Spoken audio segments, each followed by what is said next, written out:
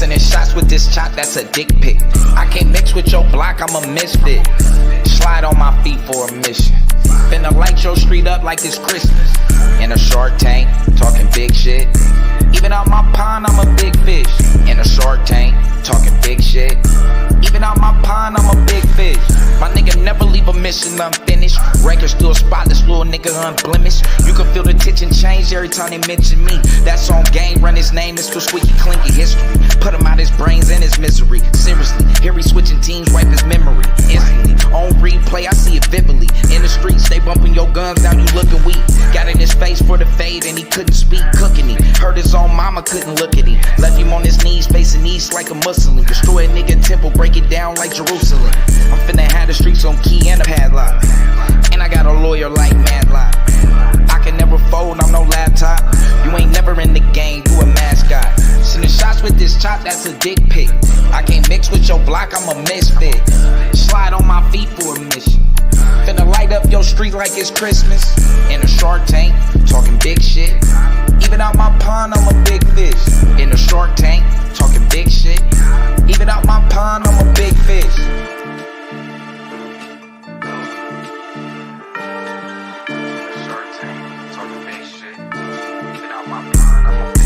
I swear to God, they ain't never seen this much sauce. Finna cut a rug like a bus off. Pray to God that my jam don't get cut off. I'ma do the dance in the trance, let me get off. I'm at the center of two ladies playing pickle. You can call me Malcolm, I'm the man in the middle. Catch me on stage pulling strings like a fiddle. Chevy chasing cheese like my name's Stuart Little. She like a rough, I push her brains in a pillow. Ask her if she rolling and she hand me the Rillo. So I'm twisting up this raspberry drizzle. And every single puff like a bag full of Skittles. And you gon' think they pulling chairs when I hit the flow. Right behind her pulling hair while she hit the dro. I got that 40 on my hip while she getting low. And I think she getting wet when she feel the pole. Sending shots with this chop, that's a dick pic. I can't mix with your block, I'm a misfit. Slide on my feet for a mission. Finna light your street up like it's Christmas. In a Shark Tank, talking big shit. Even out my pond, I'm a big fish. In a Shark Tank, talking big shit. Even out my pond, I'm a big fish.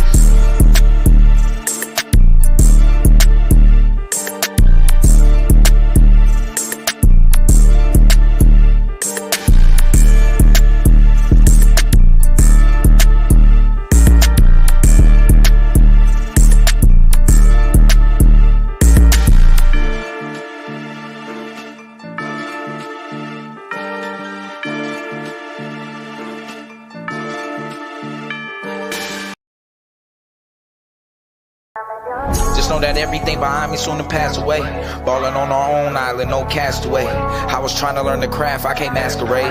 Every time we make magic, yeah, gotta have the cake. They say the flowers in May, spring from the showers in April. Burning sage by the pound, all of our crystals is labeled. Try to line your re with meditation, you able. And you might get a read, tarot cards on the table. And she better have an altar in her living room.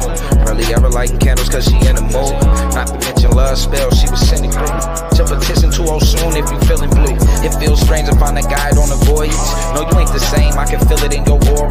Came on point like the horns of a Taurus. Say you won't change, better take that thing to oil. Have to think the constellations for the day they made you. Shit, ever since a minor, I've been playing major. Call me Private Ryan, I was trying to save you. See the stars is all the line and they designing greatness. So why be racing when we only chasing soul ties? You finna be the centerpiece of my soul tribe. No twin flame soulmates from an old life. So I'm thinking Maurice and you know why. That girl fine, that girl mine.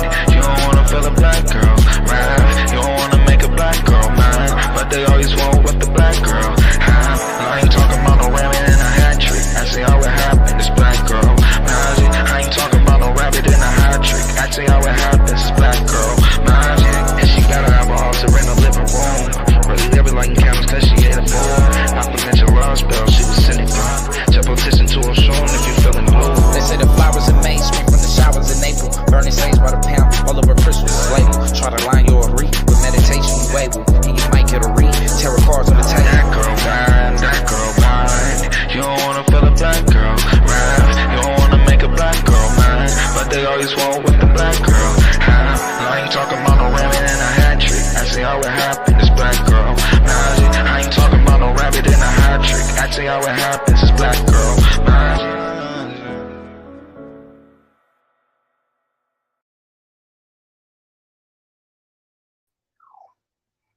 Yo, power to the dark side, power to the dark side. Shout out to everybody that's in the building. We definitely got to start this thing off with a special praises to the most beautiful, to the most beautiful God of science, technology, engineering, and mathematics. Stimia, whose image is the most beautiful Whoopi Goldberg. Right? Shout out to all the Babel builders in the building. This is a definitely will be another one. So let me go ahead and shout out to Ganocracy Takeover. Definitely appreciate you in the building. Shout out to you. Power to the dark side, Miss Witty. Definitely. Power to the dark side. Peace to you, Danica. Peace to you. Let me see. Power to the dark side, Scheme in the building. Power to the dark side, Al Capone. Once we got in there early. We got them up early this morning. Okay. Shout out to Hood Therapy. Appreciate you in the building. Definitely. So yeah, definitely. We got one to do. Yeah. I definitely. I'm glad you said that. Obviously, I'm gonna have to knock out a definitely gotta knock out a music video. Somebody then somebody then kind of put that bug out there. Like literally. But but yeah.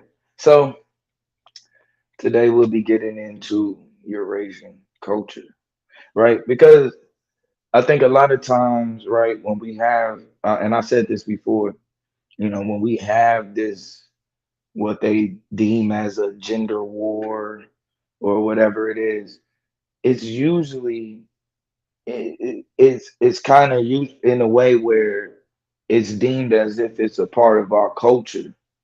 And for me, I think it's a part of, for us, I think it's not a part of our culture. I think it's a problem amongst us.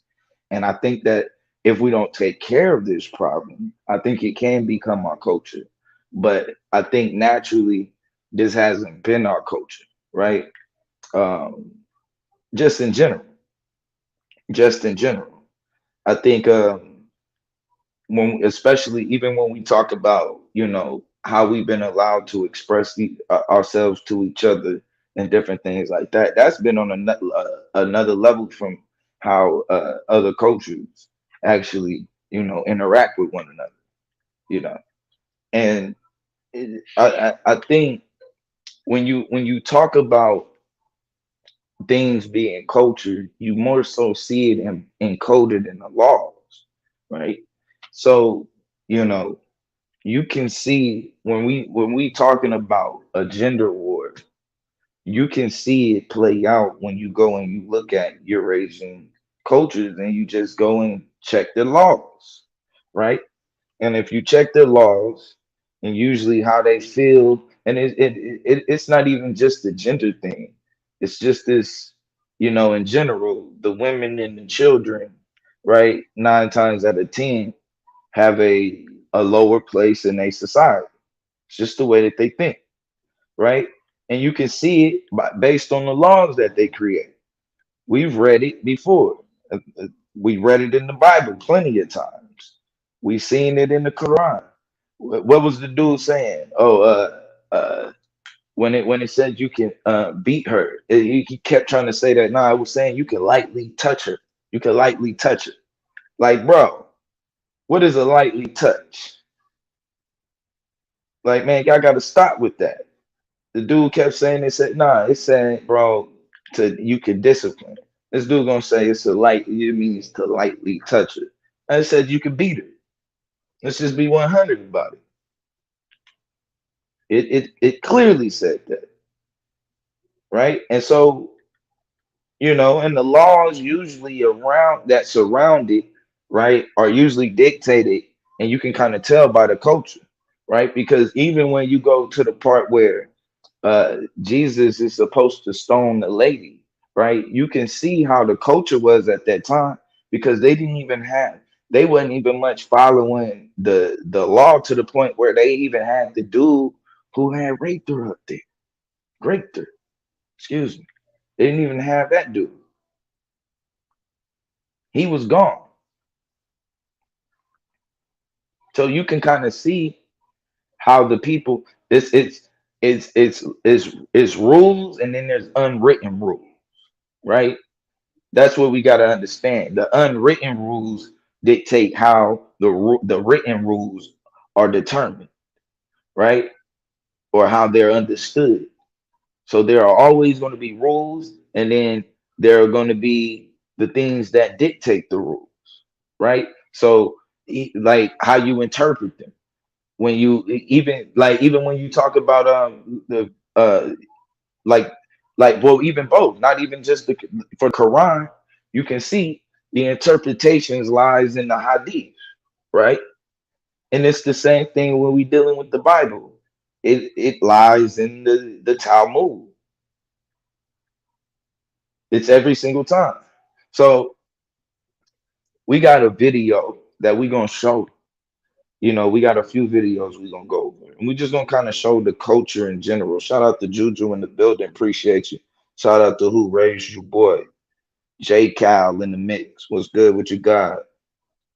You know, peace to you, free spirit. Appreciate you in the building.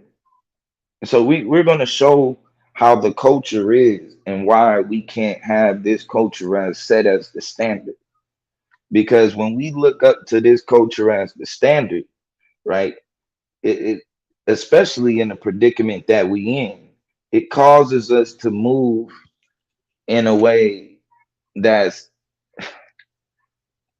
that's detrimental to our own being, right? And so now you can see it to a point where we've even begin to pick up rhetoric that's detrimental to our own being, right? Because we are both each other. And so once we begin to spew rhetoric at each other, it's only an aspect of how we feel about ourselves, right? Because at the same time, it kind of shows it always shows what you letting out, you know, what's going on inside in a way, right? It's kind of hard to hide that type of thing. So as we get this going, yeah, let me go ahead and we're gonna get into a few videos, right? We're gonna deal with a few of the issues that we talk about. And mind you, I said in code we can see how it's dealt with in law, right? How it's dealt with in law. And some people will say privilege, but I'm gonna say it's culture. You know, it's simple and plain. I'm gonna say it's culture. Now, let me see. Tonight, in a story you will see only here on 7. 7 Eyewitness News reporter Hannah Bueller brings us the strong words from the judge at today's sentencing. You must not initiate contact with any individual under the age of 18. It took Niagara County Judge Sarah Sheldon more than 8 minutes to read all the probation restrictions for 18-year-old Chris Belter. The Lewiston teen pleaded guilty last month to 2 counts of second-degree sex abuse, third-degree attempted abuse, and third-degree rape for raping teenage girls inside his parents' Lewiston Heights home. Judge Sheldon sentenced him Wednesday to no jail time, but instead 2 years interim probation. That means if he doesn't violate any terms of his probation, he'll be granted youthful offender status in 2021. But Judge Sheldon says that's not going to be easy. This type of punishment, she says, is extremely rare and vigorous. An interim probation for a sex offender is not only hard, it literally sucks the life out of you. Prosecutors say the rapes happened inside this Mountain View Drive home, dubbed the Party House, where 15 and 16-year-old teenagers attended booze-fueled parties hosted, police say, by Belter's mother, 47-year-old Trisha Vacanti, and her husband, 53-year-old Gary Sello. Both Vacanti and Sello have been charged with supplying alcohol and marijuana to minors on at least 6 occasions. It was inside that home prosecutors say Belter raped and sexually assaulted multiple girls over the course of a year and a half. Some of the conditions of Belter's probation include the following. He must remain in Niagara County, have no contact with anyone under 18, not visit locations where minors may be present like a mall or a movie theater, and not use the internet or a cell phone unless given permission by a probation officer. You can't do anything. You can't do anything that a young person would normally do. Nothing. No internet. No social media. No parties. No Nothing. Basically, your life is school, work, and home. Now, this is a youthful offender, sex offender probation period. And the judge says one slip up here and Belter will be in jail with no trial. This experience, of course, has been extremely difficult for the victims in this case. And I just spoke with one of the girls via text.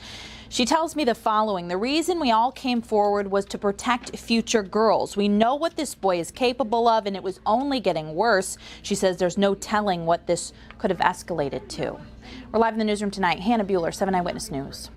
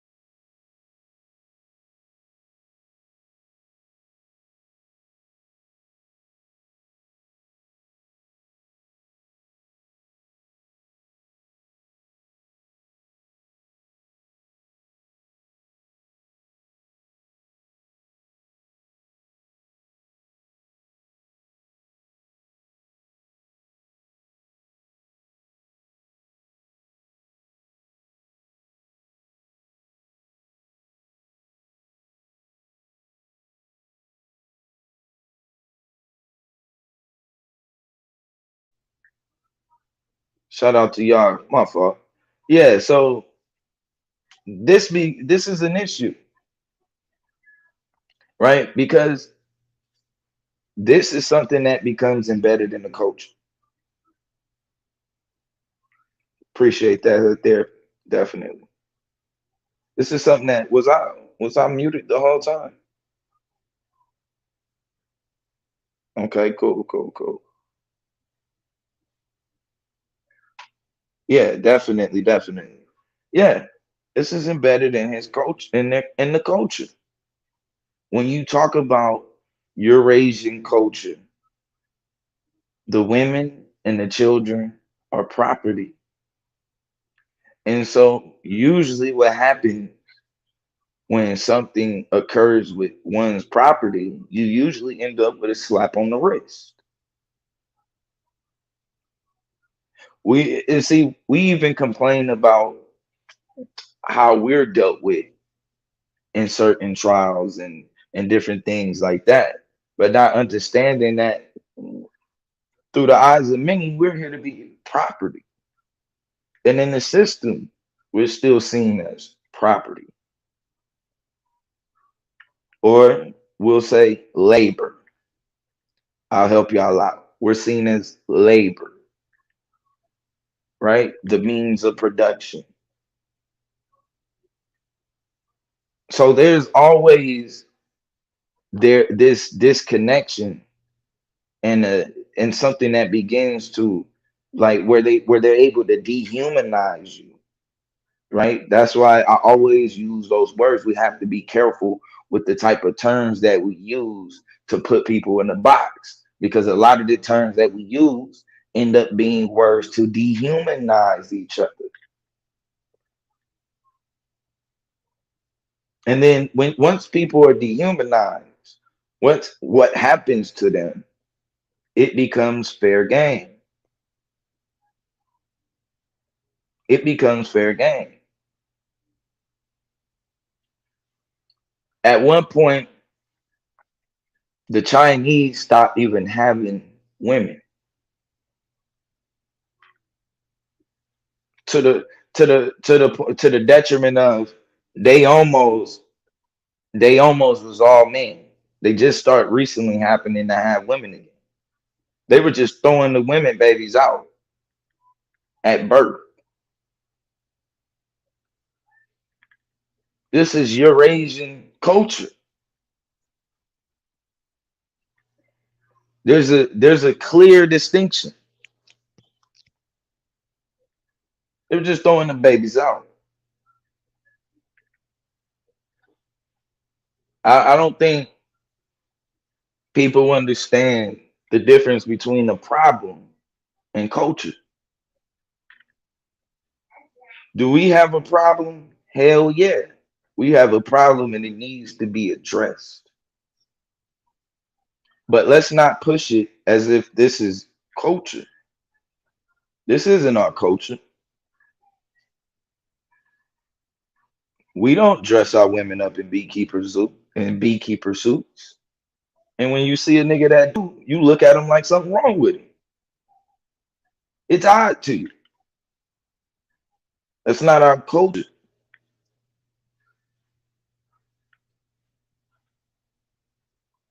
The only people you see, besides other people in their cultures, making women stare at the damn curb, is a pimp.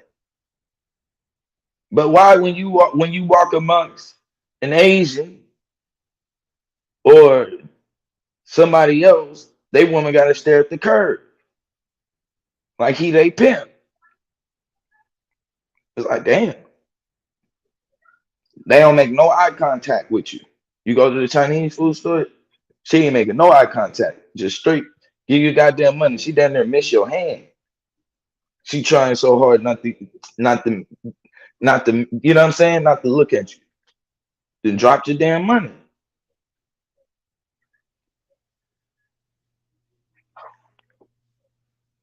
So no, this is culture.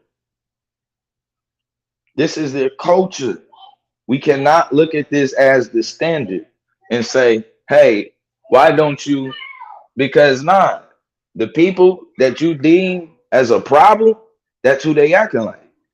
That's the culture that they pick up.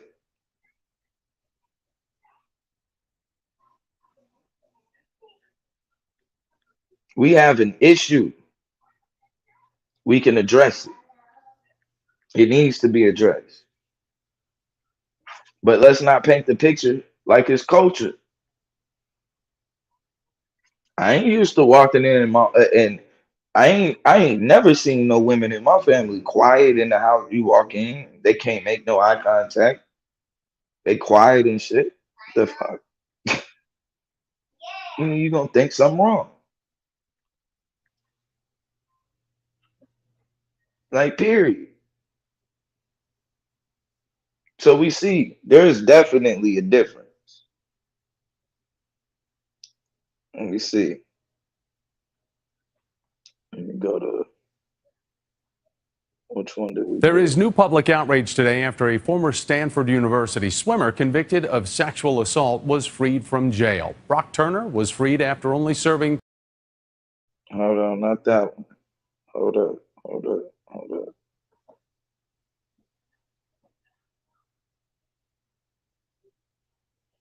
Yeah, we get that one.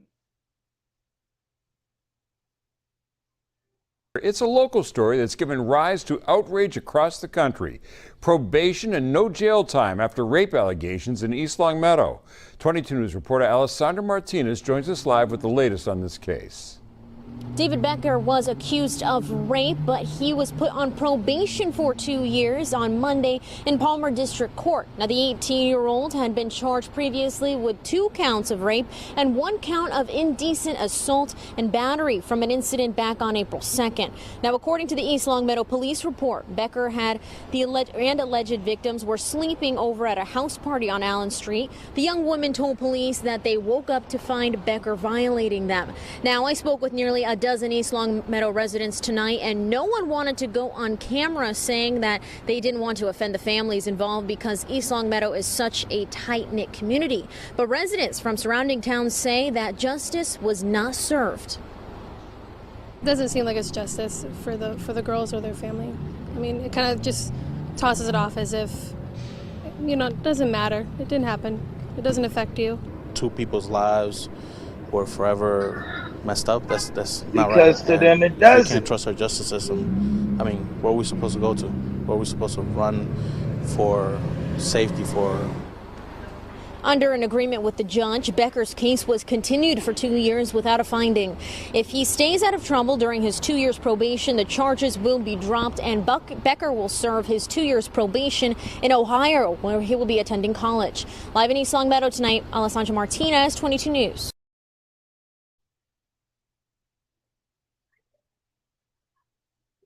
Every time you're gonna see the same thing constantly. So now we'll get to what's the dude, Brock, right? Because this is like probably about the worst one.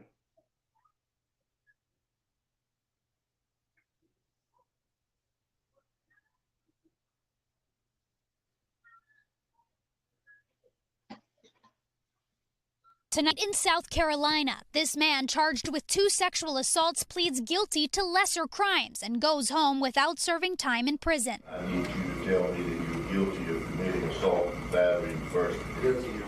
The alleged victim's family is outraged. He completely violated me.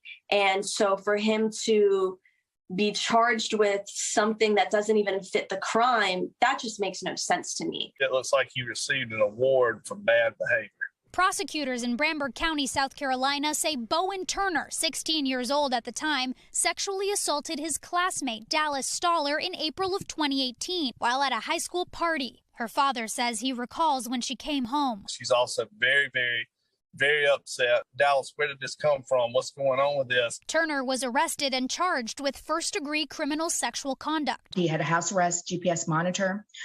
His attorneys requested for that GPS monitor to be removed in April of 2019. The court agreed. In 2019, while he was out on bond, another alleged assault of then 16-year-old Chloe Bess at a party in Orangeburg County. He was arrested again. How did they let this happen? They were in charge and supposed to be watching over him. Turner was charged with first-degree criminal sexual assault. He then forced her to the ground, and, Your Honor, a sexual assault took place at that time. Your Honor, this case is very similar to the original incident. She did not resist. She did not scratch. She did not punch. She did not call out. Does that sound like? Did she say no? That sound familiar? Well, guess what? She didn't cry out. Sex on the ground with a boy you don't really know, and you get up and you feel ashamed. On Friday, Bowen Turner pleaded guilty to lesser charges of assault and battery in the case involving Chloe Bess and received a sentence of 5 years of probation under the Youthful Offender Act. When I first found out that that was even an option to be offered to him, I immediately was like, absolutely not. If he has completed 5 years without any violation, have done all of the counseling necessary, then he will not have to register as a sex offender. There's no words to describe how I was feeling. It was almost surreal. We also learned at that same time that the Second Circuit Solicitor's Office would also be dismissing the case involving Dallas Stoller. Dallas Stoller passed away in November of 2021. The day before my 52nd birthday, I lost my baby girl. And it's just tough. She tried to keep going in spite of what happened to her 3.5 years ago. Adding to the outrage, the family's attorney filed court documents pointing to GPS monitoring data, alleging Turner violated the rules of his house arrest dozens of times, visiting golf courses, restaurants, and stores while he was supposed to be at home. Ford says the judge did not allow them to argue the motion to revoke bond. It suggests to me someone who slipped through the cracks, but it also suggests to me that there was a lack of accountability. We reached out to Bowen, his attorney, and the prosecutors trying the case and have not heard back. After Friday, I feel like a chapter is closed, but I'm not done with the book yet. I wake up every day and think about it. All right, Issa joins us now in studio. So, Issa, we heard the judge there talk about this young man not being put on the sex offender registry, but we're also talking about a case of sexual assault. That's That's right, crazy. Tom. The key thing to remember here is that Bowen Turner That's the did not crazy plead part. guilty to sexual assault charges, even though he was charged for those as an adult, by the way, even though he was a minor at the time of the incidents. And what Barbara McQuaid, our legal analyst, said is that that is very, very common in sexual assault cases for the defendant to be offered a plea deal to lesser charges. Now, usually, she said, the victim's input should be considered in this decision-making process. And that is what these families, both the Stallers and the Besses, do not feel happened here, and they're really upset about that. Tom, we did reach out to the judge who sentenced Bowen Turner on Friday. He said that he could not give us any information about the case because of ethical reasons. Thanks for watching our YouTube channel. Follow today's top stories and breaking news by downloading you the can't NBC even News app. make this type of stuff up. So he gets away with sexual assault without having to register as a sexual offender.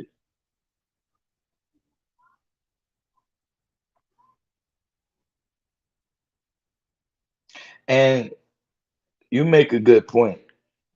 But also, I don't even think it's just even knowing. In a lot of cases, and I will say this, in a lot of cases, I don't think it's just about them knowing that. I think that they can see themselves in that person, right? It's hard when we walk in the courtroom for them to see themselves in you. You know what I'm saying? Like they can see themselves in them. Like, dang, I was a kid, and that's how you know another part of the culture. He remembers doing shit like that. He remembers doing shit like that. Or he doesn't deem it as that serious because it's a part of the culture. It's a part of the culture. But it's hard for them to have that connection when we walk in in there with the judges. That's why it's worse when you can't. It hurts even worse when there's a black judge up there and you can't build that type of connection with them either. That hurts the worst. Because it's one thing if they can't connect to me, cool. But you supposed to be able to see me and see yourself in me. When they look at each other, they see themselves in each other. We tend to have an issue with that. And part of it is because when we take on this culture, it becomes survival of the fittest. And we don't have the resources to do what we want to do, which is, basically become the merchants to everybody else. And where we do have the resources that we don't necessarily have the control over. The market is something that's out of our hands. So we talk about as like we're not as a collective or all together. Then no, we're not finna be selling shit to the Chinese. Let that go. Let that go. Power to the dark side, Mongo slave. We're not finna be like and I understand where we can see, but you're gonna have to let the way that this system operates go. You might as well let that shit go. That's it. We gotta learn how to work as a collective. That's the new system. Work as a collective. We do that, we'll be able to solve our issue. We won't have to worry about who's gonna eat. We won't have to worry about where you're gonna sleep. You won't have to worry about being protected. We just gotta think like ants. I think we've gone a little bit, and when I say that, I don't mean suppressing your imagination because it's a beautiful thing, right? You need to have your imagination. You need to be able to dream. You need to be able to mold and shape things in your mind, right? because and you know, and that way when in the physical you can actually manifest yourself manipulating energy, manipulating these subatomic particles, you know what I'm saying? And so because that's all everything is, right? When we talk about creation, is really you just being able to shape and mold, you know, fundamental particles, right? You're able to see that in your mind, right? In your mind, these atoms and different things like that are able to take shape and become some of the things that, like, especially for like an artist, right? For like an artist, it's got to be a lovely thing for you to be able to manipulate atoms in your mind and then put them out into paper, right? You can see it. You can see it before you lay it out. So you can see it change and different things like that. We had that. We all had that. You know, it may not be in drawing, but it's ways that we can actually, you know, understand. Once you understand what matter is at its core, right? Then it's ways that it can be shaped and molded, and sometimes it's molded into herbs and things that for a healing process, for protection, all type of different things. But at the end of the day, we know it's all shaping and molding fundamental particles. That's it. But like I said, though, at the end of the day, when we're talking about these issues, we have a problem amongst each other that needs to be dealt with, but it's not our culture. Shout out to the grand architect in the building, power to the dark side. But it's not our culture.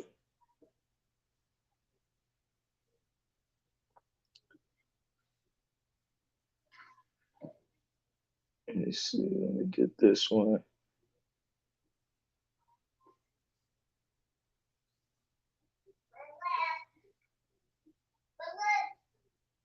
We're back now with the sentence for a brutal campus sexual assault that has sparked a torrent of outrage. The assault came to light when two Stanford grad students saw a man on top of a woman who was passed out in a frat house alley next to a dumpster. So many are now sharing that woman's powerful message that she delivered directly to her attacker, as the judge gave him what many see as a far too lenient punishment. Here's NBC's Cynthia McFadden. A jury found a Stanford University swimming star guilty of 3 felony sexual assault crimes. He could have served more than a decade in prison. Instead, he got 3 years probation and will serve 3 months in county jail. I think that this sentence is inappropriate. Stanford law professor Michelle Dauber is outraged by Judge Aaron Persky's sentence and is leading an effort to get him off the bench. Getting good grades or swimming fast or, being good at lacrosse is a basis for giving you an exception from the California state minimum penalties. Then basically what you're saying is it's open season on college women. The judge cited the defendant's age and lack of criminal record at the sentencing. The victim, who admits she was drunk the night of the assault, wrote a 13-page letter to the judge, urging prison time and an apology. I was found unconscious, bra pulled out of my dress, butt naked all the way down to my boots, legs spread apart, and had been penetrated by a foreign object. On the stand, Turner, once an Olympic hopeful, testified the sexual activity was consensual.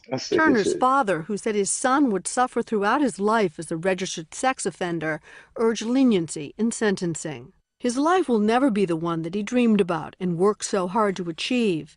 That is a steep price to pay for 20 minutes of action out of his 20-plus years of life. 20 minutes, and he didn't have time to realize that this woman was not responsive. Linda Fairstein was chief of the New York sex crime unit Come for on, over man. 2 decades. There was a survey done recently on the Stanford campus that said that more than 40% of senior women say that they had been sexually assaulted at some point in their time at Stanford. Is this just a Stanford problem? This is not just a Stanford problem. Every campus in America is dealing with this issue. Most of the victim's written statement was directed at the defendant. We can let this destroy us. I can remain angry and hurt, and you can be in denial, or we can face it head on. I accept the pain. You accept the punishment. That punishment far less than she had hoped. Cynthia McFadden, NBC News, New York. Hey, NBC News fans, thanks for checking out our YouTube channel. Subscribe by clicking on that button down here. It's an issue. Click on any of the videos over here to watch the latest interviews, But show for highlights, like this and is digital exclusives. embedded in their Thanks for culture. watching. It comes out in their laws. It comes out in how their laws are interpreted. When we step up there as the labor, as the means of production, as raw materials.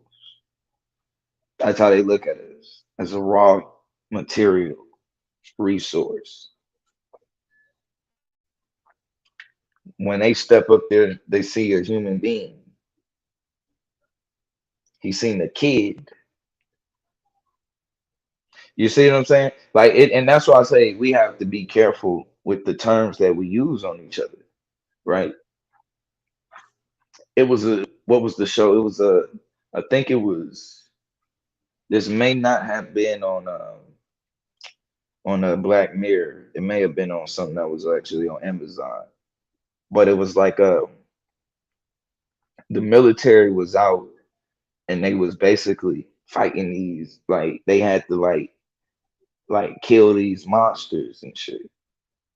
And one of the dudes though, whatever happened in the fight, his chip got jammed, right?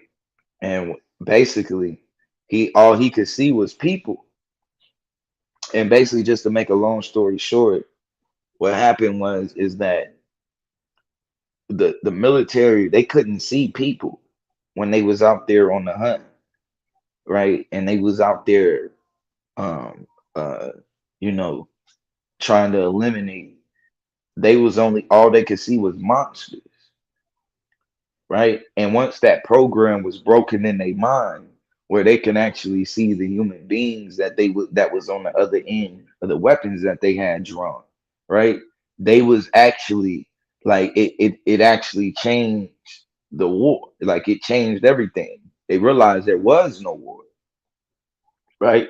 They realized there was never an invasion, because basically they faked this invasion and basically had like people who weren't who didn't want to be a part of the system.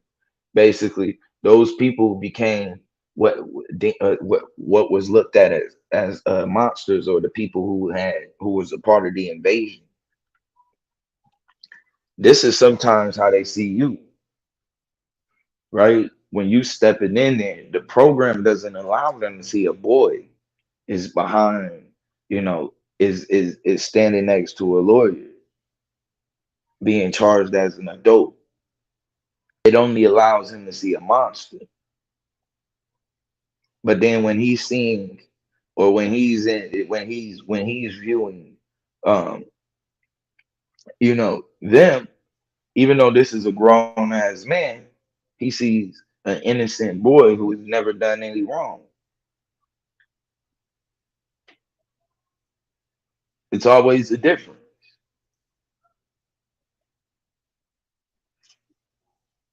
We got to be like, and a lot of times Isaiah Thomas said it. He said, I think one time they was calling like LeBron or something like that a monster, and he said, "Hey, we got to be careful as Black people when we use terms like that to describe each other, because when the 6'8" guy ain't playing basketball, that's what the police see when they pull him over, is a monster, a beast, a killer." We use all of those terms, an assassin. All of these things are attached to you when you already have been not only dehumanized, right, but also been turned into a threat to society, like your very image, your existence.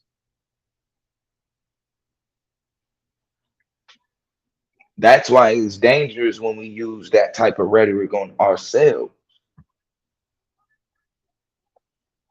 right? Because remember, the first part is changing how we view ourselves. That's going to change how we allow people to treat us moving forward. Part of the problem with why we go and beg, why we complain about, well, why are we going and begging them for certain things?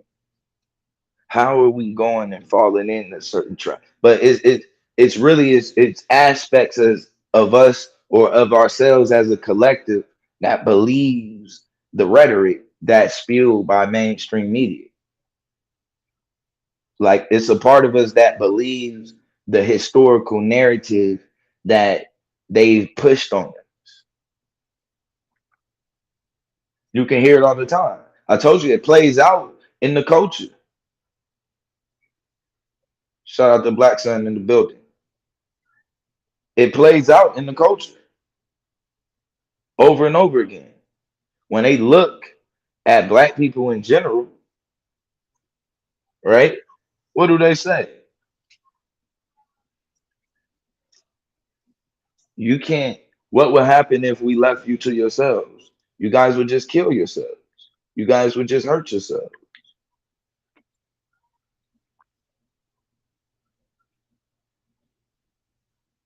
You guys would self-destruct. You can't govern yourselves. And we believe the same rhetoric. It's aspects of us that believe that. A lot of times, a lot of people, when they talk about the religions that we picked up over here, a lot of times they are already saying, we saved you from the idolatry that your ass was doing in West Africa. They already say that. Where it gets worse is when you believe that. And a lot of us secretly do. A lot of us believe that they saved us from living primitive. A lot of people feel like they saved us. If it wasn't for them, we'd still be in mud huts.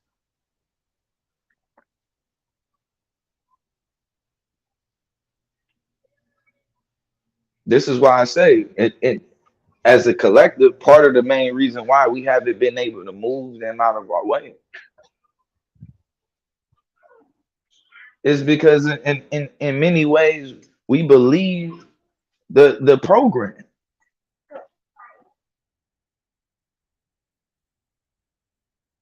I told you, they talked about us as thugs and criminals for so long that not only did we begin to believe it, but we began to act it out.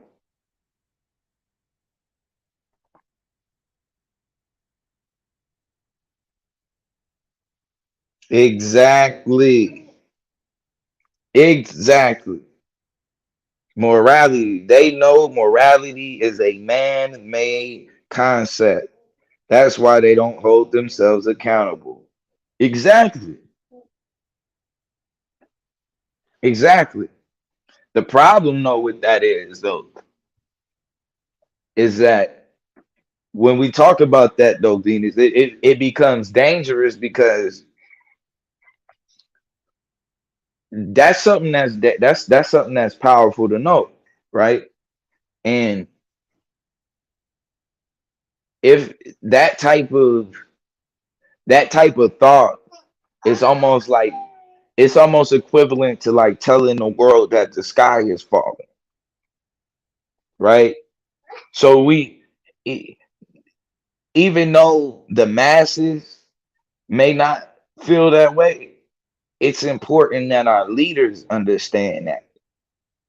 And see, people, that's the thing about it, is that we try to hold our leaders to to standards of, and a lot of times these are standards of people who were fictitious, right? Of people who were fictitious, like that didn't even exist. If you ever notice, like nobody is ever like, hey, yo, yeah, the standard is Shaka Zulu. Like, yeah, they always go back to, a leader is supposed to, in your mind, regardless of how you try to pretend about it, you be looking for Jesus. It's like, you know what I'm saying? They still like you can say it's a black dude, this and that, but you really be looking for Jesus. You looking for this nigga to be perfect.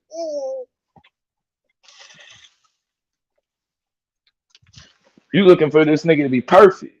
The morals that be the thing. The morals, not only are morals in general, right, man-made, but the morals that they be trying to hold people to, right? When we play this game of well, I guess people want to say it's follow the leader, but it is what it is. It just is what it is. There are going to be people who create rules, and there are always going to be people who follow the rules. That's just plain and simple. We're not getting around that. Everybody is not going to be making rules. That don't even make sense. Number one, it just don't work that way. You don't see nothing operate like that, where everybody in any form of nature do you see where everybody is operating on their own will. Everybody got their own idea.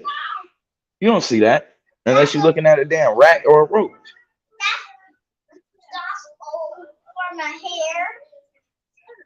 Everything else, they behind one deer or two, or it's a pack that kind of leads the rest. Like, but at the end of the day, it's always going to be a small portion that's going to make the rules, and the rest are going to follow the rules, because most people don't have the patience and just don't feel like and the energy. Most people don't want to deal with making the rules. It's a lot easier to criticize the rules that's made than it is to create something. Most people don't want to deal with that. That's why, for the most part, no matter how ridiculous something is, they'll go with it anyway, just because they don't want to even deal with thinking of another one, creating something different. So the people that do, you supposed to know morality is man-made.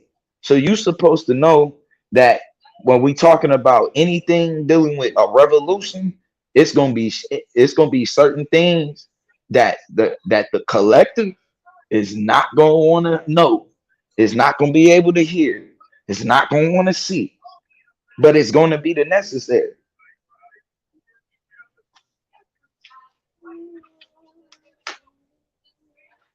See, people don't even understand the love doctrine in full effect.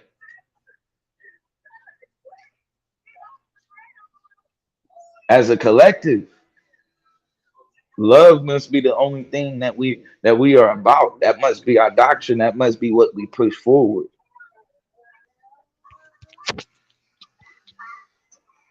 But when it comes down to the leadership, secretly, it's gonna be some ugly things that are gonna have to be done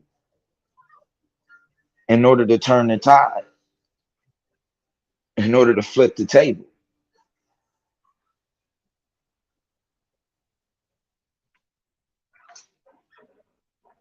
All of us ain't willing to go there, but there are some of us that can.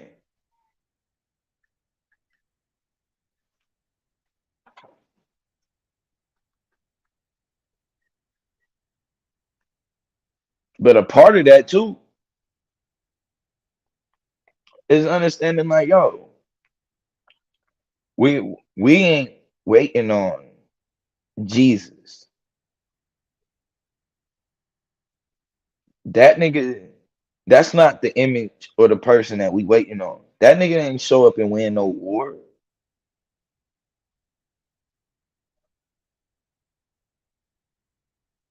Did he show? Did he win? Did he show up and defeat the Romans or something? Something I don't know about.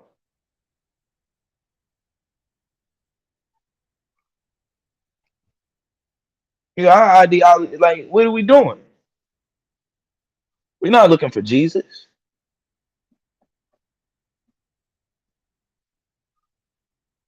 Like, damn. At least Hercules. Like, you better off. You better off with Hercules. At least the nigga came and the nigga was like wrecking havoc. But Jesus, we gotta get that image out of our head. We not looking for perfection. We looking for the nigga that's gonna get the job done.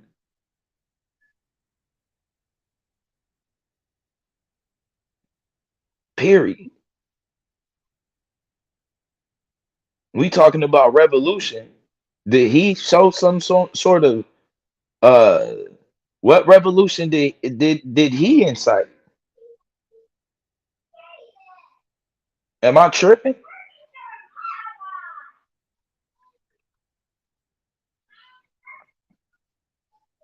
That's it.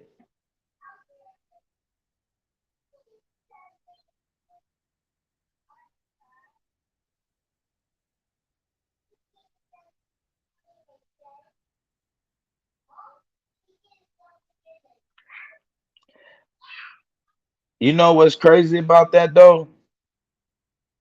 I have a weird theory about when we talk about anger, rage, and dark energy.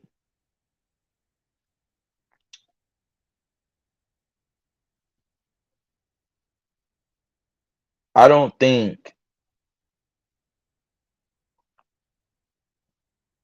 don't think any of those things, right, are are are are um are in conflict with love. Because in a lot of ways, people won't show you anger unless they love you. Otherwise, it's not worth their time. A lot of times you won't see rage, right? A lot of times it's not worth their time.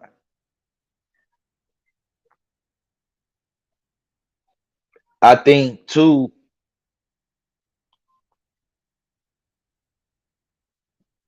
I think at the center of it,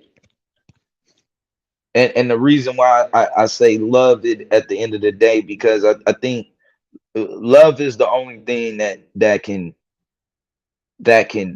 can actually change energy, right? And to me, that's how I believe it's actually um yeah, that's the main thing. We in denial. And but I think that love, I'm gonna have to say that love, and I'm gonna jump out the window. Love is an aspect of dark energy, right? Love is there.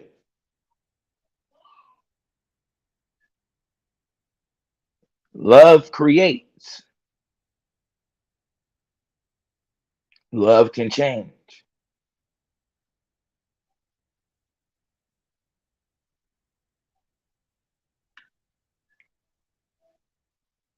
Shout out to my fault. Hold on.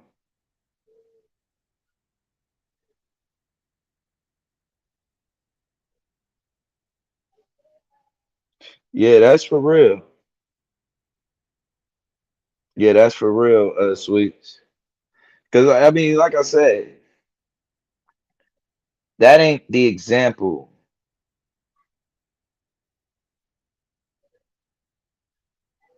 That ain't really the example of like flipping the table necessarily, right? And I say that lightly because I guess you can't show him literally going in and flipping the table. But when I say that, I mean as far as Shaka Zulu was successful. Is his personal life something that we would all agree with? Probably not. But is Shaka Zulu necessary?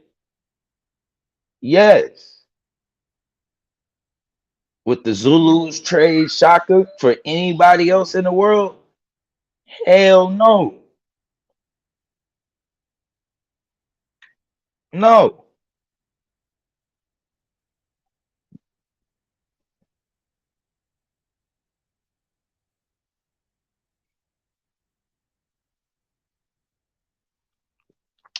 Yeah, I think though the main thing though, I don't think we loved each other. I don't think we loved each other. And the main thing is we didn't love ourselves. And even before the Eurasians have always been able to expose our self-hate. We have a self-hate. And a lot of it stems from our concepts in spirituality of how we describe blackness and darkness and different things like that. It seems like even though we never described our skin in that type of way, it seems like subconsciously we were talking about ourselves spiritually. And Eurasian culture took advantage of that. It took advantage of it to the point that every time that they came in, they were able, because we deemed to get closer to them, they were able to move up in high places in society. They were able to mix with people that they shouldn't even have been mixing with, and get control of things that they shouldn't have. We look at the Portugal's entry into into uh into West Africa and the South Africa in general. That's really set up by the Arabs. Our desire to first look like the Arabs. And you stem that back to when you go into Ethiopia, right? Yeah, facts, the Hyksos, right? When you go into Ethiopia, and you can see it then, because that's when you get the Habesha being created. And they literally they attributed and this is where it gets tricky, right? Because they have that weird story where they talk about Sheba and Solomon. They attribute their European features to King Solomon. And not only that, those features put them at a higher place in society than the other Ethiopians in that region. And so really when you look at it, the Habesha wouldn't even really be Ethiopians. They would be the people who mixed with the Arabs and took control of Ethiopia. And now not only are they considered Ethiopian, they are the face of Ethiopia. People don't even think about Omo Valley civilization. People don't even think about them outside of the Habesha.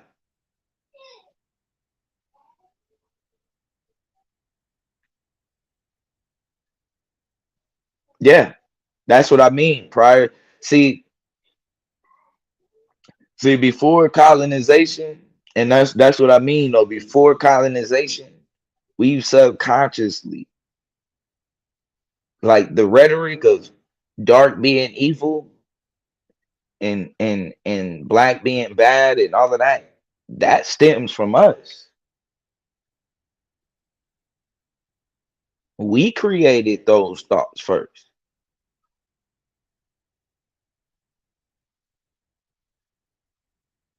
We created the idea of purity being white as snow, right? These are all ideas that we thought of. So in a way, we was already set up. Now what we begin to do is idolize the Arabs first, because that was the first one whose hair texture was different and whose skin was lighter.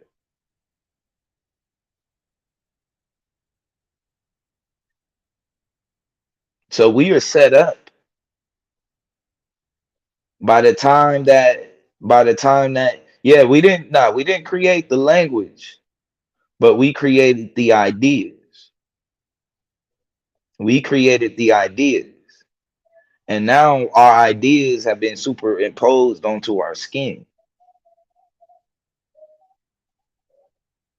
But I say though that the way that we treated Eurasians that came in, you can see that there was some subconscious hate there that we needed to deal with.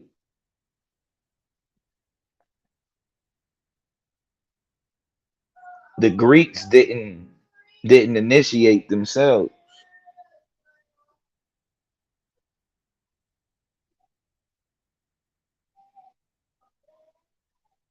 They didn't. They had to come in and be initiated to get that knowledge.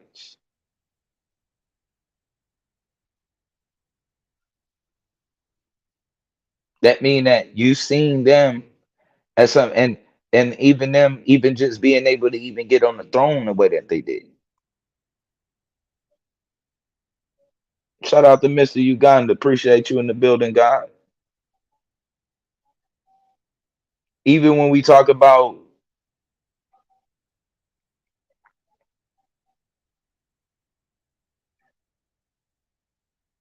that's a funny thing that you say that, Mr. U. That's a funny thing that you say that. A lot of people, it's a lot of different tribes we starting to see that well, not necessarily tribes, but just people who seemingly got away from that ordeal during the first conversion. It's really, you get two conversions, right? One of them is mainly tied to this whole Ethiopian. You got one of them tied to this whole well, I was finna say the Ethiopian sect. Shout out to Angelica Diallo. Appreciate you in the building. Right? Which end up being, excuse me, you have one culture like that gets tied to Turkey before Christianity pops up. Right? And so, which this is why you start to see, and first, before Christianity even arrives, right? You can see the Habasha or that empire, the Askamite Empire, right? They're using the star and the crescent on the money. They're using the star and the crescent on the money. And when you trace that star and the crescent, it goes back to the same place the capital of Rome was, Constantinople, Turkey. So we've always kind of had a subconscious, our doctrines have kind of led us to kind of subconsciously put them in a higher place than what they should have been. And also, it's caused us to kind of look at ourselves in a lower state than what we should have been.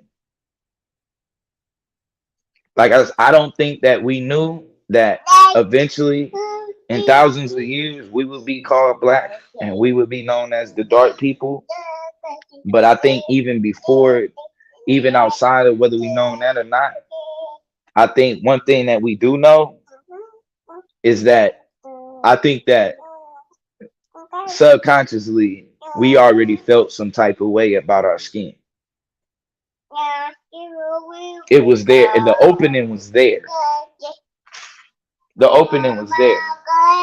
And then we took upon too many of the disrespectful names.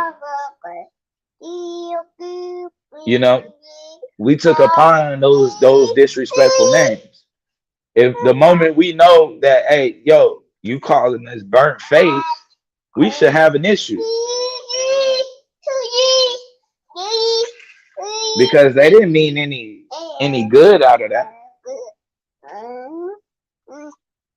Right? They were purposely being disrespectful.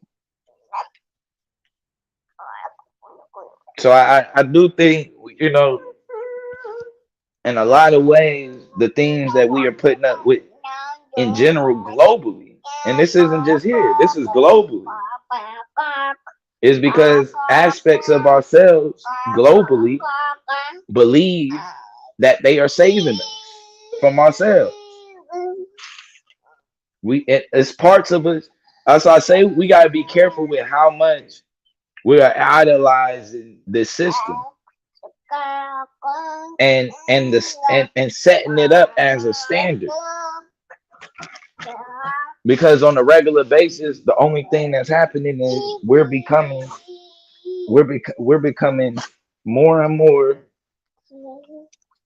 you know, like all of our goals become based around how they operate and how they already currently move, and none become based around our own ideas.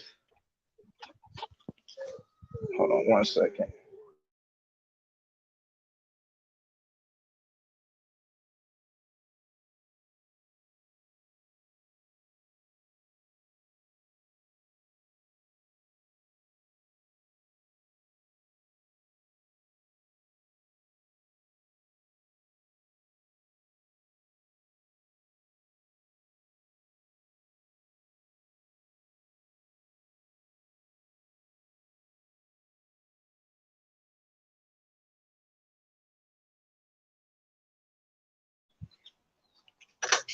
So yeah, that's just in general, right? Shout out to Domo in the building, definitely. Well, shout out to West Side, Ronnie. Appreciate you in the building. As a matter of fact, man, let me open up the panel. I'm sure. That way, if I do need to mute, I can. Yeah, this is open.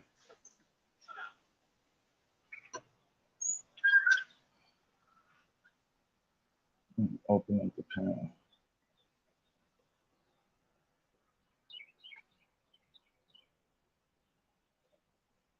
Shout out to Global Black People. Definitely. So yeah, I think in general though, I think when we start looking at the issues, some of the issues that we've had, there's been a difference between it being a part of our culture and it being a problem for us. And globally, this stuff isn't our culture. We have to stop making it the standard. It's not the standard for us to view, in general, to view our women and children as something as expendable, as something that's, you know, that's just property. And I think we see examples of that on a regular basis when over and over again we see probation for people. The fact that you even have minimums, right? In ways that people can even get probation, and even ways that people can commit sexual assaults without even being registered like that. That just kind of kind of tells you how they see the culture, the connection that the judge is having when handing out the sentences with that person that, you know, he's giving probation to. It kind of tells you, you know, not only is he seeing himself, but he's also seeing the same mistakes that he has made, what he's deeming as a mistake.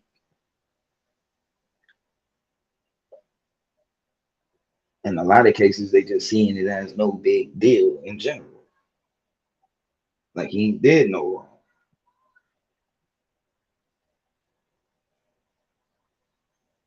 in general.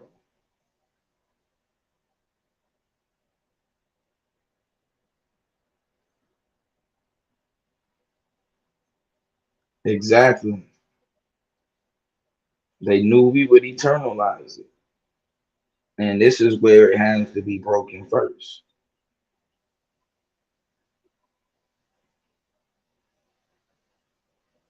This is where it has to be broken first. Shout out to Tanisha. Appreciate you in the building. Shout out to Shay Love in the building. It's the fact that we internalize those concepts.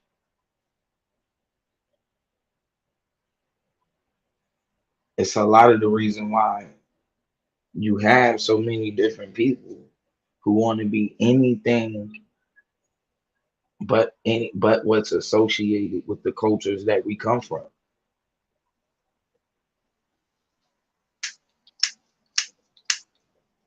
I'm telling you, we use the terms like primitive, but those are terms we have to get away from, because truly the primitive way of living is this way. Truly the primitive way of living is one when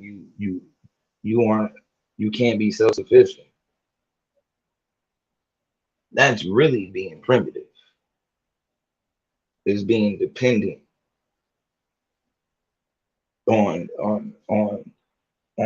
you know, somebody outside of self in order to get food.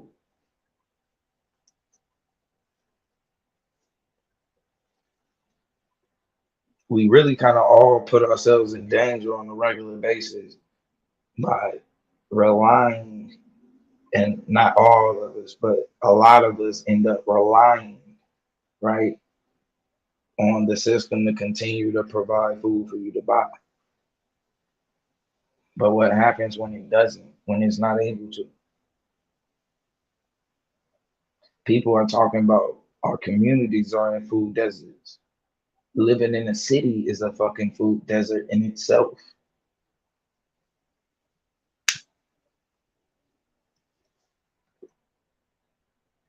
In itself.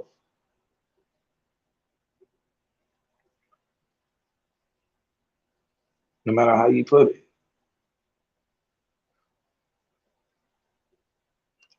That's in itself. I don't know if anybody finna come up. If don't nobody come up, I'm finna play a song while I gotta run downstairs real quick. Yeah, give me a second. I'm finna play something now. And I'll be right back. I gotta run to the car. Then we gonna continue this though. Well, actually, do I have?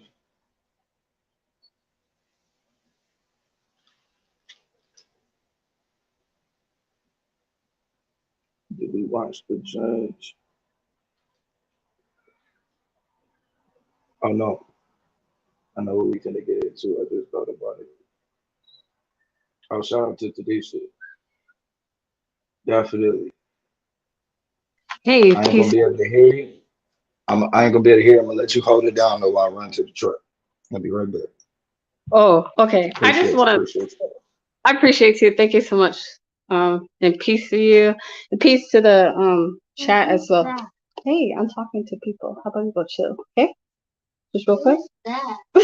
It's friends online. Okay. What I wanted to say, because I was listening to a little bit as I was taking care of the children, about when Blue was talking about the concept of love, which at first I was like totally against. But to be honest, I was in the middle of my healing process. I was like, nah, fuck love, like blah, blah, blah. But I think it's because we were so programmed under the westernized, WASP, patriarchal, Christian, like Abrahamic faith kind of love concept, which is like not really necessarily African per se. And like what I mean is like, I believe in duality, as I guess the white people would call it duality, in like Eastern like thought process, and even like in Kemet, they don't really believe in that. But anyways, like it's a different word for it. So Anyways, so what I was trying to say is, I believe in the concept of light and dark. Like we both have it. And so light and dark for me is like symbolizes as the elements of fire and water. We need fire to take it down. Fire burns, right? We need, when anybody who does rituals, you need fire to destroy stuff, right? Because my grandmother on my mom's side, she was a farmer. And like her father was a farmer, that they were just farmers. And so she grew up as a farmer. But anyways, she would tell me that they would, sometimes will burn all their land so they could get new crops, because it's like, the minerals and all that stuff, like it's just really good for the ground and it helps with the crops and da. So I see that as, even as like for us people of color, whatever term you want to use, I call myself as Afro, I'm African, my blood roots. But anyways, and so like we need fire, we need to destroy. So obviously we need to destroy the system that we're under. It doesn't work for anybody. It's not even working for their white woman, to be honest. Like they're not happy about it.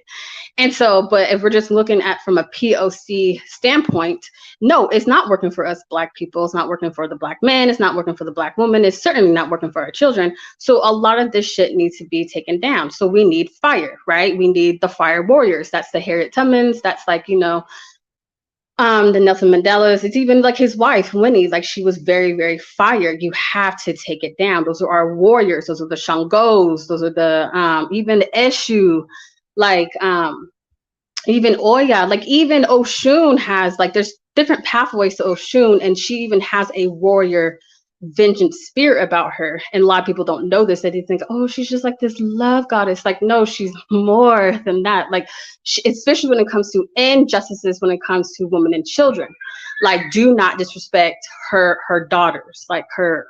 And so, but anyway, so we need fire to take shit down. But as we take down, we also need to, it's just like nature, we need to rebuild, right? Birth. So that's where the water concept comes in. And water is that love. It's true love, not like, oh, the abuse love. We are taught the abuse love. Like, I'm going to love my master. I'm going to love my oppressor. And I work with women and children in that concept when it comes to healing their trauma and healing generational curses or wounds, trauma, and all that stuff. That a lot of women, we're being abused. I'm taking it from a woman's standpoint because I'm a woman, right? So a lot of us were taught.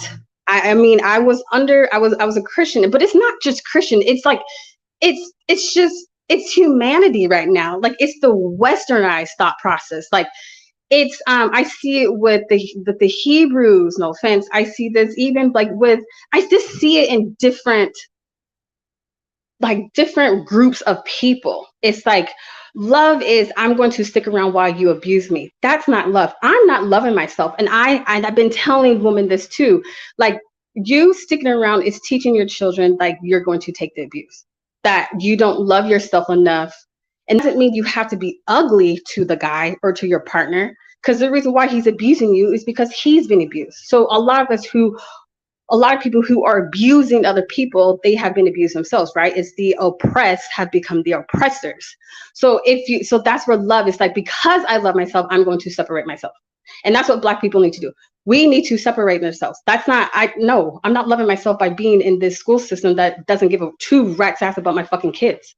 Or just not my kids, just any kids. I mean, like, Black kids are like below when it comes to like, reading comprehension and math, and that's a different subject. I'm just giving examples. And so just like, right. Yeah, we do need love. I agree. And I hate to say this, Blue. No, you're fucking right when it comes to love. But it's, how do we define this love? We're so used to, like I said, I'm going to lay down while you abuse me. No, because even, okay, so I study Ifa. I'm not initiated. I have I have two good sister friends who are in it, and they're actually high priestess in it. So they've been initiated. So I've been like, they've been telling me and stuff. But anyway, so even, okay, so go to the Orisha Oshun. So there's a story in Oshun about how she came down to earth, and she was supposed to populate, the earth with like, I believe 13 other Orishas, but she was the only female. So of course, like, she's a female, so they look down upon her, like, why are you even here? Like, blah, blah, blah. So she didn't beg. She didn't nag. She didn't put no fucking curse, like, oh, blah, blah, blah. She just quietly left. She left. Because she knew her own power. Doesn't make sense? So it's like she knew without me, this shit cannot run. But she didn't beg, she didn't nag at them where all the, you know, all the stuff that we go through because we're hurt. So she quietly left. And so then when, you know, when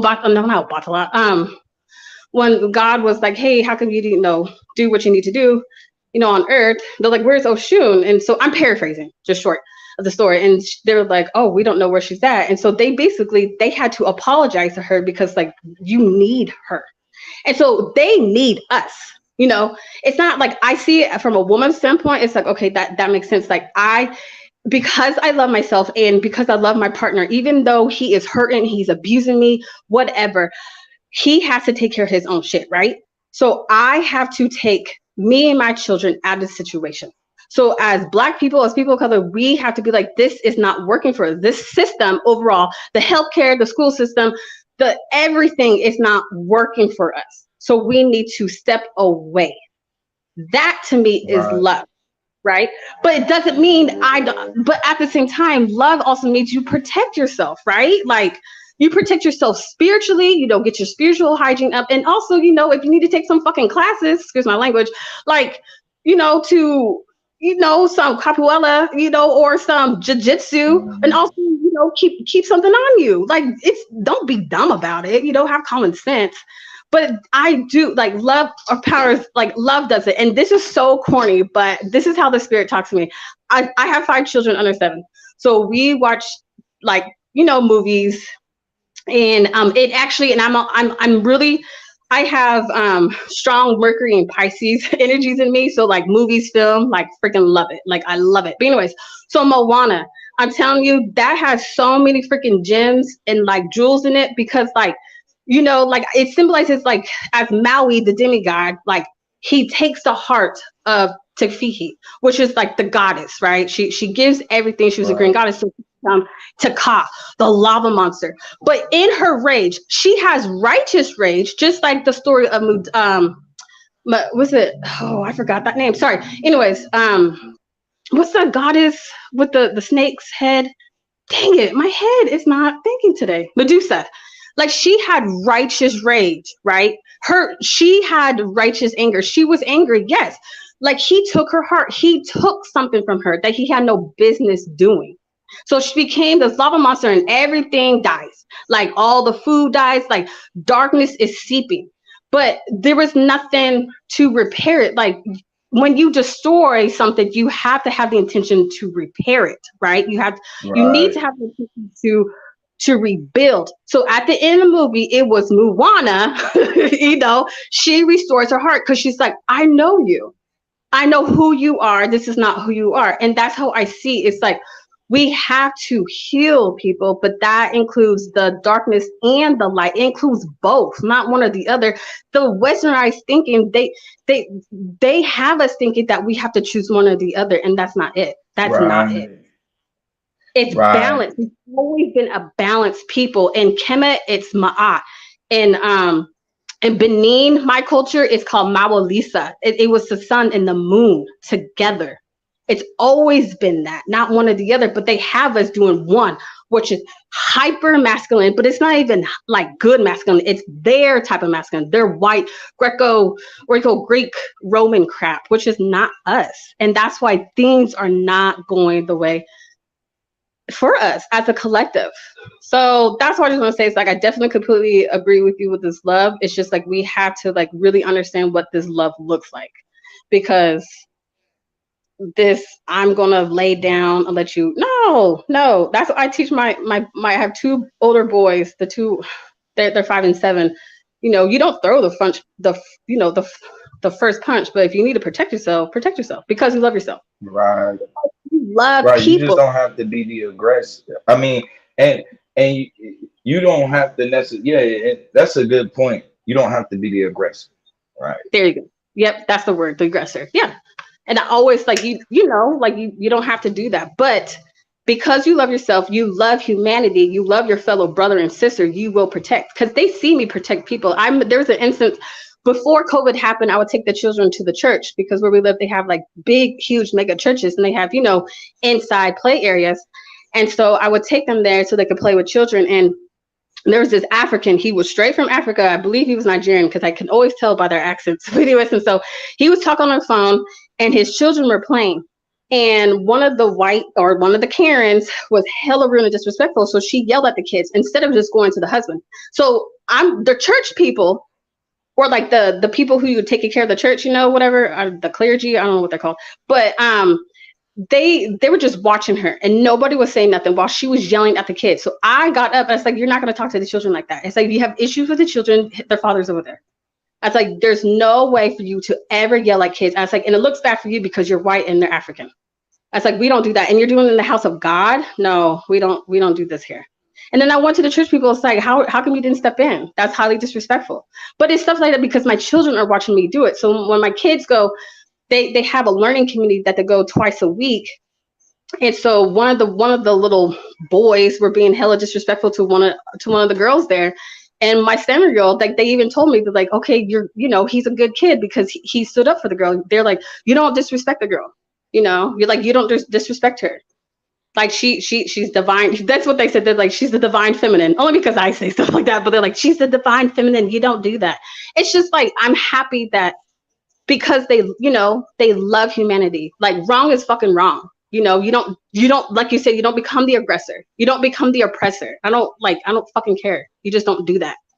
So that's my 2 cents. That's it. That's what I say. Like, you and be, like, a part of, like, when we talk about, like, look, it's about reinventing the way that war is fought. That's how we're going to win. We got to revolutionize, like, what's the new weapon? What's the new force? And really, when you think about it, all the weapons are just forms of energy in general. What's the new weapon? What's the new force? And really, what's good? What you got? Shout out the gang in the building. Peace. Is that Yanga? Yep, that's Yanga. Peace. Hey, Yanga, how are you? Hey, I'm well, thank you. How about you guys are having a wonderful conversation, man? I'm just sitting back listening until I jump in the groove, but it's right and exact. Yanga, you did a really, really good job. I listened in the clouds of your you're probably getting that a lot, but I was impressed because there's a lot of points that you did was really good. I mean, it's debate, and hopefully you come back next year and just bring your A game. Season 5, I'm kicking ass. Let me say this. Shouts out to congratulations to KOT, man. Shouts out what I did, and I'm gonna take some of the pressure off me. I didn't bring my AA game. I think if you go back and look at prior debates, you'll see I didn't bring my A game. Now, with that being said, that was the fault because it's the playoffs and you don't have step in the playoffs, and KOT didn't have step. He brought top game. His shit had me laughing. And I kind of would be honest, when I saw his presentation, I was like, oof, if I do eke out a victory on this, it's going to be. And what I did, I underestimated his abilities, overestimated my bullshit abilities, and the combination didn't pay off. Again, congratulations to KOT.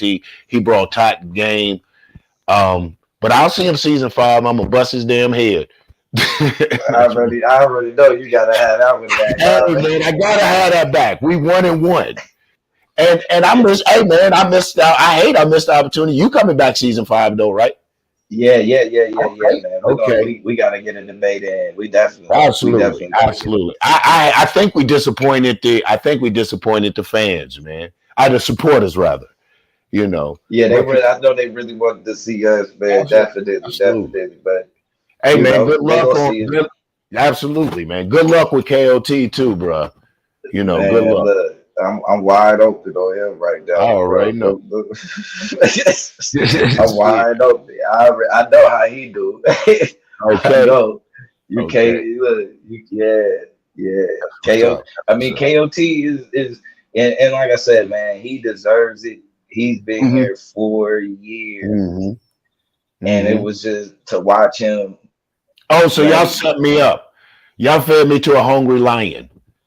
Yeah, he been trying to Yeah. get to this playoff. He was supposed to be in the playoffs last season, man. Mm-hmm. He was supposed to be there last season, and True Justice blew it at the end, so he ended up getting put out on a technicality, basically. So he didn't make the playoffs. You know, I'm sorry. Go ahead. No, I'm just gonna say. So you know, he was just, you know, I think he just made sure he didn't make any mistakes. You know what I'm saying? Yes. And that made the world of difference. Absolutely. Right. And that made the world of difference. That's why I said there again, man, shouts out to him, because he earned that shit, and I don't want to take from his shine. He worked for that bad boy. You know what I'm saying? Real spit. I mean, just take it as a lesson learned. That's why I tell my boys, it's like you win some, you lose some. Like that's the balance of life. That's my art. So you'll be okay. We love it. I wanted to touch on, though, you guys were talking about, when we talk about the spirituality, not just the blatant attack of mixing in a different religion, Islam or Christianity. I don't know. I didn't catch all the show. I'm hoping there's some relevancy to what I'm about to say, though. But we look at, you know, in my practice of spirituality, there is, you know, I pay without going into a lot of detail, very high homage to the divine feminine, to the Iami, to the mothers. And when you study the culture, you will find the patronation coming in. You will find the masculization coming in, and the criminalization of the mothers. In some circles, in that culture, in that culture, you can't even say you're a adherent or an observer. I dare say worshiper for those who like to go in all directions, but one who observes the ways of the mother, the Iami. Even to call their name is whispered in some of those cultures, and it's amazing how the divine feminine has been criminalized. And even in so-called African culture. So that's why I'm not this big proponent of just embracing African cultures without really studying the effects of it, the over masculinity, and shit like that, and where that came from in response to, you know, they had to have some responses to religions without complete conversion. We look at the conversion of, to me, I call the evolution of Christianity through the Apostle Paul, as when he went to start dealing with them Greeks. Look how Jesus becomes very Perseus-like, very son of God-ish, and he has these power. It's a Zeus Perseus, of Zeus Hercules type of story element going on here at this time. And we know that that's history, because all great stories are patterned after that, heroes and, you know, the fucking antagonist and all of that stuff. But I said all of that to say, I don't think we can snooze on not just the injection of blatant other religions, but also the philosophical fallout. Like radiation has a fallout, the masculine philosophical fallout into our understandings, and the criminalization of the divine feminine and misrepresentation of the divine feminine. And dare say, some of you sisters gonna get mad at me, even by some of you women who should be ashamed of yourselves for disrepresenting. No, thank you for saying that. Like with the women, I'm glad, because that's my whole ministry. If you want to say, like, that's my whole focus, is like women, because a lot of gatekeepers of the patriarchal system have really done, I believe, the most damage when it comes to us. And that's from my story, and that's a lot of the clients that I do, because I do spiritual counseling for women.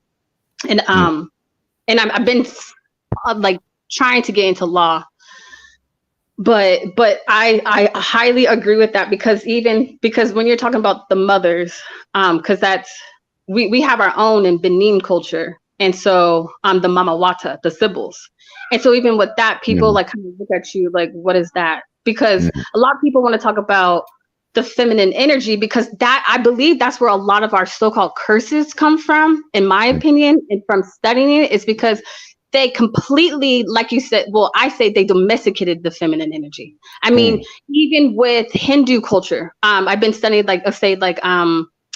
Kali Ma. A lot of people know about Kali Ma. They call her the dark goddess, and I don't even like when they call her the dark goddess, because she's the mother of all. Because they just think it's like, she's just, and that's why a lot of so-called white people or Westerners, they're like, oh, she's scary. but it's because you demonized her. And just like that, they demonized us. And so they took our culture, which was also respecting the mothers, the feminine energy. I mean, that's why I saw you in the chat, she called it the motherland. I mean, the fact that we call it the mother tongue, the motherland, the motherboard, there's so much power. It's like, are you listening?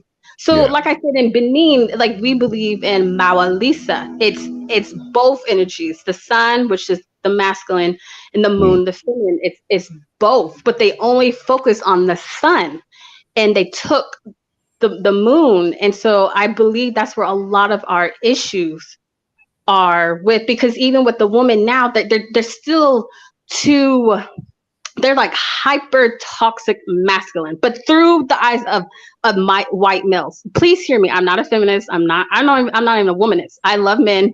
I love the masculine energy. Like it's beautiful to me. And so that's why I believe in Mawalisa, the balance energies, fire and water, like both of them. And so, but we live, because I mean, I don't want to step on people's toes, but if I bring up Megan Thee Stallion, that's not really woman empowerment to me.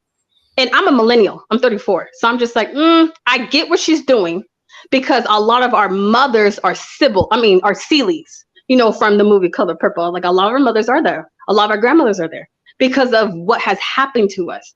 But because like we don't know who we are, we take it to the opposite end. And it's just like, that's still not us. That's still not our culture. Yes, twerking is a form of our fertility dances, but the intention is completely different. I mean, twerking in a club and twerking in like a stage of a dancing pole is completely then doing, here, I'm going to dance in a circle with the woman from my village because I want to find a husband and have babies. Do you understand? Like it's completely different. And so it's because they hypersexualized us. They made us Jezebels. They made us sluts. They made us whores. They made us, they demonized us. And so that going with what Blue was saying, it's like the Eurasian, or whatever term you want to use, the white people, like I call it the Western thinking, the Westernized thinking. It's completely wrong. And even with femininity, they think like, oh, you need to be quiet. And like, no, that's an aspect of her. Like I always tell women, it's on a spectrum, because I have 2 daughters, right? And like they're both sun Sagittariuses, and they're only 2 years apart. But one of them, she's a double Sag, another one, she's a Sag Gemini. So seriously, when I like this, like the Most High has shown me through my daughters is like, this is what the whole package of femininity is. It's both. It's light and dark, whatever you want to say, whatever terms. It's on a spectrum, because both one daughter, she's very hyper feminine, like very, very, like she talks very quiet, if she talks at all, and she's into makeup, and she's really dainty and just really soft, just soft. And the 1-year-old, man, she throws hands. Like she's talkative, she's in your face, she like, she's not fire, and I love it. So if I was going to take her to say someplace that doesn't have that's really toxic and really imbalanced, they will say that my 1-year-old is wrong, right? They'll say like her chi is too strong, as Asians would say, like she's not a girl, she's not feminine. It's like, yes, she is. Yes, she is, because you don't know the history of our women. Some of our women were fire. They were, the protectors. Like how, like it's the segment energy, right? It's the fire. It's like how dare it's like I said earlier, it's a different pathways to Oshun. There's different pathways even to Yemaja. Yemaja, she is fiercely. It's just like okay, so in Haitian, like the Ezolis, it's an Ezoli Dantor. She has a knife and she will protect you. Like, how dare you disrespect?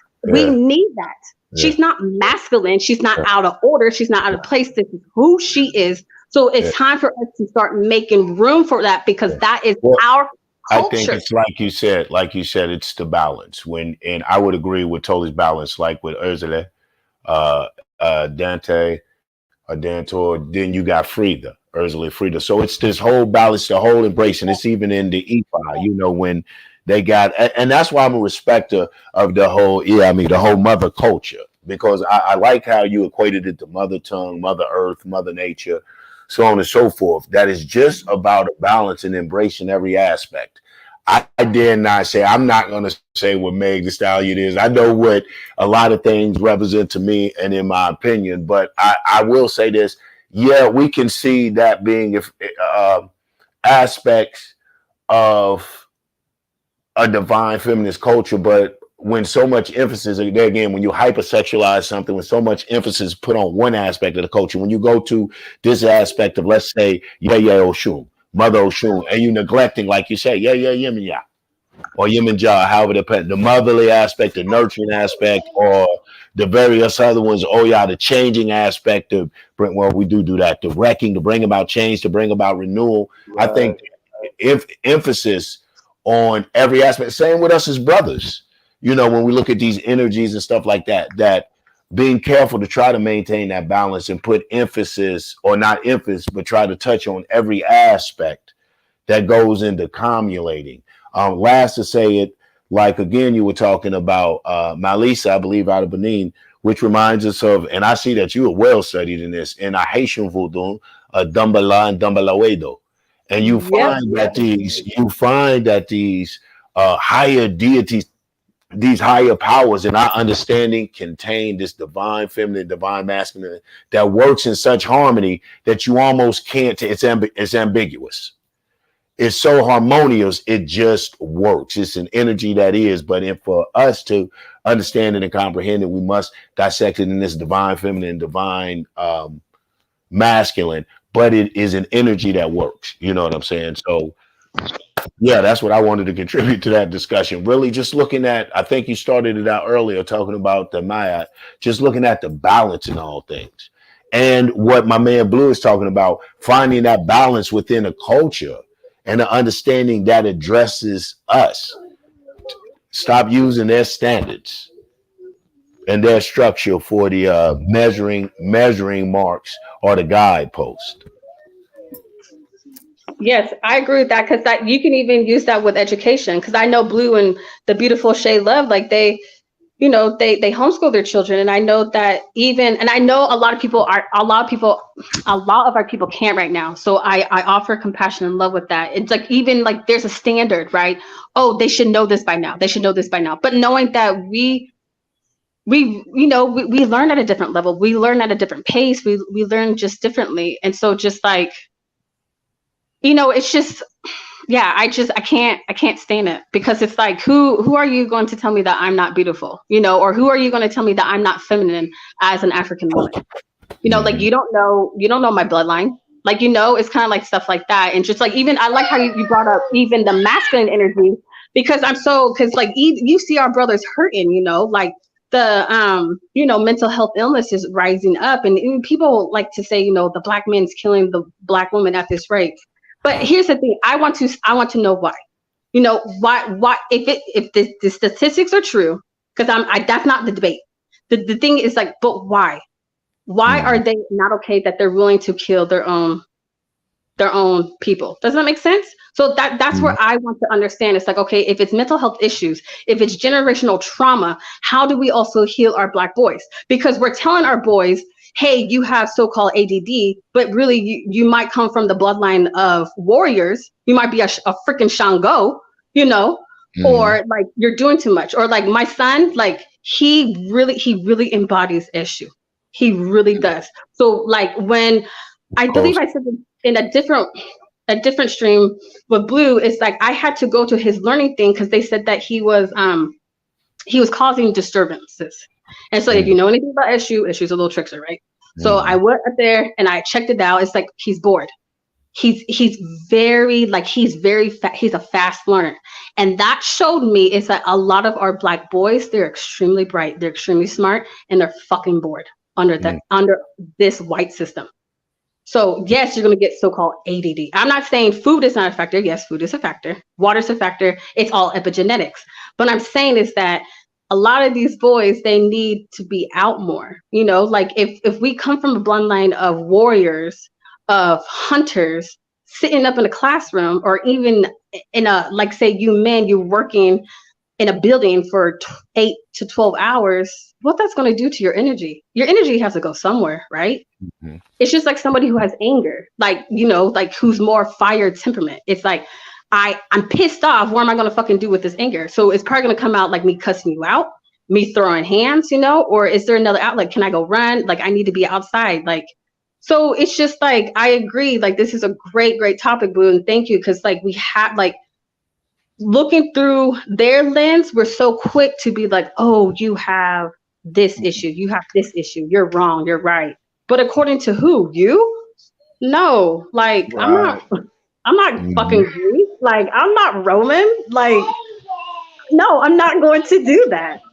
Like, you know, and that's what really gets me is that out of all that they not only did, but continue to do daily, they get to be the ones who set the standard and dictate what civil, what is determined as civil or civilized actually looks like. It's like, nah, you don't get to do that. And we can't allow the barbarian to be the standard. Like, that's just ridiculous. You can't be the standard nor set a standard. And like I said, it always hides under this illusion of we making progress. You know, no matter how slow it is, how many times we go backwards, they can always try to say, well, as a society, we're making progress. That's why they keep running this post-racial America bull. You know, and they're gonna continue to show, you know, the face of Obama and now Kamala, and you know, and statues being torn down, and you know, all of these things are supposed to represent a post-racial America. You know, and that all the and that they just allowed to do that because they're allowed to say that, well, we're making progress. You know, look how far you've come. And it's like, nah. Right, because they keep us. I'm sorry, go ahead. No, go ahead. You got it. Yeah, you know, and they can, and a part of that is, and that's why I really hate I blew some of the debate, because I think I missed out on the opportunity for a teaching moment where we can really see where our movement was hijacked by the state. That was you know, when you given at the time of freedom of slavery, we should have been given, or the alleged freedom, we should have been given 3 options. We should have been given the option of repatriation, going back to where they got us from. We should have been given the option of separating, giving us our dues and lands and letting us get the fuck on away from you kidnappers, or the option of amalgamation or assimilation or integration, as they would call it. We were given none and forcibly conscribed to, you know, like you said, we was just put under your jurisdiction. I mean, you just finished raping and robbing the fuck out of us. And now you're putting us under your so-called laws. And so we had a movement to spring from that point. You had the Nat Turners and the Harriet Tubman, or the Nat Turners and the Denmark Vesey's. They didn't die. That movement, that ideology for separation, for freedom did not die. And we seen it in the Martin Delaney's and all the way up to Malcolm X. But what happened is the state recognizes contentions. The state recognizes that with oppression, there's going to be resistance and revolution. They have been fighting these revolutionaries. The Seminole War was a revolutionary war for succession or the maintenance of independence. You see what I'm saying? So they understood this. Thomas Jefferson understood the hell out of this. So what they did is they backed the integrationist movement. They became the abolitionists. They became we can't have these Negroes going on. They became the John Browns and all the rest of these motherfuckers. They gave us a revolution. And so they took the Frederick Douglasses and the W.B. Du Bois all the way up to the Dr. Kings. And so they can continue to say, well, you're making progress because look how far you came. Yeah, when I'm stuck to comparing it to your struggles. Let's look at world struggle though. Fucking countries have gained independence that make less money, that have less access to resources. Revolutions have been waged by people in countries with far less than we have. This is why they don't want us to equate our struggle to international struggle, to world revolution. Keep it this civil rights shit, this basic. We know racism is a proponent and a core proponent, but to not look at the other ingredients that go into powering white supremacy. It's not just their abstract hate. It's like what you're talking about, Blue. I like the STEM thing in the form. I think y'all taking it, to the next level in the form of Whoopi Goldberg. Some of us just believe in aesthetics because we believe in aesthetics. You know what I'm saying? But anyway, that's another discussion. But I like where you're going to point out emphasis on you have been taught to despise some of these things. And some of these things you despise is training. And so you're doing, to me, I tell man, dark side, it's shock value. Wake your ass up. At the very least, you're going to think about why you're doing what you do. And if you disagree at the end of the day, at least it's an informed, thought out disagreement. It's just not because they told you black is ugly, nigga. You know what I'm saying? You really thought, I'm good. Right. At least you're not just going through the motions. And so, I said all that to say that that's a part of nationalism, the separation part from not just the physical separation, but we're saying everything. And we're saying be advised that movement, this is not a new ideology. This is not a new understanding. This is not a new movement. It's been since alleged emancipation. It just grew its teeth when in 1964, when all the bullshit they had us putting our efforts and energies into and all the people that we were believing in 64, 65, it accumulated into what we were taught that we wanted, civil rights and voting rights. And it was brought to fruition, but the results weren't what was desired out of the masses of people. Now, some of those people got the results they wanted. All it did, it was a revolution taking place, and it was a black bourgeoisie revolution. Black bourgeois got what they want. They got integrated into but they got the office positions. They got to be secretaries for white folk. They got to ride in the taxi next to white folk. What about that Negro on the country road? They ain't even have a car. But we've been taught to follow our bourgeoisie, these motherfuckers that think because they got a master's degree, because the master has given them a degree or the master has certified them. They use that as fucking credentials to come in our community and say, see, I'm more qualified and certified to lead you out of your misery by getting you to participate in more miserable conditions or a structure or a society. Yet the separatist, the one that starts with, just like Malcolm taught us, very pragmatic, a modern black nationalism, saying, man, take control of the areas you're in dominance. Wherever you are the majority, take control of that. And we'll begin to build. And from that basic building block, we begin to build other things. And from that, we saw that philosophy manifest and take real teeth with the Black Panther Party, who took control of the very areas that they occupied. They even taught us about occupied zones and establishing shit for the people fighting for independence.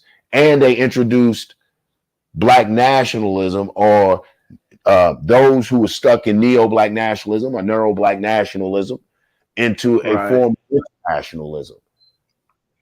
You know what I'm saying? And that internationalism, through the likes of Stokely Carmichael, Kwame Ture, and I know I'm going on and on. I'm ending with this. Kwame Ture goes into the Nkrumah, goes into the Sekou Touré's. You know what I'm saying? It goes into the internationalist brothers. It tied the black nationalist movement to a Pan-Africanist understanding politically, economically. It went into, damn, us over here are responsible for the at least the national policies that endorse and back these fucking colonialists, these criminal colonizers in the motherland. And what we did when I was coming up, see, every generation should have an expression of revolt. And when we was coming up, our expression of revolt, because I'm an old nigga, of Negro, our expression of revolt was against the apartheid. You know, we didn't drink, man, we didn't drink Coke. We didn't mess with nobody that sponsored the apartheid. Didn't even know what the apartheid was. You know what I'm saying? But that's how strong a push our connection was to our people. You know what I'm saying? We knew an injustice in Africa was going wrong. Some of us couldn't have told you who Nelson Mandela was. And shame on you, brother Mandela, for coming home and treating Sister Winnie like that, who held it down while these oppressors had your ass confined. He ought to have been ashamed of him, motherfucking self. Anyway, that's another discussion. So with that being said, man, the only solution to me is, like, of course we know revolution but that is a complete and total separation, starting with empowering your very locale. Wherever you in the majority, man, it's on us to teach. Yeah, and it definitely though for the main thing though we have to know what it looks like to be independent and to think on our own and to think for ourselves and to create a government or whatever it is. I hate even using that term because and I think where we get caught up a lot of times, and this is a lot of the reasons why we talk about the dark side, we really kind of moving away from the Pan-Africanism is because a lot of the times what you end up seeing is it turns into black capitalism on on underdeveloped places in Africa and or what we deem, excuse me, I said that, as what we deem as underdeveloped places in Africa and whatnot. And so a lot of times to me it looks like we don't really want our own.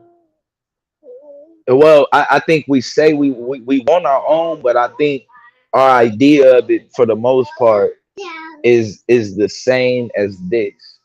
It's like America, but just black. I so agree.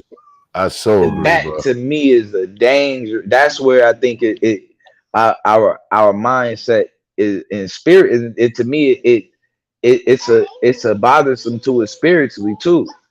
And I think that's where we constantly hit the wall at. And I think part of it is, like I was saying earlier, I think they've been programming. When you look at, I went back and just looked at it. I probably gonna do a show on just some of the old newspapers, just from back before we was even out of the chain. Like literally the things that were said, the same stuff, thugs and criminals, and and it's almost at a point where, and to me, I think a lot of that is magic. Like I don't think a lot of that is a game that they playing. I think for the most part, whenever they doing that, I think it's spell work, and it's just like how they do with music, to where they play a song that you don't even really like, but they play that much so much to the point to where you end up you end up humming the whole song. You end up humming it when you're not listening to it, all of that. So it's a I think it's some heavy manipulation to it. I think we ended up falling prey to that. Yeah, well, they call that participatory magic. Yeah, but that's a part of setting up their society. They have us doing that. Man, we do that so much and are so not aware that we just, as who we are, the ashe we possess naturally. You know what I'm saying? That we just come on this earth with, we like, real life batteries. I don't like to always liken shit to movies, but that Matrix thing when they were plugging the human beings up, man, is just so, it's hard to beat that for an example, but that's what it's like to me. We just have this natural magic that we possess as melanated people, and the oppressor, the devil, has learned how to get us to voluntarily. They found out that it's a lot easier, a lot more cost effective, to get us to voluntarily suppress ourselves magically than trying to physically squeeze it out of us, like orange juice. So we participate in those rituals. We exchange their money. We wear the clothing with certain emblems. We really like be spell casting like a motherfucker and just not really hip to it, or at least to do little things to what it's not like you can just, I wish we could just step out of it. We probably could if we were just at that point. However, in the meantime, in between time, learning, I think it's up to people like you and I and the sister on and stuff that know our culture a little bit to share things and aspects of our culture that would act as some type of protection for them, whether it be ritual wise, amulet wise, or whatever way, that would act in some minor form of protection. And to me, protection is just not Like when people wear amulets, it's not to protect you on the spiritual plane, but when you're wearing that amulet or that imagery or whatever you're doing, it's to remind you of what state you should be in. I tell the Muslims, like, you always see the Muslims before they go do their sin, their haram or whatever, they're going to take off their thawb, their kifaya. You know, you might see the brother with the baseball cap and a big beard duck off in the liquor store, you know, but he's not going to be dressed like that. So that's what amulets and those things are. They should be reminders that you not only should be thinking in a certain state, but your actions should be above reproach, or at least representing the very amulet or iconery that says that you belong to a higher order or that you have attained a higher level of understanding. What's I'm up, glad that Dumbo? you said that because hey, peace, Dama. Real quick, I'm so glad you said that because some of us, our bloodlines, like say like the great mothers and and like we're taught to protect our crowns, right? That's why a lot of people like will say that they will wear wigs or head coverings. Like I have locks, but now that I've been tapping into my spirituality and get in tune with spirit, I was told to really protect my crown. People will say your crown, your head. And because that's like you said, it's protecting your head. It's your aura, it's your essence. Like even with when you get initiated, what's the first thing they do? They shave your hair. Why? Because hair carries that karma, it carries that energy, the essence. But also like when I had my second son, I told you I have 5. When I had my second son, that's like the beginning of the spiritual journey. But they would tell me, like one of my good friends who's in Ifa, she said, do you know why you cover your kid's crown? Is because the ori. You'd have to protect the ori, their head, because children are so highly connected to our ancestors and to the other realm, and so it just like, I mean, we do that, but it's like because the doctors do it, or but it's like there's always some reason why we do that. And so especially at nighttime, like I really cover my head. And I put like protection oil over my children's head, so like they're not getting tapped into because of people these days are just throwing like bad stuff and trying to attack, especially the kids in the family. But it's just like I'm learning more about that. Like even with some people, like I guess I don't do tarot, but I know some people who do tarot or do divination. And they're starting to cover, their heads, their crown, because it's like they're just, it's like, do you want to get tapped into this or to that? And so it kind of just makes sense. It's like, wow, there's a reason why we did it. Like, like history tells us, like, oh, our ancestors, they had to cover our heads because they didn't like our hair, and that makes sense. Like, yeah, because we were, you called us nappy heads, but there's so much protection in that. Once you really tap in, it's like, no, you're protecting your crown, your headspace, like people, start, I don't know, that's another topic of when it comes to like spiritual attacks. And like, I remember Damo, you talked on, the last stream, you said you're superstitious. I'm hella superstitious now. So it's like, there's some stuff, like, I just don't really hitting on something. You're really hitting on something about the Ori. And like you said, maybe that's another conversation. Maybe we'll revisit it. But you're really hitting on something. And there's in a lot of the major religions, they talk about their head. It's like you said, when we get initiated, when you become initiated, you shave your head. On Hajj, they shave the head. When I was in the Islamic tradition, there was a certain sheikh I followed called Nationalism, rahimahullah ta'ala. And he talked about covering the head. And so there's a day of the week in my African spiritual understanding that I cover because I wear locks also, that I cover my head. And a lot of it is spiritual, and also in reverence for what people call God, the universe, or whatever, that I am a part of a greater, of something greater, that I am not the head. I cover my head in submission and humility to a greater all that connects all living things. That right now, this particular day, and I have a day I do it and I fast, and I go through, is acknowledging interconnectedness with all being, because I believe God is, like they say in Islam, al-Hayy. God is life. You know what I'm saying? God is life. God is me. I'm God, no doubt. God is like, and God is all living. And so that's even in your words and your manner. I try to be I try to really just generate life-giving energy. I try not to be that nigga, you know what I'm saying? Because that's the opposite of life, and that's death. So there's a day that I just take to just cover my head and be a part of the all, man, be a part of the living, and realize it ain't just about me. You know what I'm saying? Try to get some charity. It ain't just about me. Shit, go plant a tree, pick up some trash in your community, do something that reconnects you to society and to humanity. All right, man, I ain't gonna turn it into no sermon. I just wanted to just say you were on to something about that Ori, though, about that head and honoring your head, and not just in the spiritual realm, but what that means in society and who you are and your role and obligations, responsibilities as a human. Yes, Blue, I have to go. I have to take care of duties. Niame is up now, so got to go cook. So thank you for this panel, and I'll be in the clouds. I'll talk to you guys next time. All right, peace. All good. Appreciate you. Shout out to the Sith Lord. What's good with the political plug, man? What's good with you guys?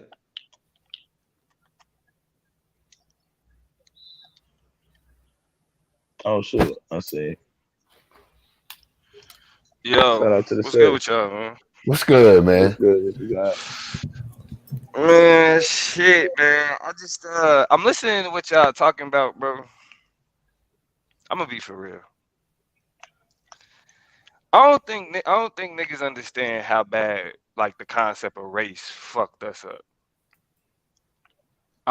Cause I think people assume like when we talk about like being black and what that means, we automatically attach it to the concept of like the racial hierarchy that we live under. You feel me? Right. And and you know how you said the reason why you're moving away from Pan-Africanism is because people view Pan-Africanism as just black people colonizing Africa. You know what I'm saying? Like black people. Well, not just people, but that's what it looks like when I look at, you know, most of the people who talk about it and practice it. Yeah, they be like, yeah, we should go over there and start businesses. And we should go over there and, Bang black. Like, oh man. But look, this the thing though, because I've been listening to Q Butters streams recently, and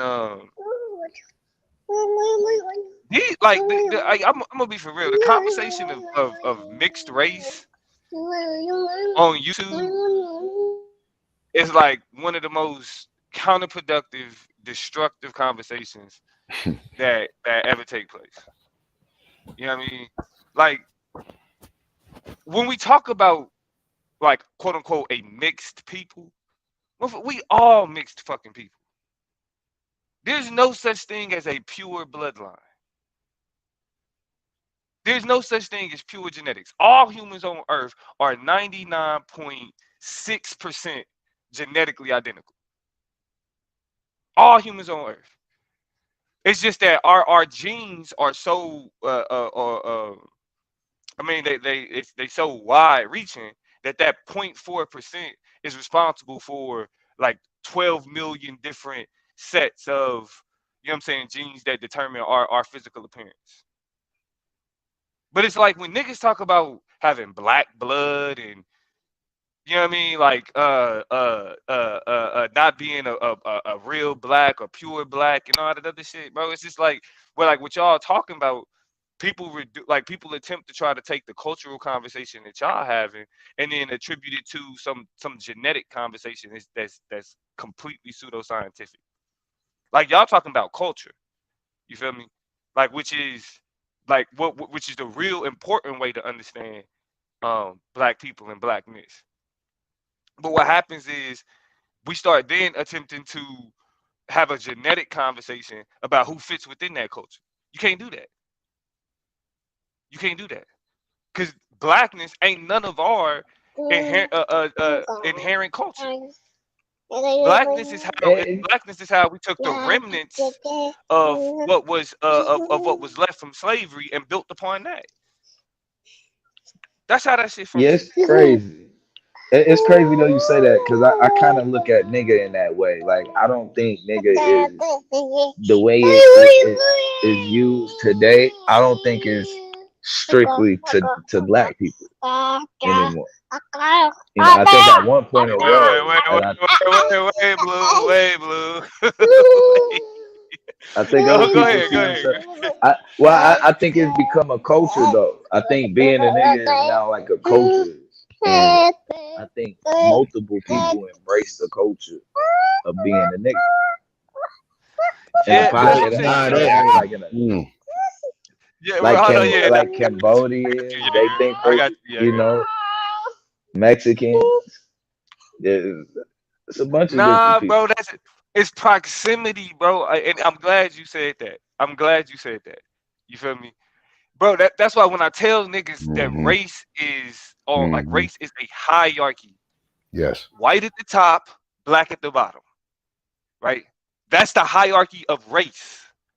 Because if you know, other people aren't dictated by color. How is it that you got white people, black people, but then Mexicans, Chinese, all of those are also races, but the only two races that don't have some geographic location is white and black. Every other quote unquote race can be attached to a landmass, except white and black. That tells us that that tells us that what's defined at the top and what's defined at the bottom is made to organize and rank people. And what they did is because I know what you're talking about, Blue. You from San Diego, so I know you heard hella motherfucking Asians and Mexicans. Or, no, let me not say Mexicans, Latino people, because that's something that we do that's fucked up. We just call all Latino people Mexicans, and you know what I'm saying. I'm trying to be better with that, because Salvador. Oh yeah, I'm about to say, but for the most part, that's pretty much all we got. Yeah, but you know, in LA it's a little different though. In LA, like, you know what I'm saying, like like in San Diego, yeah, it's Mexicans like a motherfucker, but yeah, in LA it's more spread around, and in Texas too. But Thanks, Paul. I was going to say that Texas, you have El Salvadorians that don't like Mexicans. Mexicans don't like El Salvadorian. Yeah, that's like, or if you go to Florida, don't call no Cuban Mexican, nigga. They do not, or it's gonna be problems. But what happens? Mexicans are like the niggas of the Latino community. Is it it is the Mexicans. Yeah. It is the Mexicans. Last I checked, unless it just switched up, nobody likes to be called Mexican. The Puerto Ricans, the Salvadorians. They don't like to be. And I wonder, and let's discuss that when you get back to it, Domo. Is that because of proximity also close to domestication, or is there some type of hierarchy in their thing, or how they look at their country? Wonder why that is. It's still the hierarchy, and it's the proximity to where like how close you are to that bottom of the top, right? Like, and this is something Cornel West talked about when he talked about the niggerization of America. You feel me? Like what he was saying is that you have different.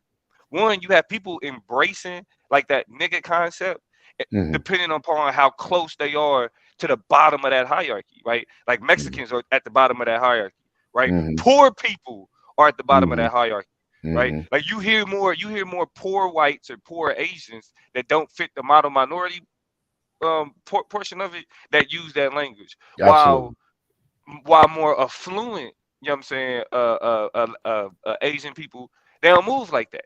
You know what I'm saying? Would that lend argument to Blues? I mean, would that lend credit to Blues' argument that it is a class word now and no longer a word attached to race? Nah, because they've been niggerized. Poor people are niggerized. Okay. You feel me? Okay. Because it's like for example, when you look at a white person, right? You can see off break that they white. But like they economic background, their education background, none of that is assumed. They just white. You don't know nothing about that. But then if a white boy starts saying nigga, you're gonna attach him to poverty, right? You're gonna attach him to poverty because nigga is language that you see from black people. Right. But black people are the perpetual impoverished. We're the servant class, right? The ghetto. Right, ghetto was always the term.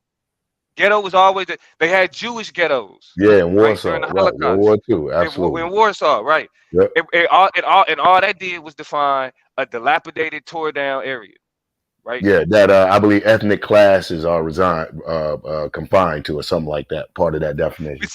Yeah. See, it became about ethnic classes with us, right? It became like, again, when we talk about wealth is also racialized. You know what I'm saying? Poor people, like poor people, Mexican people, right? Even regardless of like what type of like the type of immigrant you are, right? It's it's tied up in how how people see you as a quote unquote like valuable, right? Or you know what I'm saying, where you fit within the capitalistic system. But what happens is when we the ghetto, which was more a economic, you know what I'm saying, economic term, was racialized when black people, the communities that we lived in, were called ghettos. So now when we talk about, we come from the ghetto, right? We come from the hood. You know The original. Right. You know what I'm saying? If you ain't from the ghetto, don't come to the ghetto. You don't want to be in the ghetto. Some old shit what my man Tretch said. Right. Hey, right. You know what I'm saying? And so then what happens is, and I'm glad that y'all made a part of this conversation, because me and y'all may. What's good? What's good? We had a great debate on this. But what happens is the impoverished people are niggerized, right? Because of their proximity to blackness. And so the language that black people use that's communal, those groups that have that proximity to us have that same understanding, right? So it's like I think for me, I had to grapple with it when it's like white people in the hood saying nigga, right? Yeah. Like niggas from other hoods, like I know ain't no white people, you feel me? Ain't no white people saying nigga around here, bro. I don't know what the fuck is wrong with y'all. Yeah. But you can go to a hood where it's been this white boy. Yeah. Mama poor, like single mom. His stepdaddy single black. mom. Yeah. Stepdaddy could be black, right? Yeah. You know, right. Grew up around nothing but niggas. That's right. That's real shit. Me? That's real shit. And you know what they usually put? You know the prefix they usually give him? He's so black they got to remind you he's white. Yeah, you know white boy Mike. Yeah, white Mike. Yeah. Yeah, he can't just be white. He got to be white. But that's white Mike. I call it the niggification of the planet. It's where you begin to accept your position, and then Africans. Oh, go ahead, finish it, y'all, man. No, I was just saying you accept. Is that the purpose? Yeah, you begin to accept your position, and then put standards on it, and instead of elevating it, you just say, okay, this is who I am, this is where I come from, and deal with it. Now it's very powerful. It's very powerful because it is a resistance. That's interesting. It's a resistance. Like man, fuck your school and your system. I'm gonna do me and my niggas. You guys see what I'm saying? And y'all made 100%. That's my point though, right? Because like when Blue said that was at the purpose, it wasn't. That's why people, and even this is the conversation that I had when me and Ayame had our debate. We don't understand how powerful that was for us to do that. Africa was niggified. Them the original blacks. But even Africans, right, have found a way to kind of mirror and adapt how we move. You know what I'm saying? Like my wife, you know, she first generation East African, grew up in Dallas, Texas, right? The way my wife is, because of who her friend groups was, where like who she kicked it when she went to college and all that shit, she ain't nothing like her sisters. You know what I'm saying? My wife is a nigga. You feel me? She ain't like her favorite rapper is Gunna, like shit like that. You know what I'm saying? I could just go down the list and just be like, yo, how did you get like this? You know what I'm saying? But it's because of when the attachment to the culture. You know what I'm saying? The attachment to like how we move, how we talk, how we are. You know what I mean? Like we became so profound and so prolific that even that amongst oppressed people, we became like the standard of what it means to redefine your culture in the midst of attempting to being wiped out. That's why Ronald Judy, when he breaks down what it means to be a nigga, he's arguing that what it means to be a nigga is the question of what it means to be human. Because in a world where blackness was reduced to that of an object, right? Like enslaved Africans were reduced to property, and when we say property, like we literally talking about like a cow or a hoe, you know what I'm saying? A tractor. That's what we was reduced to.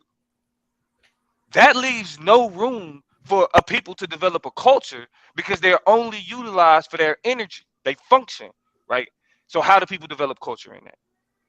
How do we have the term nigga being $1 billion industry in terms of hip hop music, in terms of fashion, in terms of culture? How is it that now this shit that was used to reduce a people to nothingness is the cultural the pop culture hegemon? You see what I'm saying? Right. So that was my argument, that we accepted the commodification, embraced it, and it became $1 billion industry. But we ain't had no choice. Right. We had no choice.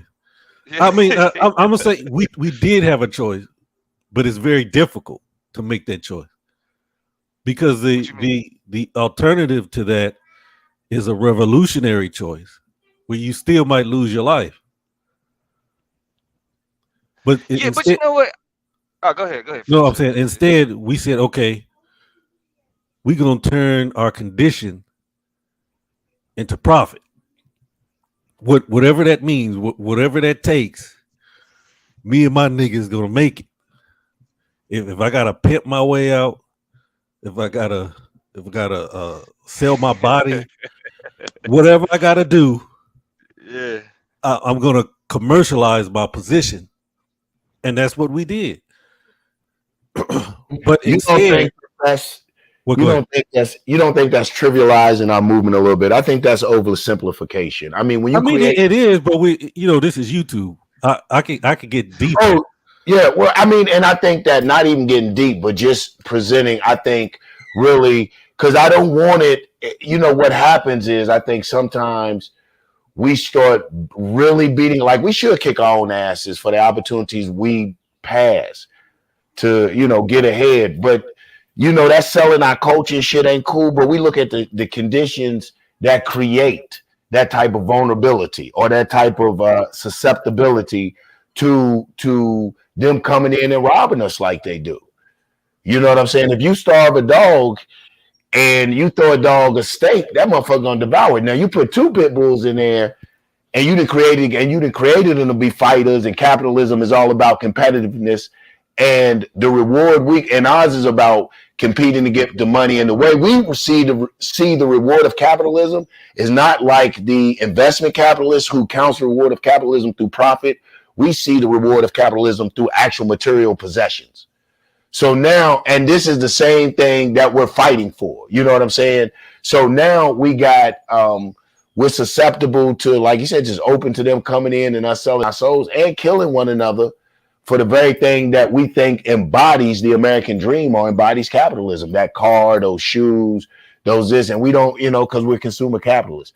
So I said all that to say that, yeah, we should kick our own selves in the ass, but we must examine the conditions that create that weakness, that vulnerability, that just gaga mentality that come feed us. Yeah, we'll sell anything and hold nothing sacred and divine like hip hop, jazz, or anything. No, I agree, Yang. I'm not kicking our people in the ass. I'm kind of almost celebrating that we took the scraps and made an industry from it. We did what we had to do. But and you in dialectical materialism, the material conditions of the past create what we have right now. Indeed. So that's all I'm saying is that you sum up the past to get to where we are right now. So what are the steps? Since we're so we're so capable of changing our conditions to become a $1 billion industry, the next step is now to change the culture where we produce the resources and improve the culture at the same time. To me, that's the goal of the culture.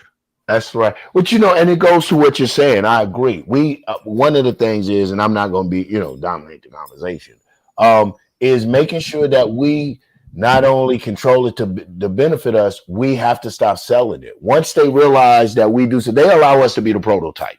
Once they see something catches in our community, then they take it and control it. We can use the big example of hip hop. And hip hop from the time that I was coming up had always been I called it the Black CNN. It informed me what was going on. I'm from the Midwest. I could tell you what was cracking in New York, what was cracking in LA, what was cracking. I'm up in Cleveland. What part of the Midwest you from? What part of the Midwest? Cleveland, Ohio. So, and then that's, Ohio, Kentucky area. And so, but I said that to say, once they realize this is something, because I remember when they were saying, oh, rap won't last, it's a fad. But once they realized that it was something to it, they began to monopolize it. Right. And in their monopoly of it, it wasn't just about money. They have to make sure that the direction of it coming, and we see it becoming not only more violent, not only from the R&B and Rock M stages to NWA and a new wave of music, and I don't, into censorship. I'm not censoring anything, but we see the climate and the environment change all the way to now, which is music is purely, if not over sexualized, materialism. We spend a whole music today is a whole damn commercial. And I don't know if I've never heard someone got the, what he say, not only commercial for drugs, who got Molly riding in my Ferrari or whatever the hell they drive in, wearing my $100 this and $100 that with $1,000 this. And, so it's materialism, and we see the music reflected, but that goes from so my question in all of that is, how do we begin to regulate that? Like the Jewish people have the JDL, they have the Jewish Defense League. You say something against them Jewish people, that's your ass in court. Or I'm talking about from everything from, I believe that we're Semitic people somewhere in there, and you can't, and they'll call us anti-Semitic. You know what I'm saying? So, yeah. The shit is crazy. How do we begin to defend ourselves and to inoculate ourselves from these outside attacks, and to make it, like you said, Inyame, beneficial and advantageous for us as a people? What are some of the steps we could take in bringing that to about fruition? Yeah, that's the big question. Black power. Black power. Black power. Man, shout out to Blue and Yang and Yame. What's up, Yame? What's up? Swab. What's good, Swab? Man, that sounds good. Glad you remember me a little bit. Separation, man. If you ain't talking about separation, you bullshitting. If you ain't talking about concentrating your numbers, getting some land, not stealing no land, not occupying no land, different means, different, I get it. But if you ain't talking about getting no land, concentrating your numbers and practicing your culture, you bullshit. At the end of the day, you want Americanized acceptance of your culture. You don't want the conflict. Selling the shit is one thing, because it's somebody buying it. Setting the price is another. And you can't do that in somebody else's spot. You can't, you know what I'm saying? It's really that simple. It's really that simple. Get some land, concentrate our numbers, and talk about what we need to do face to face. Other than that, we looking for comfort in our misery, which, some people may not look at it as misery. Ignorance is bliss. You know, some people may be impressed with what they can do compared to what their great grandfather could do. But you cannot forget the initial goal, and that was to be us, independent. You know, taking advantage of the American system is a great thing. America is like the greatest nation on earth. If you got a healthy relationship with them, utilize it. But you know what, I would say it would be a waste of time long term for them to utilize, because it's a rotten nation and the nation's gonna go down. What I would say though is that but I agree with everything else you're saying, man. Land and, you know, free to land. One of the things though I say is those of us in the know, like the Inyames, the Blues, I think Domo dropped off, but brothers that are just in the know have to take, because everyone's not going to be where we're at. So this is one of the reasons I like the league. We have to take advantage of every opportunity we have to push this message of self-determination for Black people.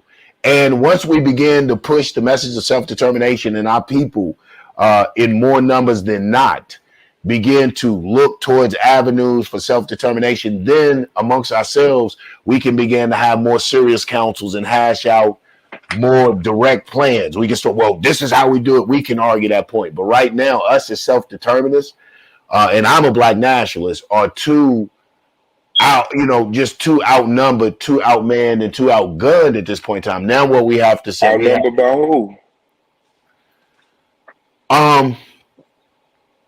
Outnumbered by those that would disagree with us.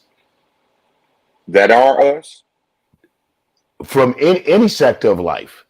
Any sector. Most people think like this system. Like and that's what I was like even talking about. Like even the way you described it. I don't know. Well, actually, I have to ask you first. Were you describing revolution? Oh, I always am. No, not you. I was talking about Swab. When you talked about concentrating on numbers and buying some land, were you referring to revolution? How are you using revolution? As far as changing not only our condition, but the condition that of the system around us. That happens. That happens as our people participate and get their foot. So yeah, I am talking about revolution, but I'm not talking about a.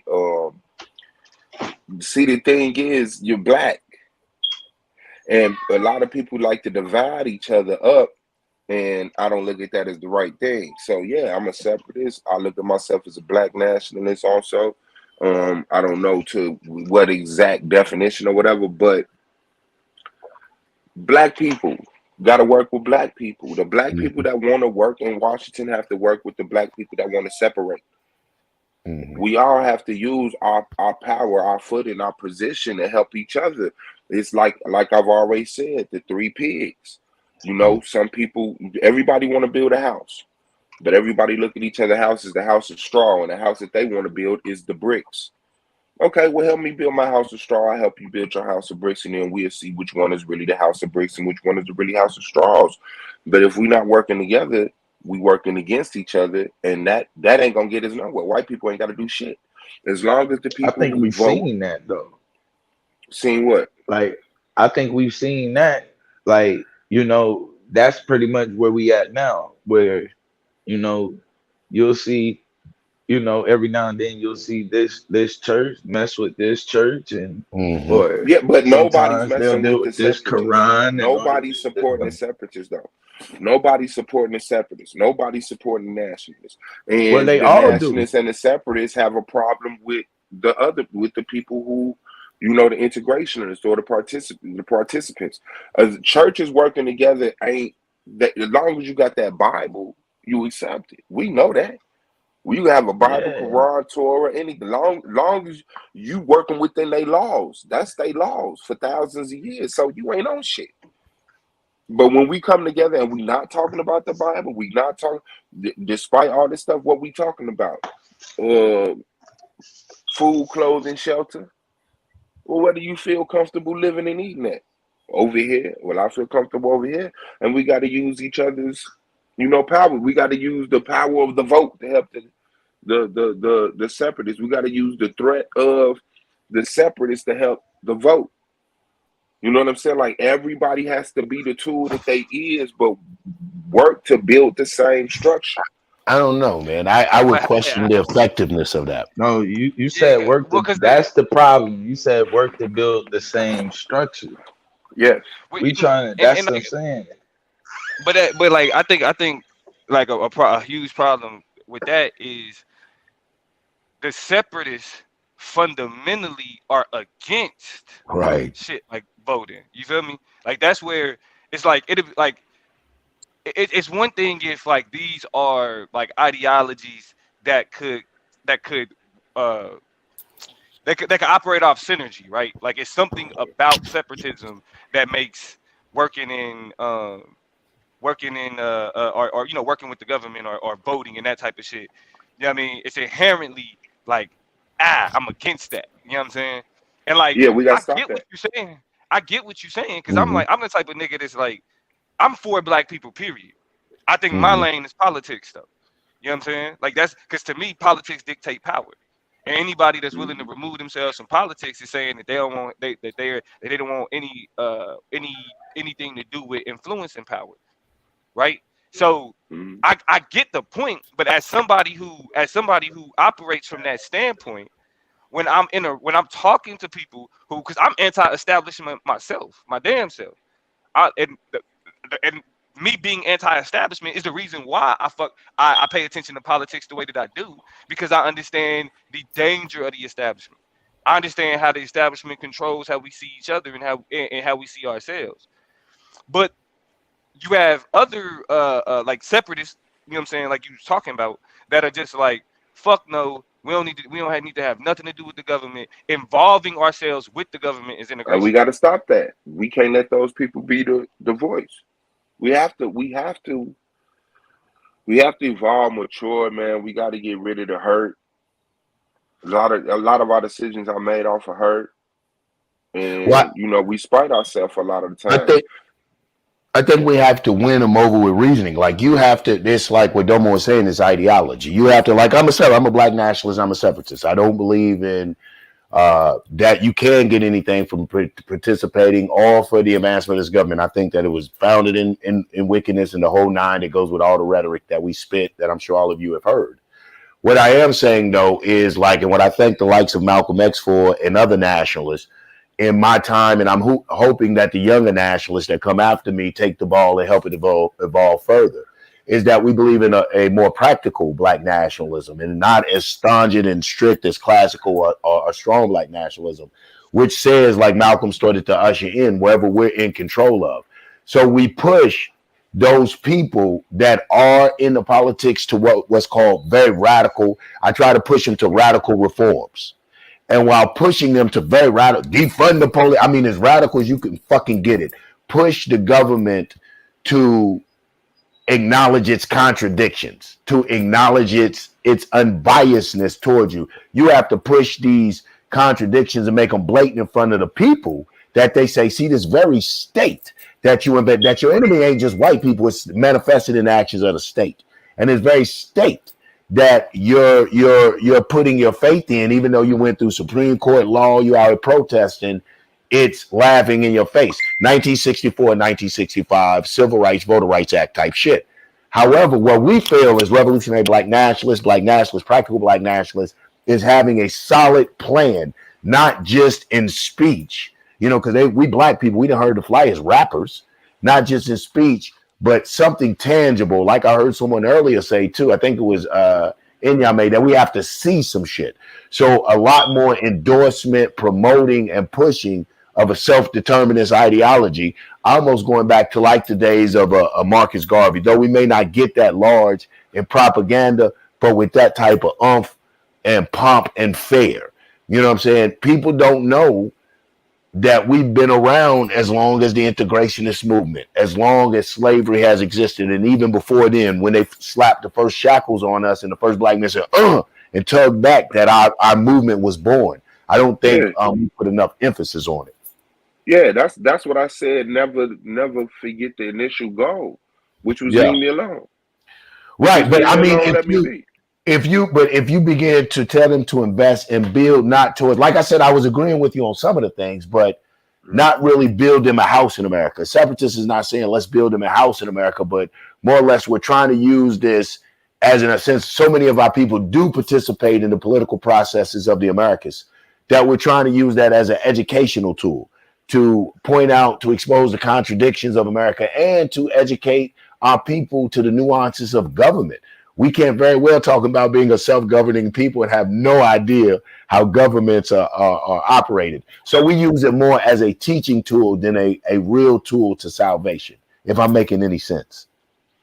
Yeah, absolutely. No, I to speak on both of them points, which Domo was saying and you were saying, like I said, the people who want to separate, man, they gotta have the back of the people who want to vote. People want to vote, gotta have the back of the people who want to separate.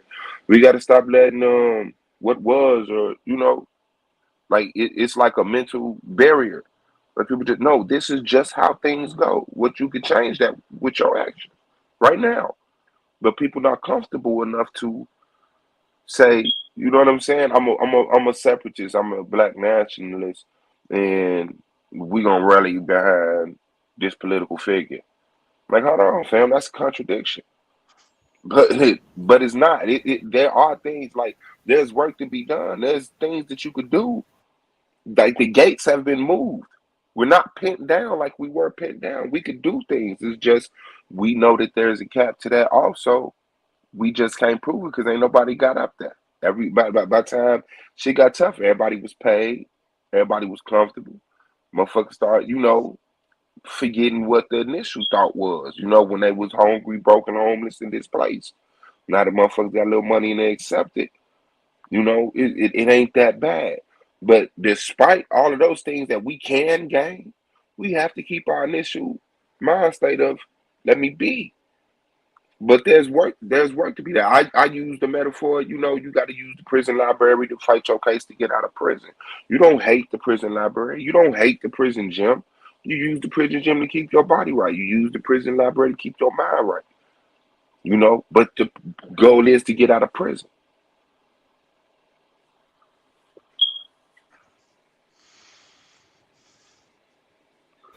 Peace to the panel.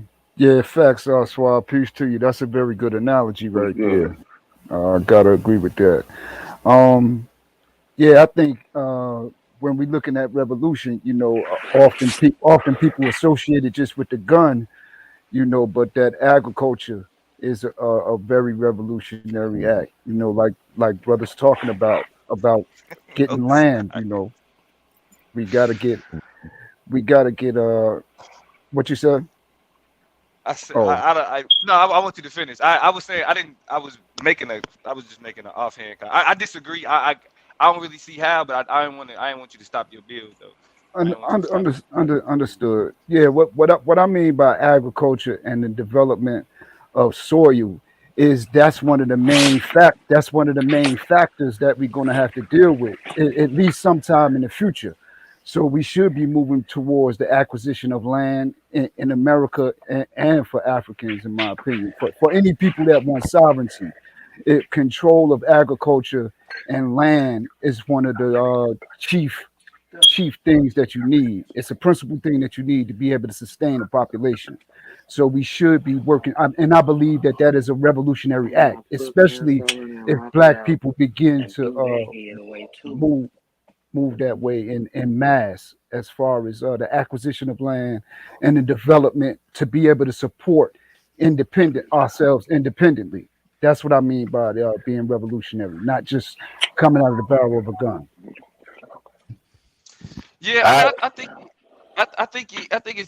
agriculture is required in order, like, if any, what I'm saying, for any independence, I guess, like for any kind of like self-sufficiency, any autonomy.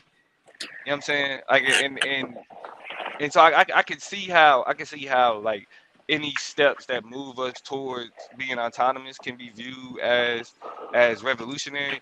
The thing about it though is, because I can't push like this idea of armed struggle, because it's just like it ain't really. I mean, because even niggas be talking about you know, if you look at like indigenous people, like Native Americans, how it was like, oh, you know, they fought and they would rather do this and they would rather do that. But then we seen what happened with that, though, right? Like that, you always, regardless of the revolution, you always gonna have survivors. You feel me? And so it's like we may take an like as the people who pushing the revolution, we may take an ideological stance, right? And say it's better to die on our feet. And you know how that shit go. But then what happens is they not gonna it's not gonna be where they they gonna wipe out all black people. But them types of armed revolutions, you gonna have the niggas that's revolting get knocked down, right, for not having the resources or the ability to compete in terms of violence. Like we can't compete when it comes to like the violence that these other motherfuckers are willing to display. You know what I mean? And because of that, right, you see we like what will be left is the survivors to be stuck in an even worse, you know what I'm saying, predicament. So when we use language like revolution, we use it in an inflated way to make us feel like we're actually overturning something. Because when we talk about a revolution, that's what we're talking about. We're talking about upsetting a system, overturning a system, like tearing down a system. You feel me? But when you look at the actions that get called revolutionary, there's nothing that's actually done to upset or undermine the system. It actually all works to the benefit of the system. If black people started getting more agricultural, that's gonna work to the benefit of America. If black people start running businesses, that's gonna work to the benefit of America. If niggas get up and take their ass to Africa, that's gonna work for the benefit of America, right? Like I think the part that we miss, and this is why it's important that we understand politics, is that the United States federal government is one that's built off the idea of what they call I don't want to call it, not civil liberties, but like what they call our God-given rights, right? Mm-hmm. And so when the United States built itself to be one that was about personal liberties, classical liberalism is what it's called, and the idea of classical liberalism is that like as humans, it's shit that we should just be able to do. Period. Mm-hmm. Mm-hmm. Once the United States said this is going to be the ideological foundation that we're going to use to underpin, because it wasn't initially set up to be like this, but because the Constitution was solely meant to dictate how the government functions, right? The whole idea of Bill of Rights and our individual liberties, personal liberties, all that shit, they had to put that in there to say we know people not going to be cool with this without us talking about, hey, this is what we not gonna get involved with. Mm-hmm. You feel me? We're not gonna tell you what religion you gotta be up under. We're not gonna tell you, you know what I'm saying, who you need to be around. We're not gonna tell you who you can fuck with. We're not gonna all of these things, right?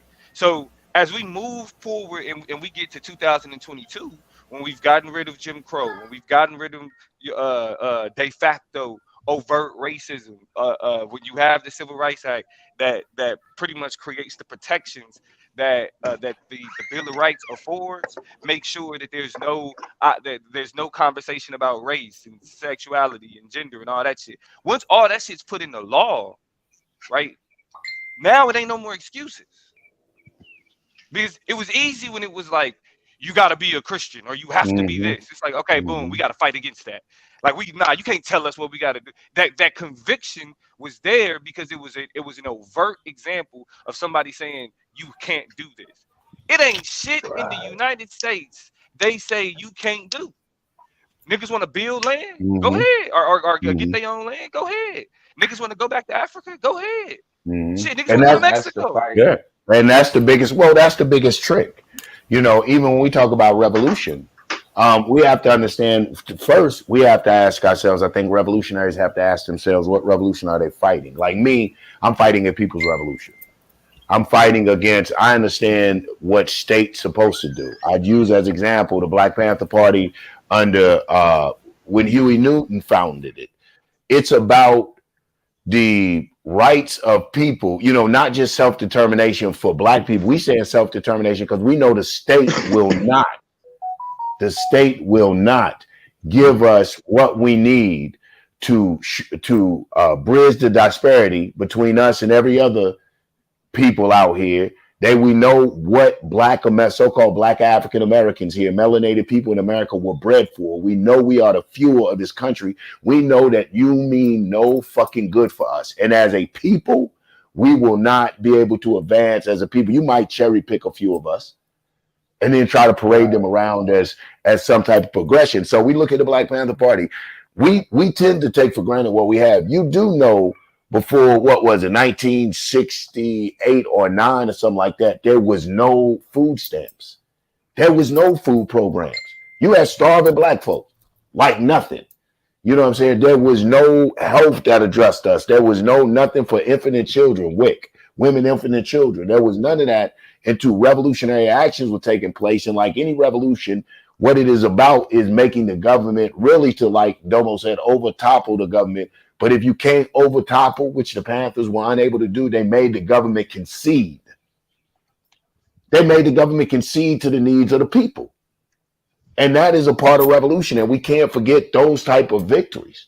You know what I'm saying? And how they tried to, like Domo said, they offset it with the Civil Rights Bill and the Voting Rights Bill. They say, hey, we gave you your equal rights, nigga. But like I was trying to make in the debate, there was no equity. There was nothing to say, okay, go ahead, brother. Exactly. No, exactly. And that's why, and that's why I thought you edged it, because I did feel like that was like King got what he fought for. Legislation. You know what I'm saying? The legislation to protect the voting rights of the people and the civil rights of the people, right? Like when you have a law that says, hey, you cannot discriminate. Right. You know what I mean? There you go. Like, right. You can't get more specific than that. Exactly. You know what I mean? You can't get like when the government is saying, like, because we can say the government's racist and this, that, but they're saying, hey, racial discrimination is unconstitutional. Therefore, it's illegal. It's illegal, right? But this is the trap though. The government can control people's own opinions and perspectives. So they can't flat out outlaw racism because they got the right to association. We don't know that niggas don't know that racism is constitutionally protected. The right to association means that the government can't dictate and tell you, right, who you have to be around. I can associate with who the fuck I want to associate with. And the reason why I know this is because libertarians use the right to association as a way to say that there is a constitutional argument for racial discrimination. Even though the government is saying, well, personally, you have a right to associate with who you want to. But if you operate a business, it's unconstitutional to then say that that business can't won't allow its services to be used by somebody else, like you know what I'm saying, a particular individual. You feel me? Now there is you know certain caveats to that, right? Like you can't have a Christian, you can't make a Christian baker make a gay cake. You feel me? Like we know its limitations to it. Yeah. So we know its limitations to it, but generally the idea is that like segregating against race is illegal, saying that like picking on hate crimes, right, targeting somebody, all of that shit is illegal. But it happens. You know what I'm saying? And so the idea of, you know, like what we're revolting against, you feel me? We can't, the issue is that we can't say we want an open society, right? And then turn around and say, well, let's ban racism. Everybody gotta like black people, that type of shit. You know what I mean? Like this is the double-edged sword of like of the ability for us to protest, the ability for us to speak out against the government. Because at the same time, niggas complain about the United States federal government, but Palestine is killing their journalists, or not Palestinians. The Jewish, the Israeli government is killing Palestinian journalists. Saudi Arabia kills Middle Eastern journalists. You know what I think we're saying, Domo? We're saying that we know Lady Justice is peeking under that blind. You know what I'm saying? We're saying that, you know, when it comes to us, man, the injustices that we face at the hands of America, turning a blind eye to white supremacy, to blatant murder of us by the police, it's like, okay, state, we're holding you accountable. We're not going to keep buying into this racism, general blow, white man walking down the street, even though he's biting into your bullshit. See, they do that and go kill us in grocery stores and shit. We ain't bitten to your, we have far more, and I'm not advocating this, disclaimer, we should never do this, but if a Negro snapped and did it, damn. I mean, yeah. But so I said all that. Yeah. So I said all that to say this. No, we're holding the state accountable for we're not saying, okay, you're this. I think people mistake our argument. And as nationalists, we're in a tough argument because if we're saying, okay, we're saying America on a worldwide scale is the worst as far as human rights issues. I ain't saying as far as their foreign policies, but as far as human rights issues, we're not saying they're the worst. Then you got people say, oh, you're an Americanist. So that leaves you fucked up. However, we're not saying that. Okay, you know what I'm saying? But however, we're not saying that, even though you're not the worst on the human rights scale, we're saying that the station you're trying to hold on the world scale, the shit you're trying to purvey, all of this shit, you haven't answered for your crimes. You're still not even accountable for the repercussions and the actions that are still happening due to. Exactly. But you trying everybody else, motherfuckers getting reparations and everything else. But you're Facts. So we're saying America, your mic just messed up. Facts. Can you guys hear me? Yeah. We're just saying to end it. We're just saying America, you're guilty of that. It's the way that they administer. It's the way that they administer. Pardon me, Domo. It's the way that they administer law, though. You know, the way law is written is one way, but the way that they administer the law, you know, the racism, it poisons the way that with the sentencing, the way the sentencing standards and the demographics of the sentencing, it still shows the poison mindset. So the law may say one thing and it may look fine and just, but the way they administer it, that's the issue, you know, it's with law. The way they interpret it. And that's why when most niggas talk about what they want, like when most niggas is talking about like having like a black land or independent black, whatever, the issue is that all that shit that they like, all what we see happening with the way that the law is interpreted in the United States, niggas is just gonna transport that to whatever the new shit is. You know what I'm saying? But Like that's what it's like Swab said though. When you in prison, which we are in a larger prison, as far as certain standards that's set for the people, you know, you use their institution to strengthen yourself. You know, it's nothing wrong with that. You know, in my opinion, you know. No, I mean, you ain't got no other option. That's like, true that. If you stand in here, your next step will be a step from where you standing at. You can't magically appear somewhere else. So, bro, but that's why I don't understand the criticism when niggas be talking about what it means to get involved with shit. Like niggas straight up tell you like, oh nigga, you went to college, nigga, all they did was taught you da da da da da. You feel me? All they did was say, yes, they did. And so now I know they tips and tricks, nigga. I know they tools. You feel me? But but you do understand the initial inquiry, right? About yeah. I mean, but then they gotta actually, they just can't blanket you and be like, you went to college, you a sellout. They actually gotta dissect you. You know what I'm saying? On a one-on-one level. And then once they see who you are, I went to college and this, that, and the other. But this is my mentality, and this is what I use my connection or relationship from college, or you know, just my education from college, or my position in American politics, whatever, for. But yeah, the initial thought of like, all right, what's up with you? You know what I'm saying? Because it's a class of culture. Mm-hmm. That's why when people be like, "Oh, you speaking white," there's some validity to that. Like white doesn't own the language, me too. Okay. Actually, I thought like, listen, nigga, I'm in the middle of we in Norman, Oklahoma. That's in the middle of fucking Oklahoma. I'm telling these niggas like, if you speak proper English, you're speaking white. Period. English is a white language. The King's English come from a white motherfucker.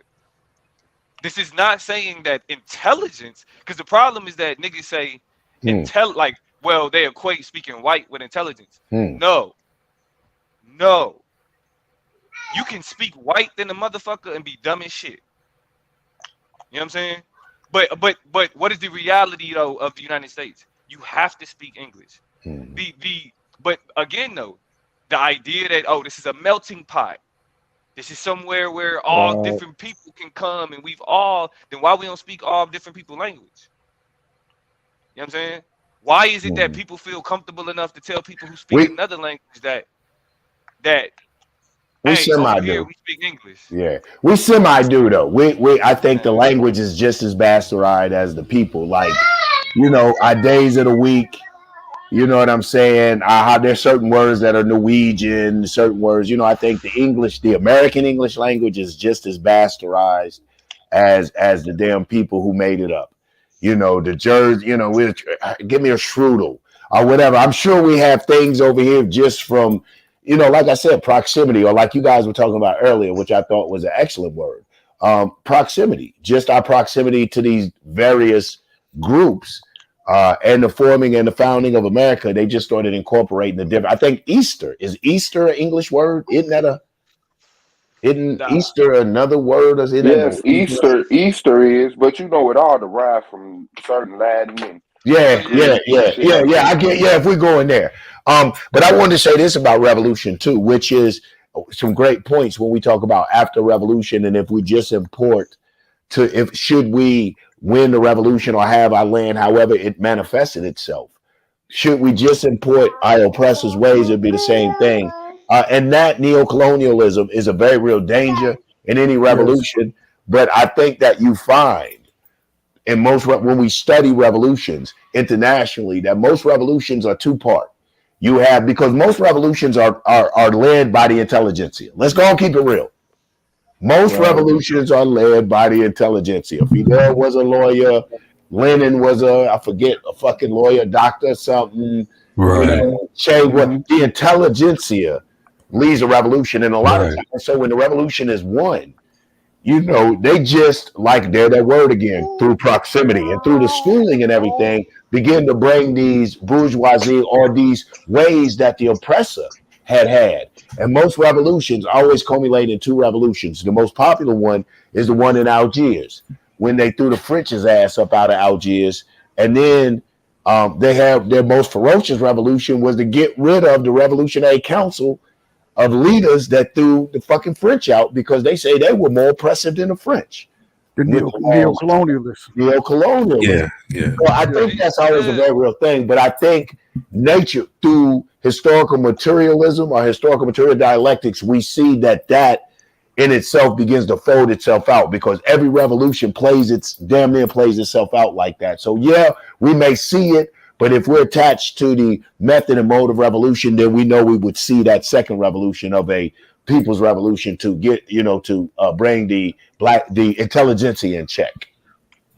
But you know what? I think there's a difference between, because I think if we took the political system of America, like certain concepts of the Constitution, and imported that somewhere, I think that can be imported, right? Because I don't believe that. I mean, not even I don't believe. Historically, we know, like if we trace Western thought, like Western political thought, back to its origin, you know what I mean, we know that Solon, right, who is responsible for establishing the first Athenian democracy, traveled to Egypt, right, in order to understand how to quell civil unrest, right? Because I forget the name of the pharaoh at the time, but he became pharaoh because he was responsible for it was during the period of unrest. He was responsible for taking many different warring factions in Egypt and bringing them together. You know what I'm saying? To create the dynasty that existed at that time. I think it was the first Site dynasty. The SAI, it's like SAITE. It's the first Site dynasty. How that was established because many different like warring groups came together to say we are Egypt type shit. Solon wanted to understand because they was dealing with the same types of shit in Greece.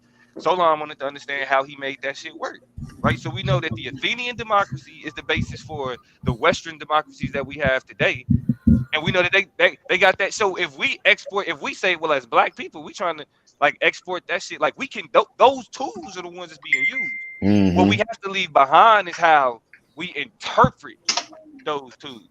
You feel me? Like when it comes to the law, my position is that people aren't actions aren't criminalized. People are criminalized. You feel me? Like actions, like when we can look at a white person do something and get a certain set of consequences, and a black person do something and get a completely different set of consequences, then we saying, okay, then it's not the actions. Yeah. You feel me? It's not. Right. It can't be the Wow. action. Wow. Because Facts. That's that misadministration right there. Yeah. Hey, listen, fam, man, I got a boogie, man. It's like always, boy. I enjoy dealing with you young brothers, man. I appreciate out the blue. Thank you for having me on the panel, man. Good luck in the base. Domo. Good luck, everybody. Yeah. And so, hey, what happened to your debate, big dog? Madon had to work tonight. Oh, that's what he telling you. He getting up on that ass, Domo. He going to a so secret. Y'all rescheduled it, or you got the win? It's Tuesday. We're gonna do it Tuesday. Yeah. Man, so damn, Madon, man. Nah, don't be like that, Swab. We want to. This the playoffs. We want to see it. You know what I'm saying? My man Domo's not taking no easy wins. Here you talking about? We ain't gonna give you no easy wins like that. You wait to season 5. I'm gonna beat you up, boy. I'm beat on you, Swab. I ain't taking. It's the playoffs. I ain't taking. Yeah, man. Yeah, man. That's what's up. Yo, good luck. Good luck on it. Good luck on it, man. Hey, again, appreciate y'all guys for letting me have on chat, man. I appreciate the interesting feedback and some of the interesting comments. I get up with y'all. Peace. All right, peace. All power to oppressed people, African power to African people, and black. All right, God, peace. Peace.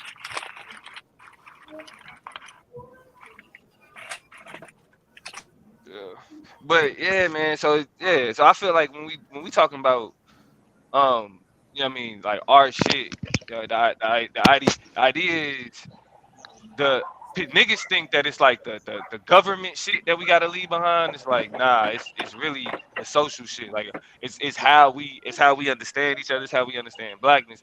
Because like I was saying, bro, like that conversation that was on that I was listening to when it comes to that mixed race shit, like it's just like niggas ain't like we ain't going nowhere. No time soon running with this type of shit. You feel me? Like what the was this sister shit literally they were came saying? on the panel. The sister came on the panel and was like, I don't know none of these people, so I can't give you no names. But she was when I tuned in, it was Q Butter channel. When I tuned in, it was pretty much they were saying one black woman was telling a woman that she was calling mixed race that like she can't speak to what black people experience because she's mixed race. And it's like, I mean, and what was the basis for it? I mean, that's true in a sense, but I mean, I imagine that mixed people still get you know, treated as blacks. I assume that happens. Everybody don't know motherfuckers is mixed. They gonna treat your ass like a black person. Like, but that's my point though. Like, I feel like that's why that shit is dumb because we are talking about that shit. Like niggas are making that distinction. Like, and they making that distinction to push back against the one drop rule. But if you know that if they know that the one drop rule is a thing, that means that the people who push the one drop rule don't make that distinction. They don't look at.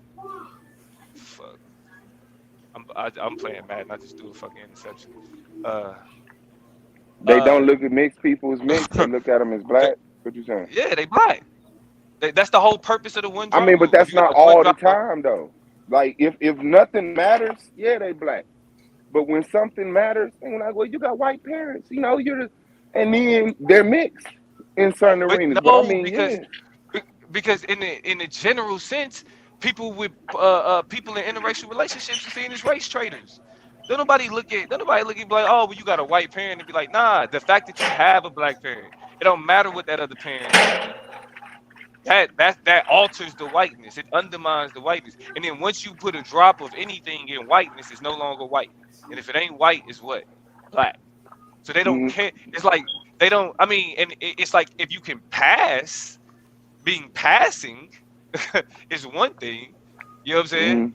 Like that you may be able to say, okay, well you can pass, so maybe like you have some type. It's like, okay, it's light skin. There's colorism that exists, but that's not a question of like who is and who isn't black, or if quote unquote mixed race people experience the same thing. Because what are you saying they experience? Like what is it that black people experience that mixed race people don't experience? I mean, it's the things that mixed people get to experience that black people don't. Like mixed Right. people always got that white parent that gives them the game, that they get led into certain circles, that they're acknowledged in a certain manner. Black people will never get that. But that's colorism, though. Like you got black people with two black parents that are lighter than whoever else and get to benefit the same thing that mixed race people do. No, they don't. No, they don't. Yes, they. Like, bro, like, like the things that I'm speaking about, the things that I'm speaking about is not because you're lighter skinned. It's because you have a white parent.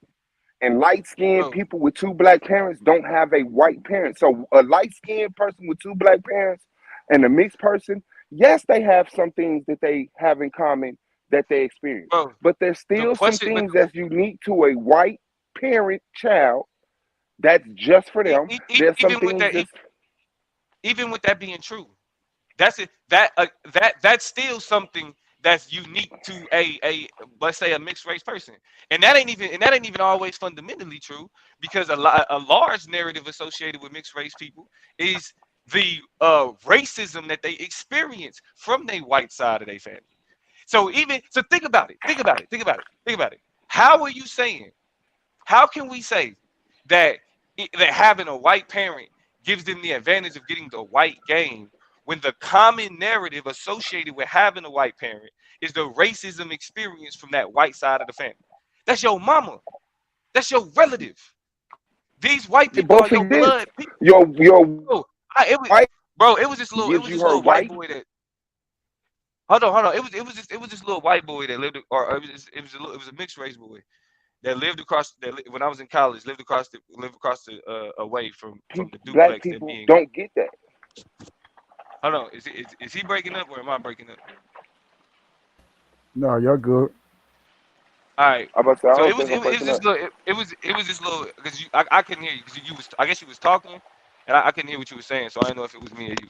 But it was this little boy had a black daddy, but he lived with his white mom and her white boyfriend, right? The little boy would like me and Lee would be outside chilling, whatever. He'll come up and just start talking to us, right? And then slowly we kind of started just, like we was realizing like, they don't really take care of him. You feel me? Like he smells, he be hungry. You know what I'm saying? He be outside for long periods of time. So we kind of just started like hanging with him. You know what I mean? Just to be like, bro, you probably really ain't got like no niggas for real that's, you know what I mean, fucking with you like this. Yeah, I think it's him. You know what I mean? So like we like, all right, like we gonna fuck with you. We're like, you know what I mean? He'll, you know what I'm saying? He come play the game, whatever. And we start talking to him though, and like, what? As he would tell us, like, just like his, like, just what he was just dealing with as like this 7-year-old kid, man. Like, he was used to being called nigger boy. That's what his quote unquote stepdad and his friends called him on the regular. Like, they had this little nigga living in squalor. You feel me? If we wasn't worried about like what it would look like for grown men, you know what I'm saying, to be like, I'm talking about, we wanted to call somebody up to come give this nigga a bath, bro. Like, it was that bad. You know what I'm saying? So even though it may be some mixed race kids that got white parents that put them on game, there are like other mixed race kids, what I know from direct experience, get treated like shit for being mixed race, which means that they still experience their blackness when you have a white parent. Yes, nobody's not taking that away. But hold on, that's the point though. If you can't take that away, then you can't take away them that black experience. No, even with them being mixed race, they treated black even amongst their own blood. Yes, but you're not black. That is just simple as that. You experience blackness. You experience niggerness, but you're not black, because things could change. You could get older, and guess what? This motherfucker who grew up in squalor, his white side, something happened, and now he's like okay because the system has Bro, how are you saying it? How are you saying that he's okay? I don't even know if he grew up. He got away from the parents. He got accepted by his teachers. How do you his know teachers appreciated his white side. The politicians how do you know this? How do I know this? So, what do you mean? You talking about the little? You talking about the little nigga that I was talking about? Yes, but I'm talking about someone. No. I'm talking about someone in his situation. I'm not speaking to but that's my point though. Like I'm speaking in the future, so we don't know what happened in the future. All I'm saying is that mixed child who was treated bad by white people because he had black in him can later be treated better than black people because he has white in him. That's all I'm saying. That's a true statement. Now I don't know what happened to that boy. The question at hand is, what is it that black people experience that in terms of disadvantage? We talking about they deal with all the same disadvantages, bro. Black people. No, they don't. They don't deal with all of the disadvantages. Yes, they do. Even amongst their own family. That's the point, nigga. Like that's an even worse disadvantage to have to where your blood. I'm not weighing up what's worse. People that got the same blood as you. Bro, I'm not weighing up what's worse, but I understand, and you think that's supposed to. You're saying it's an advantage. It's not an advantage. You have a whole side. You have a whole side of your genetic makeup that tells you they don't give a fuck about you. And you have a whole side of that's really a part of our family. You have a whole. That's not an advantage. Having a white parent. Okay, hold on. And you have that advantage of having a white parent. They both exist. You have the disadvantage of having a black parent. You have a disadvantage of having a black parent, but you have the advantage of having a white parent. And no point in time can a black person say, my white parent said this, and it be honored. We don't got that. We just that's just because you don't have a white parent, bro. But there's still unique disadvantages that are nobody's having a black parent. Nobody's taking away from what you're saying. But that's what makes them black. I know, but I want to get to the core of this. I want to get to the core of it. This is the core of it. That's what makes it black. Just because you say I'm dancing around it, yes, it is. Okay, well, can I explain myself and then you can respond to what I'm saying? Family. Well, can I explain myself and then you can respond to what I'm saying instead of reiterating what you're saying 10 times? You've already explained yourself. The reason why I'm reiterating what I'm saying is because nothing you're explaining undermines what I'm saying. I think we reached an impasse on that point right there, fam. No, we're not. He's just not letting me. Bro, that's what I'm saying. This is the pussy shit, nigga. I'm letting you do the same thing, bro. Bro, you talking over me. Oh, he's not letting me. Man, all right, bro. I ain't about to do this. On the other side, go ahead. To the other piece on that point, when y'all was saying like, is the person nobody's still black? weighing up what's worser. Nobody's saying it's better to just be black than to have a. Nobody's saying that. All I'm saying is that this mixed person still has that option in some circles, in some environments, in some institutions to get benefits off of having a white parent. You can't take that away how bad your parents treat you, how much in slaughter you was. That's not undermine them being black. So what? They're black still. They're black still. Nothing you're saying takes away from them being black. They're not black. White people cannot give birth to a black child. A white person cannot give birth to a black child. Blackness is not a question of birth. It's a question of social standing. Blackness is not. That's why we're saying it's not genetic. Blackness is a question of how both. If you're born to both, it is. Man, it's you're both. born to It's two both. black parents. If you're born to two black parents, man, you have hold up. That's what I'm saying. I'm not doing this. I'm not doing this with this nigga today. It's genetic, but it is the cultural. It's the cultural experience, though. It's both. It's genetic. I'm agreeing with. I'm agreeing. It's genetic and it's the cultural. I appreciate what you're doing. I mean, like I said, I've had the debate on the question is race genetic. You know what I'm saying? I've had the debate. I've already laid out the science. And I mean, I ain't got no problem doing it again.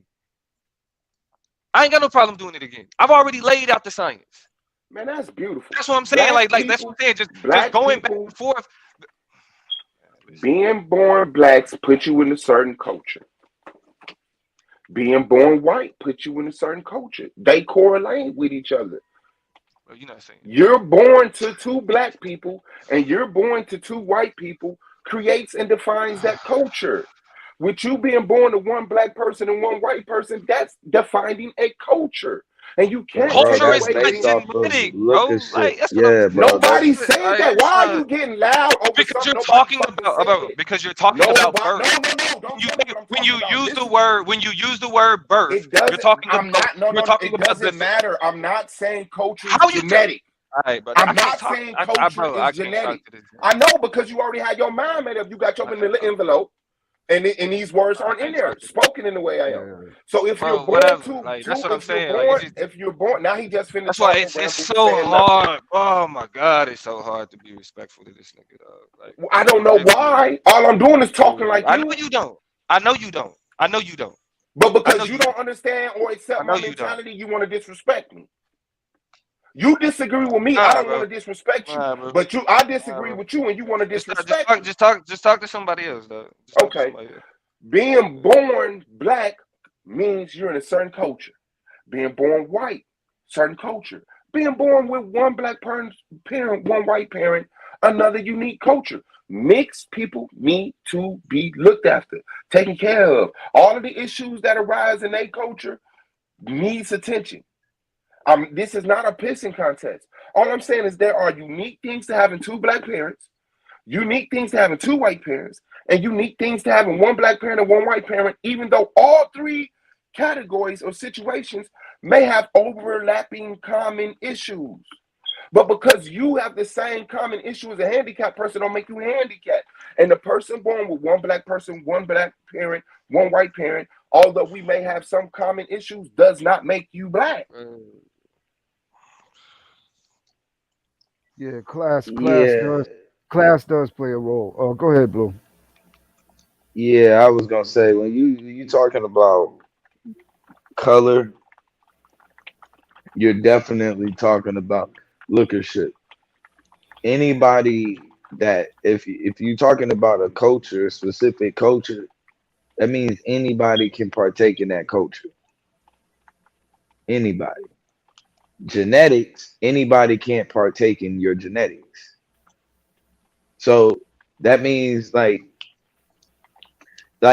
you can even see that whiteness goes off of what you call it, because even what's her name, Rachel Dolezal or whatever it is, that's like a prime example of associating basically genetics with looks in actuality. And it turns out that she wasn't even, she was actually a white person. So it's like you can't, once you start doing that, it gets dangerous, because that's pretty much already what this culture is kind of trying to do. And then you kind of like it I think in the debate that you guys had, bro, white people. Well, let me just make this point on reverse racism real quick before you do that, because I think on the debate that y'all had, you was talking about like the most that we could do is like reverse racism, and to me that's where it becomes like a form of that, like we just becoming like racist on ourselves instead. Yeah, bro, I mean, black people always been forced to just accept everybody. This is the thing though. Like, the question at hand was, when people, the comment that the woman made was that you can't speak to the experience of black people in America because you're mixed race. I disagree with that initially. Right. As soon as you said it's the initial experience. The initial experience, though, we got to look at it coming in, is that most of the admixture that took place in America came by force. It came by rape initially. So that's what was introduced, and we gotta. So what do we do at that point? Do we disown? Right. Hold on. Let me ask the question. Yeah, I'm saying right. I'm with you. I'm with you. Yeah. Let's build. Now, let me ask the question. Do we disown those who are part and parcel and product of that? And at what point do we do so? It's a necessary discussion. It's a good discussion. But I think that's where we got to start to understand how the admixture took place and the ramifications of that admixture. So who do we disown that say 19 million in the 1930s to 60 million today? So in that process, over that duration of time, we have amalgamation going on. We have that initial amalgamation that came by force. Then we add the force of them having the supreme or the most powerful culture that also imposes upon our women, because our women, some look to them prior to what's that antebellum slavery and Reconstruction was beginning, what looked to them naturally as strength over us after going through sharecropping and all of this. So it's a complex discussion, but we got to start with that initial admixture, and begin to weed out from there. And I think that's what the problem is that I missed. I think that's the problem I missed. That, like, yes, true. Like, anyone who's saying, do we disown, they're having a very elementary childish type mentality. And I guess that's the box. I guess that's the box that I missed that exists. I'm not talking about disowning people.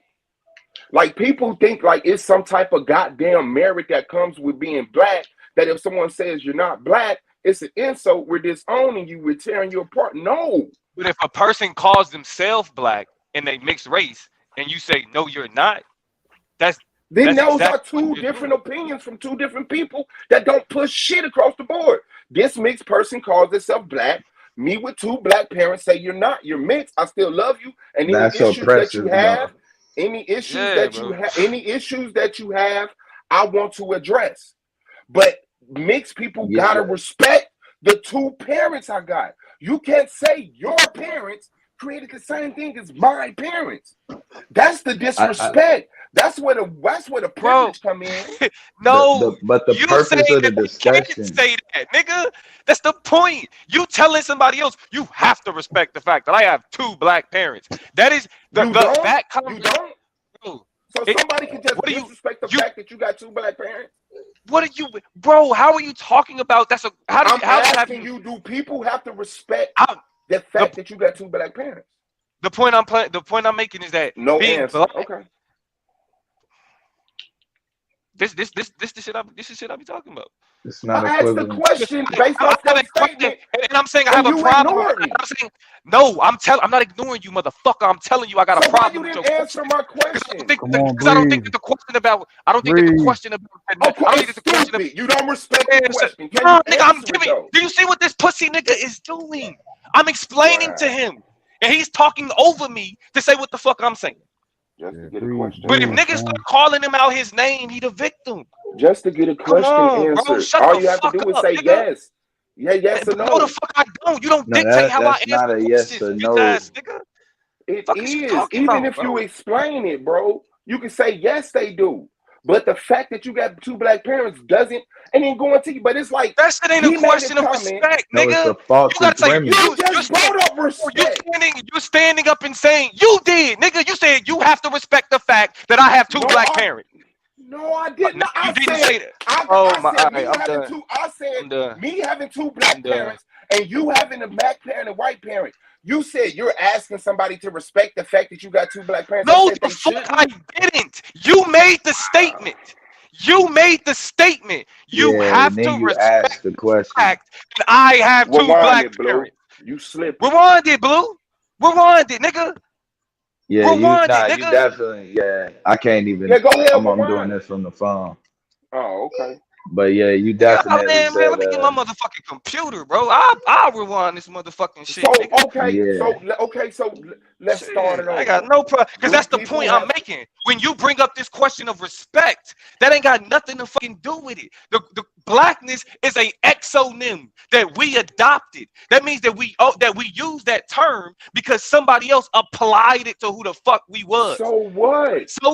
So that means that when it's also being applied to people that's considered mixed race, us making that distinction it undermines any black solidarity, because we're trying to create a form of privilege within blackness that really, wow. when it yes, nigga, you're literally you really saying are, that you're saying that your black should be respected because you have two black parents. If you don't have two black parents, you're like, not even your black shouldn't be respected. You can't call yourself black. That's oppressive within itself. You can call yourself black, but you're not black. That's you can call yourself black, but you're not black. That's an oppressive statement. That's an oppressive statement that undermines black solidarity. How is it oppressive? Because you just told somebody who they is, bro. Okay, so what? Can you just sit up here because hold on. I got a statement. You just said black was given to us. Somebody called us black. But then it's oppressive if we say, okay, we're black, that means you're not. Now we oppressive, but we didn't call us black. And if we about blackness, we're about self-determination. So if I'm black, I'm defining what black is. This is what I want to be seen. I don't want people who oppressed me to say, no, I'm defining you. As a black person, I'm gonna say, I'm defining me. And I'm not taking nothing away from a mixed person, and people should stop trying to guilt ride black people for loving blackness for what it is. Ain't nobody guilt riding black people.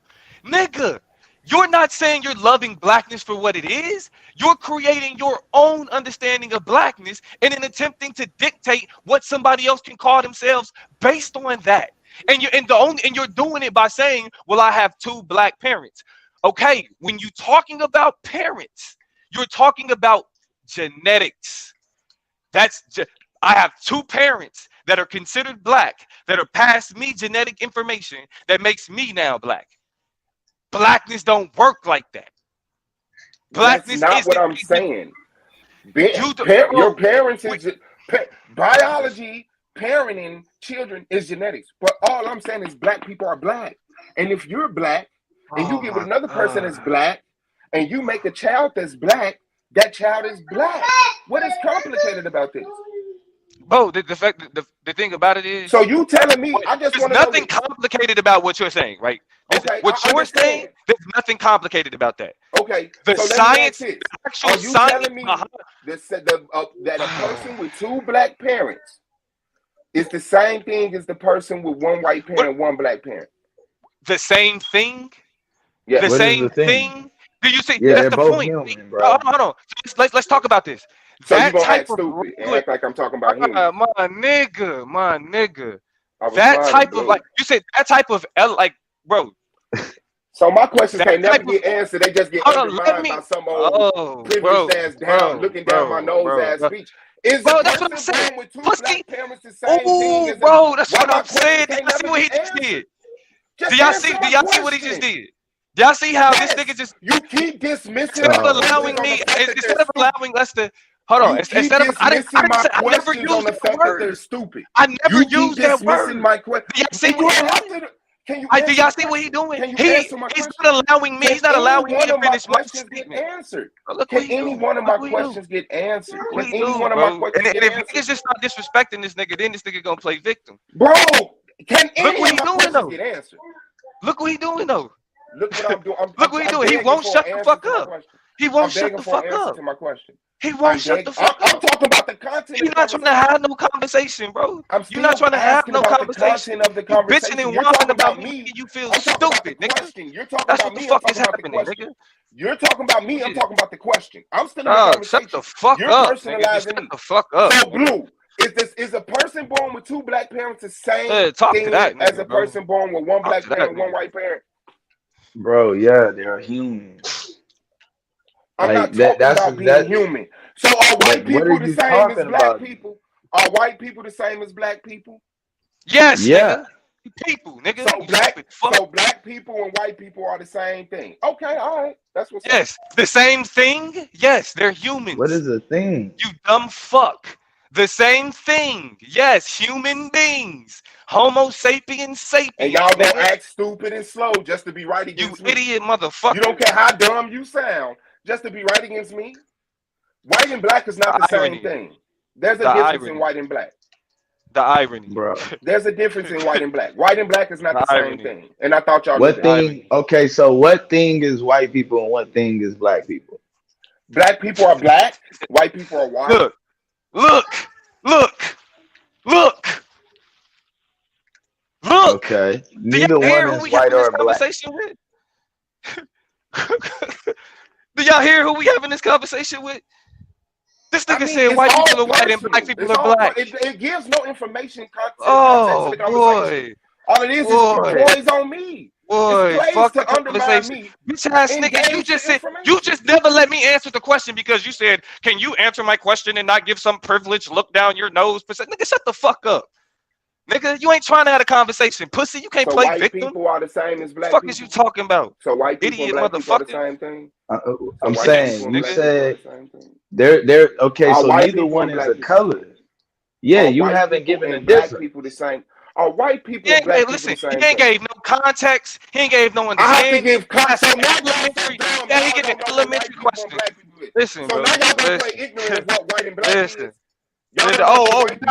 Who's being personal? Bro. We're asking for context, and he's talking about we're ignorant. Oh, now we're making it personal. Nigga, shut the fuck up, bro. No, that's what you're doing. You said like I for don't real. understand the context. Nigga said he ain't got no context. Saying I don't nigga said, oh, you're being. Oh, now you want to play stupid. Oh, now you want to play ignorant. Nigga, shut up. You're both saying I don't understand the context in which you're using black and white. Oh, you're not giving any context, nigga. You're using elementary language like black and white. So now y'all ain't never had a conversation about bro, this nigga's oh my god, bro. Like I can't, I can't, bro. Like I gotta stop communicating with this nigga, dog. Like this is bad for the brain. I think between white and black people, bro. No, but you haven't showed the difference. So when I asked you the difference, how much you play dumb, nigga? I don't care. I asked you the difference. Bro. I don't you care said how much you white. One is white and one is black. As you want to, nigga. I can't, bro. Like I can't talk to this nigga, dog. Like Blue. So you don't know who white people are. Bad, you don't know the difference between white people and black people. Blue. Just ask for conversation. It's bad, bro. No. All right. No, I don't know. It's bad, bro. You said one is two different things. Neither one is white and neither one is black. Those are both colors. So I'm saying, when you say that there's we're two different things, what are the two things that black people and white people are? Because they've been trying to prove that. I'm never gonna have this dumbass conversation. If motherfuckers don't act like they don't know who black and white people are, move on. Cool, move on. Cool, move on. Shut the fuck up about it, then. For real. You wish you could do something to me. These words ain't enough for you. For real. But you can't do what you really want to do. Real. That's why you so short on patience with me. Do what I so nigga, whatever it is, you need to let that shit go, nigga. I don't think about you, bro. I don't give a fuck about you. I don't pay attention to nothing you do, nigga. That's not a true statement. That's not a true statement. I don't pay attention to nothing you fucking do, bro. What are you talking about? What are you trying to psych yourself out or something? This is childish. What do you mean? I don't follow anything you do. What are you talking about? I'm not paying. I pay no attention to you. This is very childish. You're talking to me right now. You're talking to me now. You paid attention to the statements I made on this panel. This is okay. Blue's Well, panel. You pay attention to me. When I'm on Blue's panel, you pay attention to me, right? Shut the fuck up talking to me. Now we shut the fuck up because you can't answer a question again. Shut the fuck up. I'm sorry, bro. but your ain't you almost 50? Your inability to answer so my fucking questions. Infantile, nigga. Shut the fuck You're up. You're not answering my questions in your person. You're fucking child, my nigga. Infantile.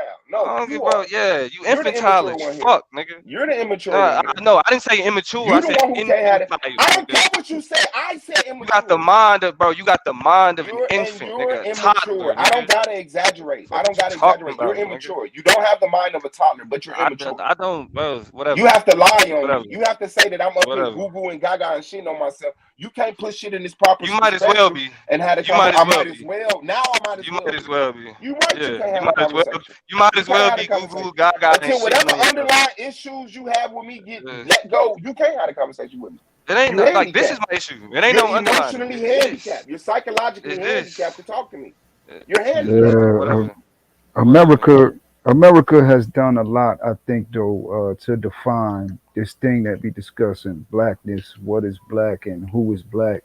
If we look at the domestic policy and if we look at the foreign policy and the way that they use military force on certain populations, even going back to the inception of this thing that we call America, and relate as it relates to this thing we talking about, blackness and who's black and who's not. It's broad when we look at how they administered violence on the people that they encountered that was already here in the U.S. and the people, many that came, the product of myself, different people, the brothers on the panel, a lot of people that are affected by that, being descendants of that slavery. But that blackness, they define it well. I think, I think we can go. They have done much to define it. When we look at the domestic policy and the foreign policy, it's usually, indeed, the darker people. It's just that through our cultural development, we have taken the term and made it broad and as a term that includes many, and I think it's effective as a term, in my opinion, that includes many because it's a large spectrum when you look at the range of colors, and what we can visually pick up, But they defined it visually is how they made that distinction. The way they treated people. T-Duck in the my fault. T-Duck in the back, boo. Yeah, it's the way they treat I don't see him. Tell him come back. I don't even see him. I wasn't looking at the phone, but I don't see him. So Asiatic, you can distinct between white people and black people. Is that what you're trying to explain? Yeah, I will okay. say. Yeah, so yes, is sir. someone born with two black parents the same thing as someone born with a white parent and a black parent? No, they're not the same. They're not. I wouldn't say they're the same, but they ultimately they're the product of the same genetics, but to varying percentages and degrees. Yeah. That'd be the honest answer.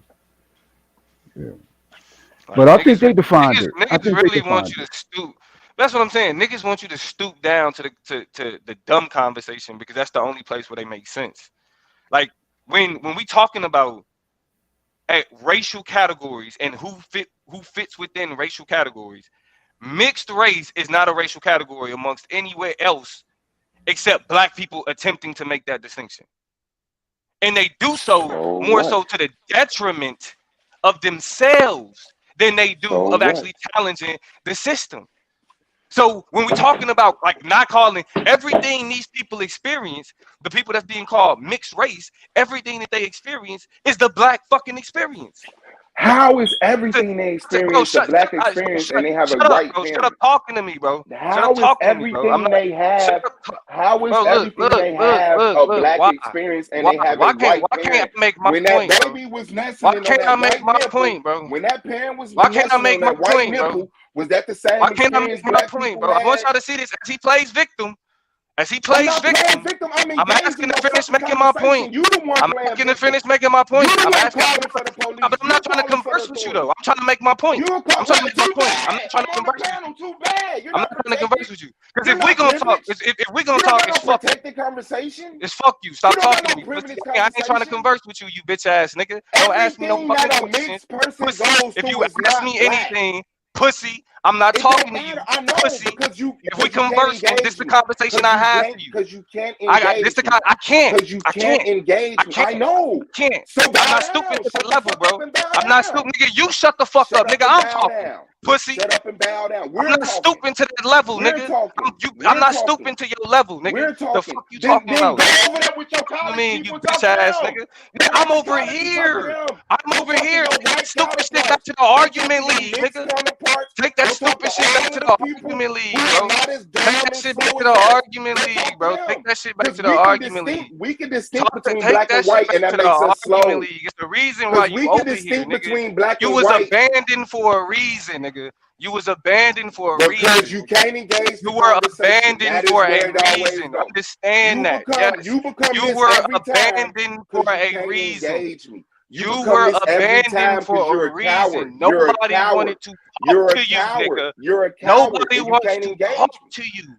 How many times you want to repeat it? What do you think gonna happen? You were abandoned. This is why. This is why. This is why you were abandoned. We're not talking about the argument. This is why you were abandoned. We're talking about the conversation of black. This is why you were abandoned, bro. Nobody wants to talk. You're deflecting. Allow me to make my point. I don't care. I don't fuck with you. I'm not trying to converse with you. I don't care about your opinion. I'm not asking. I don't care about any questions. So what? I don't care about any comments. But you sure react to it. Let me make my point. Let me make my point. Let me make my point. Don't ask me shit. No, you're interjecting. You're interjecting. Bro, that's engaging. I can interject. And I'm asking you, allow me to finish making my point. You know, you don't respect me. Interject to Asiatic. Asiatic gives you the answers that you want to hear. He gives you the answers that you want to hear. If I want to interject, he's giving you the answers that he's giving you the answers that you want to hear. It don't matter. He's giving you the answers that you want to hear. So allow me to finish. So allow me to finish. So I can move past. Everything a mixed person does is not a black experience. So then you could talk to him. Do that. I'm giving my honest. You know how he was running? Yo, talk to him. Like you was running to him earlier. Like you run the niggas that you try to look with it agree with you. See, Domo, why you doing that, Domo? Come on, stop, man. No, I mean this ain't no disrespect to you though. But when we're talking about information, what he does, like he won't shut the fuck up. He won't shut the fuck up. We both not shutting the fuck up. You complain about something you doing. You complaining about something you're doing. Let's do it. Bitch ass nigga. Yo, dumb ass ain't equipped to have this conversation. The shit that you say is stupid. You actually add no value to anything that's going on. None at all. That's what you would like for people to believe. It's fact. It's what you would like people to, but you're the one failing to bring any type of value. It's why no one failing to bring value now. You're the one no one fucks value. with you. You bringing name calling in an argument conversation. You're not bringing value to the conversation. You're not bringing value. You're taking away the value. Cool. You're this taking away the didn't value. happen at all. We didn't do this with Yanga. We didn't do this with that. It was when you came, bro.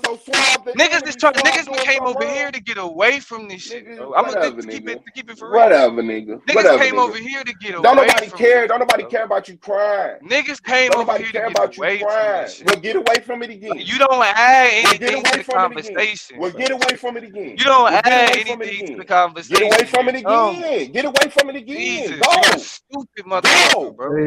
Hey, Domo. Everything a mixed person. What's up, Asiatic? What's up, Asiatic? Everything a mixed person. Domo, let me what question? Domo, let me. What question do you have? Let me get something clear though, bro. I don't fuck with Suave, but we in Blue House and he's a guest in Blue House. I box to the issue. If I see something in the issue, I'm speaking to the issue, but I don't fuck with Suave because I know how, based on my own reasoning. Nigga, but this is the thing though. This is the thing. I'm just boxing towards the issue, bro. I know that, and I wasn't. And listen, what I was saying was what Suave does is when we talk about information, he just runs to people, run to the different people on the panel, like, hey, let me ask you. I'm saying do that now. I don't understand why there's this need and demand to not allow me to finish the point I'm making. Yeah, but you have the opportunity to don't pair me with him. You know what I mean? I fuck with the issues. You know what I mean? You smell me. You know what? You smell me, bro. You know what I mean? I mean, look. Since this is the only point. This is the point that I was trying to make. This is the point I was trying to make, right? Like there is no true baseline to say who can't call themselves black when we talk about what these people experience. When we talk about like the reverberations of slavery, being descended of slavery, it's a reason why the one drop rule was invented. Niggas who've adopted a white supremacist understanding of race think that, oh, well, we have to think about black as black purity. But there is no such thing as racial purity, period. Because race was created based on people perceiving and categorizing each other, not off of any real genetic information. A motherfucker, people just up and said, this is how we think God created the world. Africanus, Europeus, Americanus, and a fear. That's how this race shit started. No matter how black and these terms were used before 1758, the way that we understand race, nigga, bro, America really got niggas thinking that this racial shit was just a part of the world. The term racism or race didn't become socially significant until slavery in America. So the whole rationalization about who's allowed to call themselves black, it's a exonym in the first place. So when we're trying to go inside the exonym and then act as if we can create some pure mute that shit, nigga. Turn. Yeah, but when we're going into the hold on, let me just make this last point. Let me just make this last point. So when we're talking about these concepts, and then we're talking about things like our parents, like genetics, like DNA, these things don't mesh. These things do not mesh. The entire field of genetic study says that race is detrimental to how we study genetics, because we take our racial understanding and we attempt to interpolate that onto how we understand genetics. We're working backwards when we talk about race. We're trying to confirm what we understand when we talk about race. And when niggas attempt to create a racial purity amongst black people, all that is attempting to imitate what white people did with white purity, and it doesn't exist. Straw man king. Nobody's even said the things. Stupid motherfucker. But because, damn, that's crazy, bro. But because someone makes a comment or have a mentality, they got this whole box that they define you in. Being mixed is not a black experience. It's a mixed experience. Everything mixed people experience is not black. You're just a different level of dumb. And I hate that I even got to talk to somebody like this on the public platform. But I ain't. Now, what value does that bring to the conversation? Like, he could have really kept that to himself. Nigga. I don't give a fuck, nigga. I said it out loud. Okay, then, so admit that you're the one not bringing value to the conversation. There is no conversation that you are included that can be considered valuable. Yeah, there is no conversation that you are part of that can be considered valuable. Everything a mixed person does is not black. Everything a mixed person experience is not black. Because of shit like that. I mean, that's cool. That's cool, but you don't engage it. Your perspective. You're not engaging it. Value of the conversation. You're not engaging it. You're just judging it. So you quit. You lost. You too stupid to understand when you being slapped around. Again. That's no problem. You lost again. You lost again, man. I ain't never lost to you. I ain't never lost to you. Yeah, that's you know that. That's I ain't never lost to you. You know that. I ain't never lost to you. All right. Whatever. Nigga. Fuck anybody wanna comment on never lost everything a mixed person experience is black? Do anybody want to comment on that? Because that was a statement that was made. That was a statement that was made. Everything a mixed person experience is blackness. Do y'all agree with that or disagree? Everything a mixed person experiences is blackness. Yes, that was the comment. That was for the you can respond to what he's saying. Man. What's up, Blue? What's up, Blue? Come on, man. Nothing, pussy. Nigga, all you been doing is interrupting this whole fucking conversation, nigga. You don't get no motherfucking leeway, bitch ass nigga. What's up, Blue? I mean, these like we only had these type of discussions really on the internet, like in actuality, and that's why I say it's even dangerous really to have it, because we usually the discussion really, the end goal isn't for the now. The end goal is for how we move going forward. But the problem that happens is usually when we talking about how we move going forward, we usually end up picking out people who are standing with us at the moment. And so I think that it's a like when you say like a black experience, there are black people who don't live a black experience. Like What? they, you know what I'm saying? True. And so, and that in itself, like, what do we call them then? White? In what scenario do black people not live the black experience? We got a whole bourgeoisie that don't live a black experience. No, they do live the black experience. Black is not poverty. Black is not being ignorant. Black is not being uneducated. Blackness has money. Blackness has suits, conchs in their hair. That doesn't take away from the black experience. Yeah, wait. Have suits. Blackness has suits. Yeah, black people have suits. Yes. So suits are black culture? No, it's clothing. No, putting on clothing is not an experience. White people can't put on dress like Lil Baby and say I'm black. Your clothing is a part of who you are. As far as being black and white, as far as being black, to express parts of you and your culture. It's to express it. As far as being black and white, it's the same. We do the same thing. It's a reason why we try to take. We do the same thing as far as being black and white. We take the clothing that we get and we try to make it as black as possible. Who? Black people. Not all black people do that. That's more of an urban poverty type of thing. But people born in okay situations, they don't do the whole artistic. You don't even know. He just proved your point. Oh, bro. he just proved your point. Man, bro. Okay, thank you. I proved this point. People who are born in those situations, they don't do the artistic thing with their clothes. They put on their clothes and they go out and they be black. The thing with the clothing is something that comes from people with poverty that can say, well, because my clothing isn't accepted, I'm gonna try to do this to make it cool. That's cool. I can see that. Are they having access to privilege? You said what? Do they have access to privilege? Yes. Who? The poverty people or the people not in poverty? Bourgeoisie people. Yes. Yes, they have access to privilege. They have some access to privilege. Deliberately. Black people have access to privilege. That's what I'm saying. Black people have access to privilege.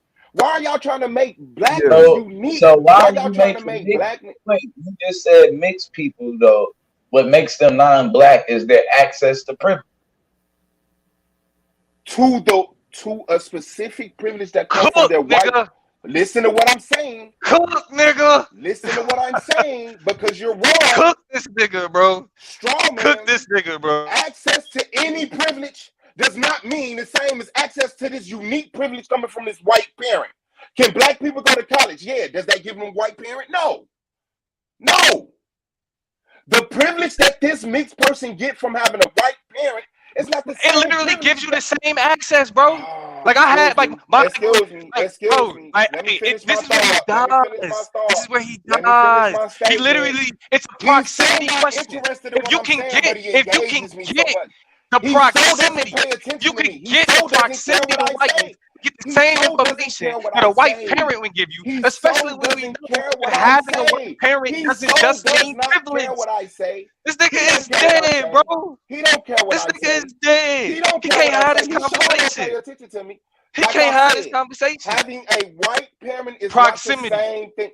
If you can get close enough to a white person that gives you the same game that a white parent would give you, and we know that a white parent ain't a pure privilege.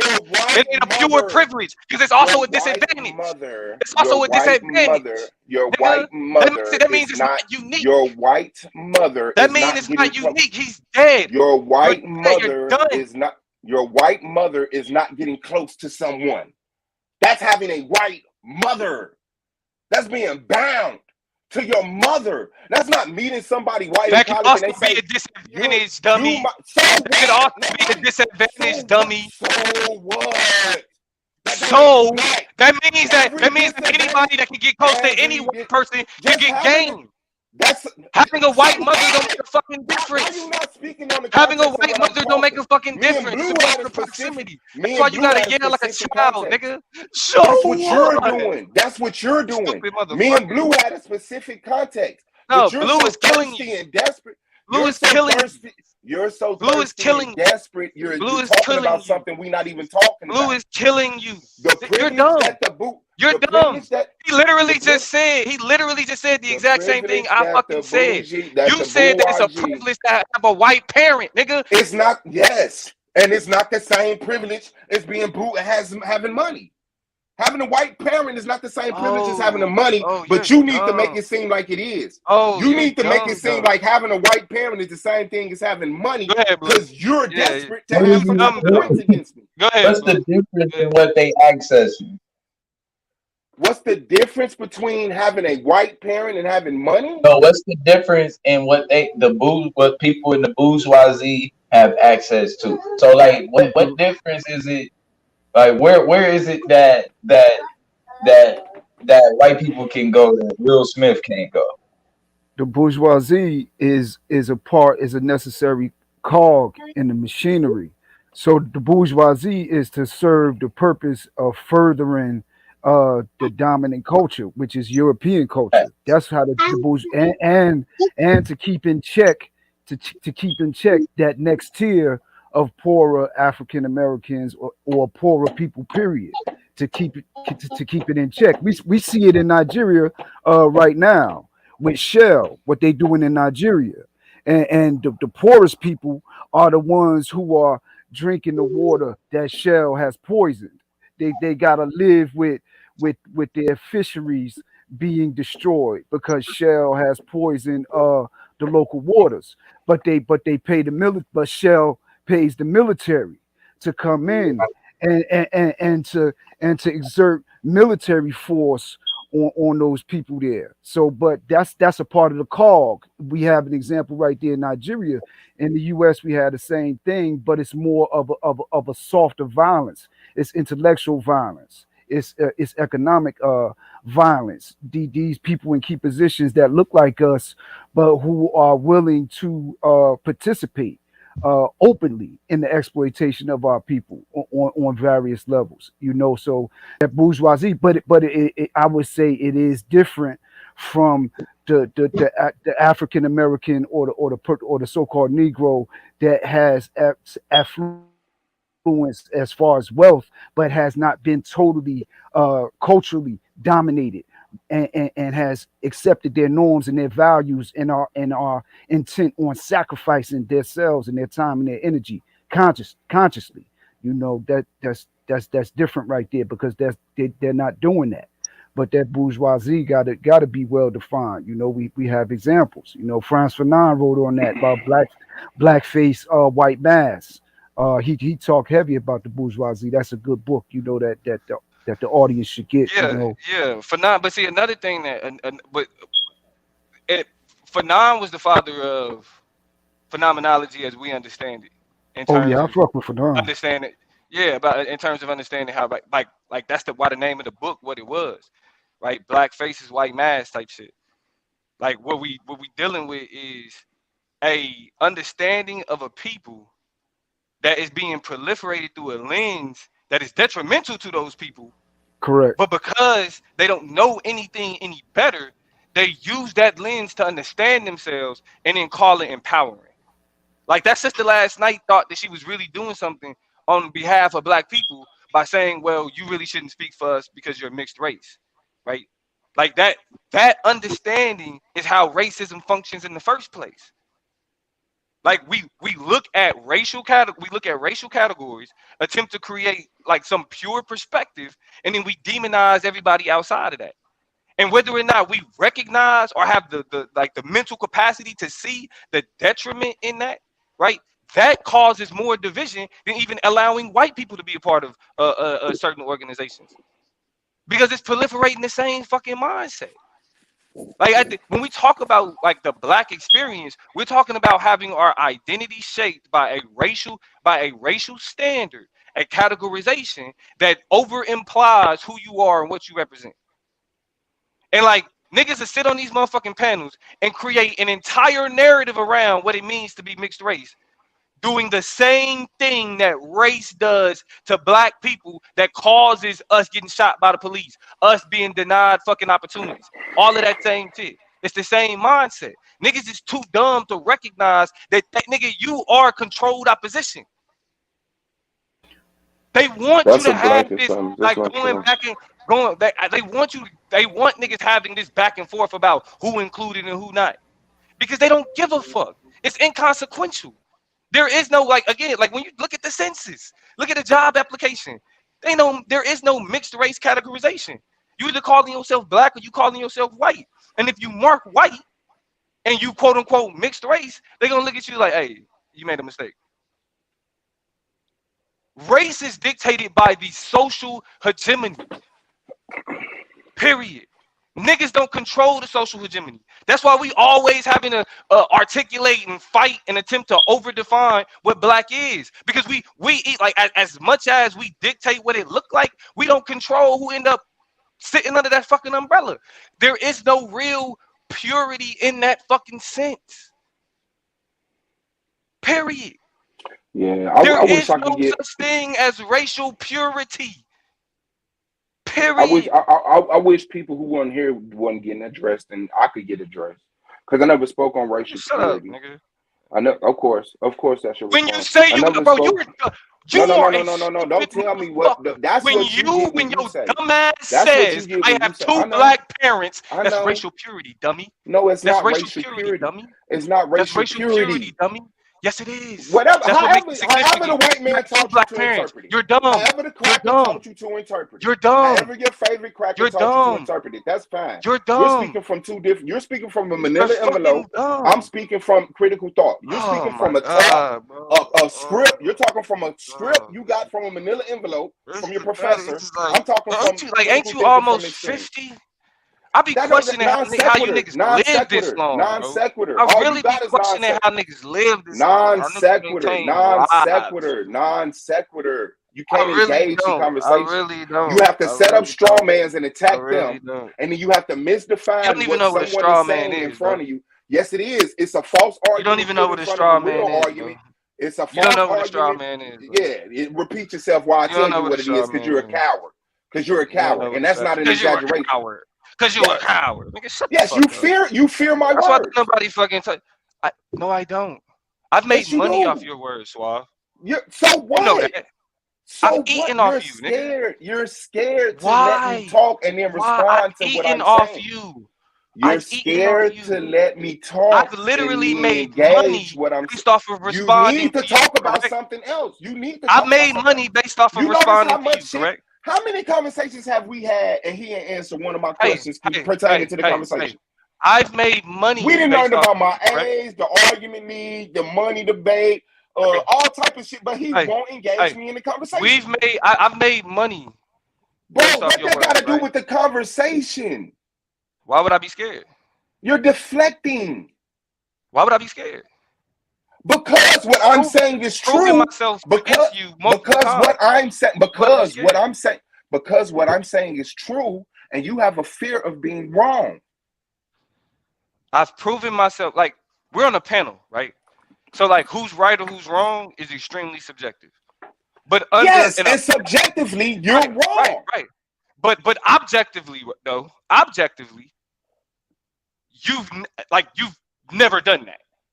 So why would I be? Why would I never fear done you it. in this? Okay, In like the, I said, why would I said, fear like you I in said, a I don't want to subjective talk about sense? this. Hold on. I don't want to talk about this. I don't want to talk about this. But I got a question though. But I got a question though. No, I'm Why? cool, bro. Hold on. People Answer this can question see. though. Answer this question. Man, no, I'm cool, Answer this bro. question though. Stop. Why you No, want to answer talk to this me so question. bad now? No, answer this question though.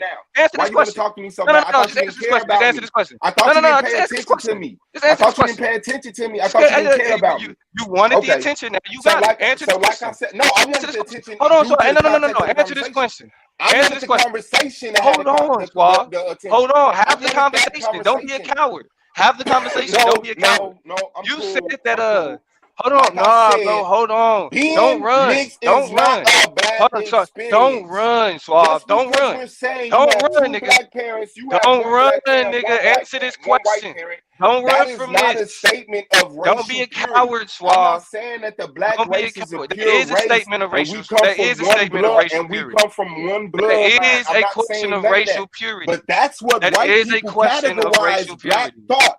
When black people critically That think, is a white question people, of racial when black purity. people You're critically not think, doing any white people critical make thinking. another manila You're not. envelope and this nigga gets it in the mail.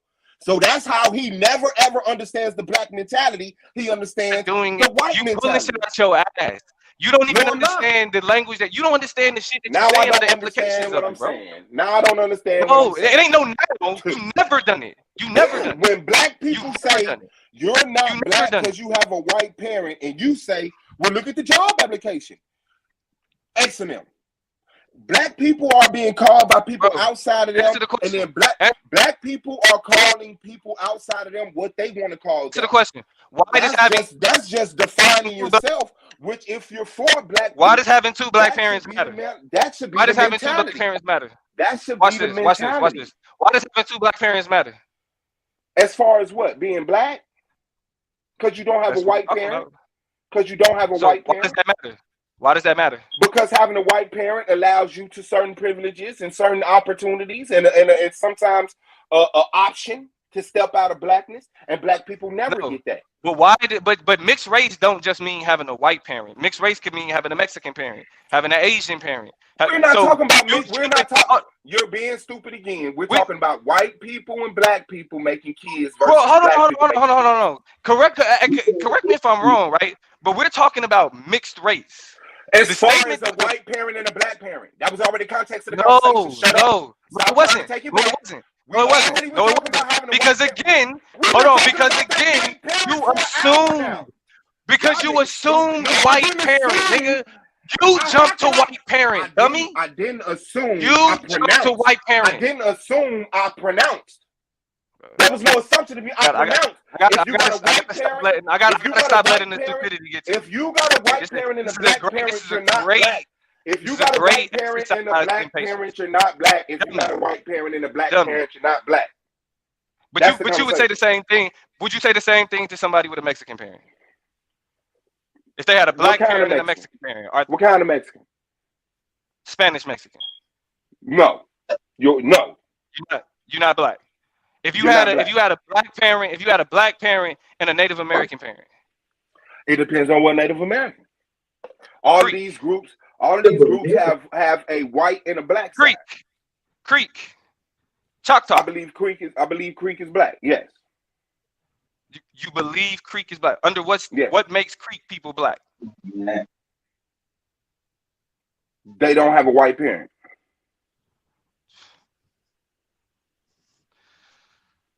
What are you saying? The only thing that makes somebody black is not having a white parent? No, that's like the major cutoff thing right there. So what makes Creek people black? Not having a white parent. That's enough. We don't need to go nowhere else. The melanated people who were destroyed. There were melanated people who was destroyed through the slave trade that don't have a white parent. If you have a Chinese, hold on, because like you've already showed like your ignorance on that statement. If you have a Chinese parent and a black parent, I don't believe Chinese. No, Asian. There are black Asians, but Chinese no. That's why. I said Chinese specifically for a reason. Yes, that's why. Chinese. What makes Chinese white? They have white parents. Chinese people have Chinese parents, bro. Chinese people have white parents. They've never blackened their race. They're white still. Bro, Chinese people have Chinese parents, bro. What makes them white? the fact that they don't have African parents, black parents. That's a lie, bro. They That's not a literally, lie. their ancestry is Of called, the Chinese? Of the Chinese? Oh. No. Of Asians? Wait. Of Asians? So what is yes. so Chinese? let's do this. So let's do this. What is That's white? a What is specific white? dynasty that What makes white? What makes people white? What makes white people white? white is the European class, Portuguese class, that whole thing. Okay. That Europe, stuff. right? Asia is a whole nother continent. So if white is European, Asia is Asia. Why would Asian people be and white? the Chinese have European parents? What? They have Chinese parents. They're Chinese people, bro. When you say they, and that's the basic of the conversation. So every Chinese person has a European parent? The Chinese people descend from European people, yes. The Chinese people descend from European people. Yes. Where do you get that information from? He made that shit up. I made that shit up. That's your guess? No. Let him answer it. No. Let him answer it. No, answer that question, please. I'm answering it. You're stopping me from answering it. No, you're talking to Blue. No, I'm talking to the panel. There's no history of the European colonizing Asia. There's no history. There's no history of the European going into Asia and destroying people and then placing their mixed children to be the dominant society. That's what makes them white. That's what makes them white. That's what makes them white. Bro, but hold on. But if they were oppressed by white people, like the way that Africans were oppressed by white people, right? Then how does that make them white if that don't make Africans white? Their parents were oppressed by white people. They are the product of white people. Bro, mixed race people was like when Europeans colonized Africa, they left mixed race people in Africa. So what? So what? That make them black? Hold on. So that means that it's Africans with white parents and black parents. Yes. You just said you just said what makes Chinese people white is that they was colonized by white people and they left mixed race kids. Yes. Yes. Africa was colonized by white people and left mixed race kids. Yes. So how does that make Chinese people white but Africans black? Because Chinese never blackened their race. Those Africans blackened their race. What blackens their race? What's required to blacken your race? Sleeping with black people, mating with black people, descending from black people. So because Chinese people didn't come over to Africa and then import Africans to China, that makes them white instead of black. Simply because they did not integrate and mix back with black people leaves them as white. I don't care how I do it. Yes, they're still white. What do you mean mixed back? What are you talking about mixed back? This is their indigenous land, bro. Just like a mixed person can get a black spouse and have a black baby, that means that baby is black. The Chinese race never went back and made it with black people. They stayed within that Europeanish Asian type of ordeal. And the ones who did, they went back to black and being treated as black. Same as the Africans. The Africans who were colonized. And where did you get this information? The Africans who were colonized and they continued to mix with white people and then breed with themselves and they stayed Arab. It's the same shit. Oh man. and that makes sense to you. That's sound like history that you think you was just speaking to. Because I would love to know like what it is about China being colonized and being and the relationship, China's relationship to blackness that then makes them white. Like that. I would love the information that convinced you. I would love to take a look at that and see. That's what's up. You should do some studying then. But you ain't did no. I'm asking you because the research that I have, the research that I know, says that what you just said was bullshit. That's cool. I know that without a doubt, and I can show my research without a doubt. So I'm trying to figure out what YouTube video. You know what I'm saying? I hope you do a good job. I hope you do a good job figuring out. I hope you do a good job figuring it out. What YouTube video did you get it from? What YouTube? I hope you do a good job. I didn't get it from a YouTube video. I hope you get a good job figuring it out. Oh, where'd you get it from? Where'd you get it from? Yeah, critical thought. I critically thought it. You got history from critical thought. Yes. You learned history from critical thought. That's what no. I learned history from history, and then I came up with who the Chinese being white from that critical thought. This historical narrative. Where did you get this historical narrative? Several different places over a span of time. Several different places over a span of time. Man, this nigga interested as shit in me now, ain't he? I thought he ain't paying attention to me. I was a bitch ass nigga.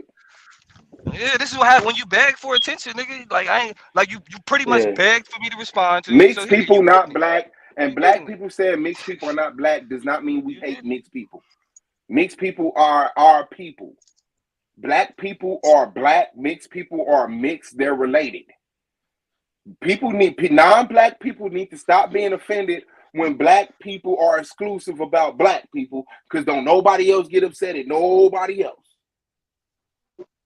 We the only motherfuckers who don't value our own culture. Everybody can be black, everybody can be a nigga, anybody can be this, until it's time to go to the polls, or it's time to get some funding, or it's time to go to war. Then motherfuckers ain't got no problem distancing themselves from who's black. I know who's black. Y'all don't know who black people are and who white people are. You confused on what mixed people are. That don't got nothing to do with me. That's your handicap.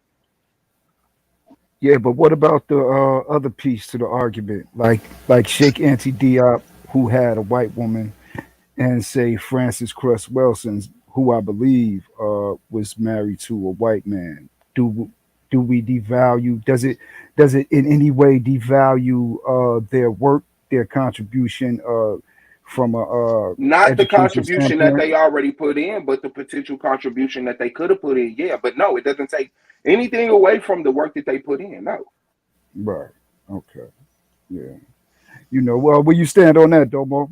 They said kick that nigga back to the argument league. Yeah, look at him. Now he looking for support. He in the chat looking for fans. Where you stand on that, Domo? What about you? What was the question? Like with Sheikh Auntie Diop, I like his work. I stand on his work. Dr. Frances Cress Welsing, I like her work, but she was married, I believe, to a European, and Sheikh Auntie Diop was married to a European. Do we what does that devalue? I think Fanon was too. Fanon was too. Yeah. And I'll say that Angel, when Domo first made his comment, I said that in the beginning. Listen, people can speak on people. People can speak on people. Black people can speak on white people. White people can speak on black people. It's personal preference when people can't take. I can't stand when non-black people speak on black issues. That does something to me, but that does not handicap their potential to speak on the issue. Straight people can speak on gay issues. Gay people can speak on straight issues. Now, the validity, the experience, the however good at it, that's the game that they obtained in their own personal role. But black people opening their doors for non-black people to come into discussions, that's you controlling the environment. But if you got an open format and there's a black conversation going on, if someone that's not black speaks on it, that's your preference, whether you value or it pisses you off or whatever. But for a white person to come say, man, I think it's fucked up what white people went through in slavery, that's 100% possible, because they're white doesn't make them not able to do that. Yes, I have a problem with non-black people representing black people. That's my problem. When non-black people represent black people, instead of coming to get black, instead of coming to get black people and saying, hey, they want to know about you, represent. They say, well, I have a black parent, and so I will be the face of this black movement, and you can send all of the funding to me. and then I'll marry a white person, and then my white kids will get that money and get that legacy. That's where the problem come in at. So no. Now the problem comes in with these stupid ass narratives that you create. Nigga, you make up a scenario and respond to the scenario that you made up. Like that's what's up. Yeah, like a white kid, a mixed kid grow up, and then white people that didn't like them, they start to like them, and then like. Well, that's what's up. It's not what's up. Actually, it's pathetic. It is what's up. It's your personal. It's your personal hate feel, jealous opinion. It's a good reason. It's a good. He said jealous. But it's a good reason. You know what I'm saying? As to why, like, I mean, you really can't do shit. Like, you look at niggas like Suave and really just be like, all right, well, it's a reason why you at where the fuck you at. You know what I mean? Because it ain't nothing productive about what you do. Like, even your pro-blackness is just counter fucking productive to being pro-black. You know what I mean? Because you're too dumb to recognize where you done already fell into the fucking trap. You know what I mean? And then, like I said, you pat yourself on your back for your stupidity so often that I don't even know what that looked like. I wish you would explain what patting yourself on the back looked like. What do I do? What when I'm patting myself on the back? What am I doing? What's actually going on? Because I don't pat myself on the back. When you talk about shit like integrity, right? Like we talk about shit like being honest. You really just say stupid shit and then say, "Well, you got integrity. That's why you said what you said, or that's why you did what you did."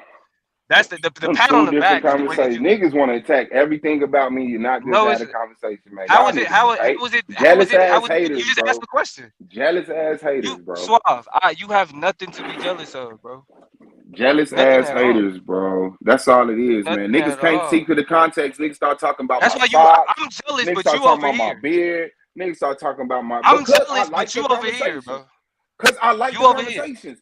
What does that got to do with it? Why are you over here? What do that got to do with it? Why are you over here? Why are you over here? Because I like being on the panel. At least recognize why you over here. Because Blue's holding a panel, and I like being on these panels. What that got to do with you being jealous of me? Why is Blue holding? What that got to do with you being jealous of me? This is you patting yourself on the back for stupidity. That's a stupid statement. How? Why is Blue? I said you're jealous, and you on your third question. Statement. You're jealous, bro. That's a stupid statement. You're jealous, bro. Why jealous, is bro. Blue holding panels? Why is Blue holding panels? You're jealous, bro, because the argument league was abandoned. And Black God and people didn't like it. Why was the argument league abandoned? People didn't like the female opinion and presence. Niggas was worried about who people was sleeping with. So niggas only left. So niggas was the only reason. That's the only reason. I'm naming all the reasons. I just named like 3 reasons. That's the only reason. I just named like 3 reasons.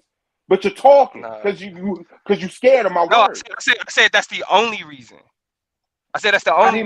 I didn't name 1 reason. I just named like 3 reasons. So do you mean are those the only reasons? The first reason you named, I said, is that the only reason? And then you kept Why the fuck is your stupid ass doing that if I'm naming multiple reasons? Stop your dumb ass question and recognize I've already answered it. Listen. Suave. You're jealous. Let's be real here. You're jealous of me. Why? Jealous what am I jealous of? You're jealous of my trophies. You're jealous of my status as far as the debater. What status do you have? The status of MVP once I beat Lance, the status of the most motherfucking. Why would I be jealous of that? Nigga, because you was proud of it last year. Because you was proud of it last year. Yeah, so I already got it. So why would I be jealous of it? Okay, but you don't have it this year. The thing is, come back every year. I already have it. Why would I be jealous of it? Because nobody's satisfied with their wins last year or the year before that. You come back to win every year. You come. Okay, well, you gonna play. Y'all niggas are play games. Y'all niggas are suck a dick just to be right. Nigga, bro, you came back this year to win and you didn't. You came back this year to win and you didn't. The only you do understand. You do understand. I would have had. You did not. I actually heard debate. You came back this year to win. You came back this year to win. No. Listen. You're lying. Everybody came back this year to win. How much you want to bet? How much you want to bet?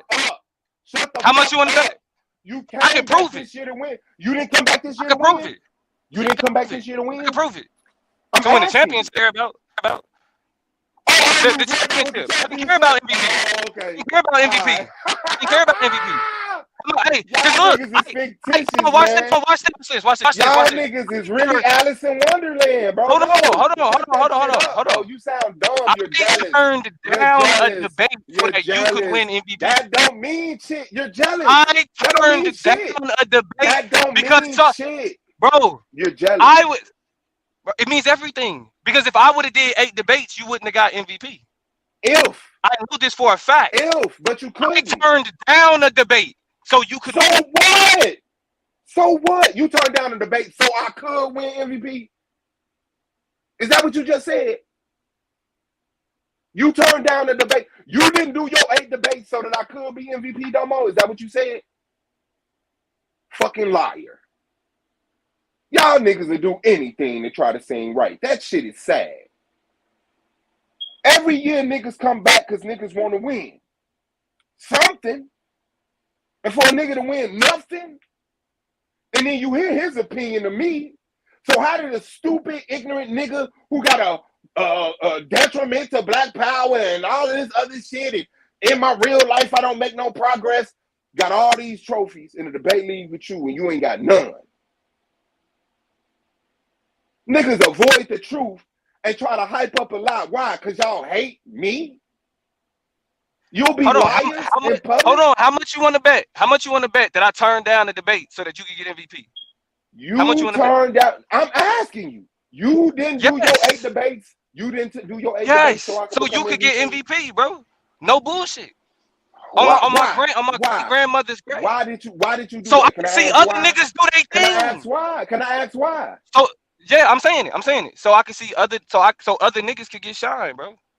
No bullshit. Like I literally, cause I had a 10-point higher thing. You know what I'm saying, on my power ranking. This means that like my debates was like that much better. You feel me? And when I was like when I was like I'm setting up a 8, it was like if you do that, then I'm like all right, nah, it's cool. I just do the 7. I just do the 7. I just do the 7, and that's on my great grandmother's grave, bro. Okay, I ain't never hated on you. I believe you. I don't thank you. I don't appreciate it, but I believe you. I mean, nah, you don't have to. You don't have to. You don't gotta thank me. You ain't gotta appreciate it. But you saying that I'm jealous that you get trophies? You are. Yes. But I could have gotten all of those trophies, but I chose not to. No, you couldn't have got all of those trophies. Yes, bro. I would have get all those trophies. I got over 1,000 points, bro. That's what you got.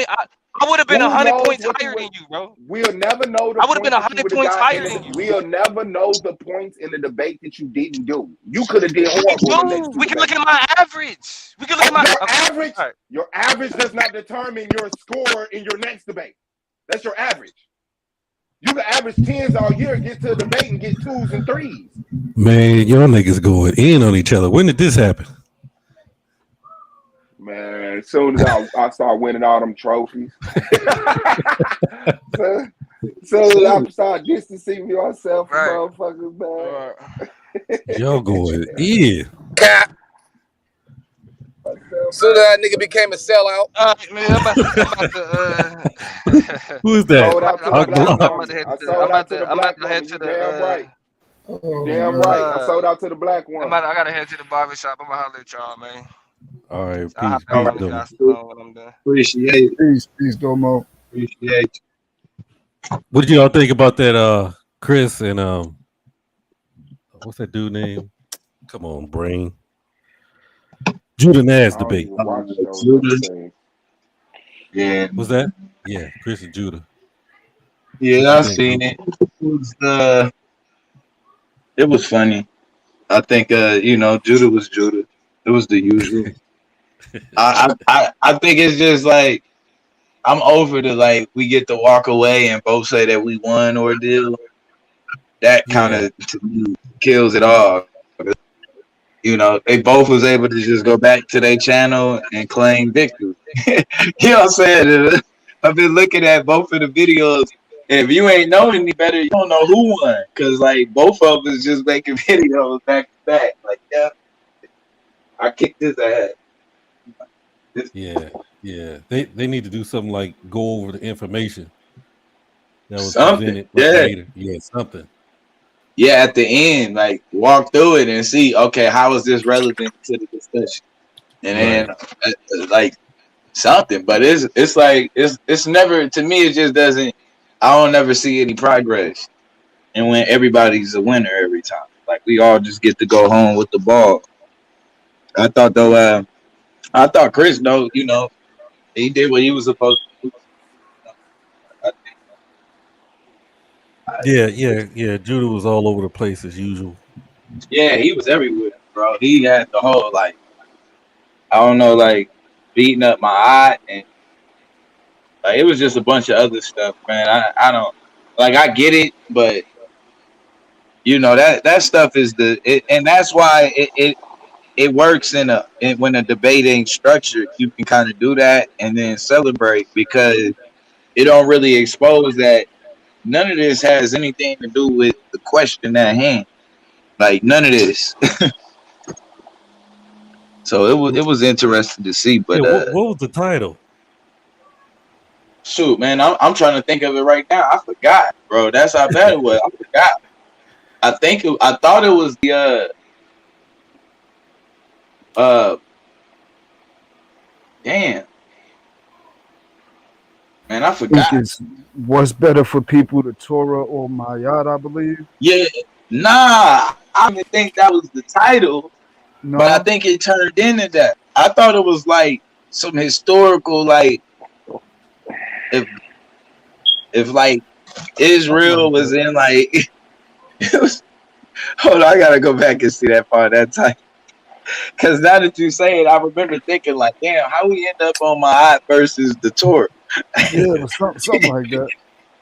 Because that's what, I don't think Chris came in standing on Egypt, but you know, I think Judah was pushing him towards that way, like, and you finna be on Egypt tonight. Yeah. I don't watch them lame ass debates on that corny ass network. Yeah. I don't see it too much, but supporting Chris. Yeah, I watch our debaters. I mean, to me, they still are debaters. I watch them go. They the exact opposite of our debaters. Like, they the niggas who treason and tried to destroy the league, and then went to the fucking the number one person trying to take down Solo Vision Debate League, and then put up with bullshit over there and not complain, because I know they don't give them their number to do so. But yeah, fuck them niggas. Fuck all. Did he let Judah drop his cash up in the chat?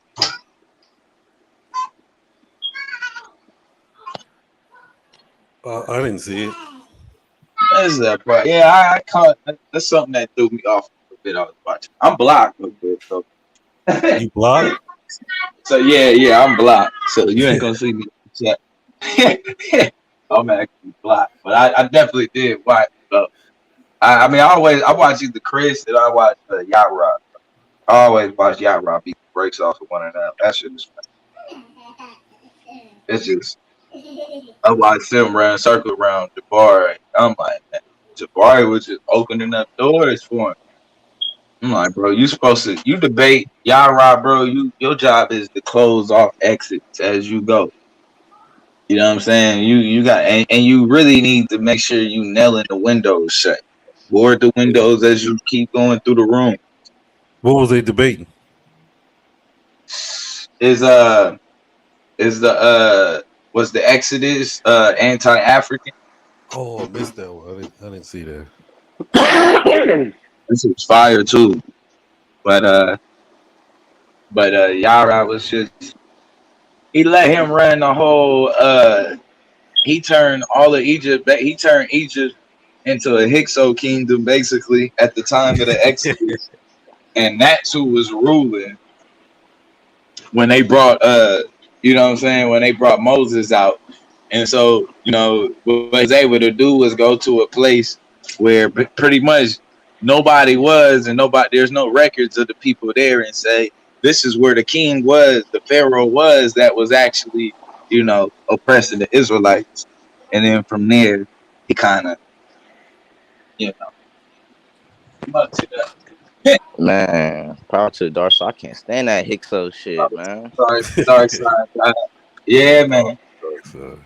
Yeah. What's up, Stan? Peace, what's going down with y'all? What the hell was going on before I got? I was in Peace. and out of that shit. I was hearing some of it. Yeah, I thought y'all was talking about the same shit we was talking about last time with DNA and all that, but and race. But I don't know. Was it? Yeah, No, it that's didn't why I get that jumped right deep. out the window again and landed on his neck. So Shit. Yeah, you What know me. happened, bro? The fuck? Fuck, man. Nothing. Motherfucker just had a discussion on it. Was you black if you had a white parent? That's it. And then people tried to drag it into all type of other shit Oh, to this is avoid the like. fact that they was wrong. Oh wait, yeah, so like this it is like was. He said mixed people have privileges. They get certain privileges, and then when we went to the bourgeoisie getting certain privileges, now these certain privileges begin to shift on how these privileges are applied. Are all privileges the same, Blue? It depends on if we talking about between the bourgeoisie and other people in high class society. Yeah, Okay, I well, don't let me think break this Colin down. Powell feels any Since you want to different. act like you try to understand it either, the privilege of having a white parent is not the same as having money. Yes, You it believe is. that is so? So you Yeah. believe no. that having I think money is hold on. The privilege of having money is probably gonna be worth more than having a white parent. Okay, we're not measuring the more or less. Is it the same? It's not. No. Okay. That's all. That's my only point. The white privilege that he would get from his white parent is not the same that the bourgeoisie get from having money. And I understand that the bourgeoisie can step over mixed Hold people on. who have a white When you parent. say it like that, yeah, that would be the same privilege. Oh shit. Okay. Yeah, when you say it like that, so you telling me a mixed child with his white parent get the same response as a black person with money? If they both know a lawyer, yeah. Yeah, I think we're getting Hold on. Wait. Yeah, we getting lost. Yeah, because we talking. It's class to it. So we're not getting lost. He's wrong. No. Lost. We're losing grip on how to prove me wrong because I'm right. All I'm saying is not greater or lesser. You're totally wrong. But having a white parent is not the same privilege as having money. I think we're talking connections versus money. Yeah, we're talking having a white parent versus money. So are we saying connect a white parent, your connections are stronger or not as strong? No. You get privileges from having money. A mixed person with no money is not better off than the bourgeoisie with money. Nobody said they was better off. The thing we're trying to measure is if they're black. Well, the question is the privilege would be the same. Either one of them, either they both have privilege or they don't have privilege. I mean, the money have gets me but to. Not the same hold on, privilege. let me say something. If money gets me to open this door, but my mom being white gets me to open this door, my same outcome is I got the door open, right? But even in this instance, the money wouldn't necessarily. When you talk about the bourgeoisie, they gonna know lawyers and they know judges and senators and shit like that too. But they just not white. So you know what I'm saying? Yeah, these gonna be. Yeah, I mean, these gonna be black people. So is you working hard, obtaining money over a certain amount of time to be able to afford entry into certain things the same thing as someone being born inherently into it? Is that the same thing? Bourgeoisie are born inherently into it. No. No. You don't just you don't wake up tomorrow and decide I'm gonna work hard to be bourgeoisie. You either born in that class or you not. I don't even know why that statement was added. Well, because the bourgeoisie is a set of people, despite being black, went among certain circles, worked up the status ladder, got money, and then solidified and created the bourgeoisie. Is that incorrect? Based on white privilege. That's not correct. No. What? Wow. As a part of the social structure, the engineered structure, according to like people like Frantz Fanon, the bourgeoisie is a deliberate product of colonialism, of the true European colonialism. Then they established the bourgeoisie as a buffer. They Yes, consciously but established they bourgeoisie. established it. So it's But a they established it. yeah. They I'm just established saying it it's out not of black. developed. Go ahead. I was just saying they established it out of black people that were willing to go among certain circles and work to certain up the ladders of certain statuses. Yes, Yeah, I'm not but they going more against being that. They used. They intently more being used than anything, though. Yeah, they're being used and they're using. It's a two-way street. They're getting stuff that they want for the white people to get the stuff that they want. Now, which one is greater? Because at any time we can take your money and remain white and not you out there, that cool. But the context of the conversation is important. The core of the conversation is important. There are a lot of veins that we can go out into, but they don't conflict with the core of the conversation.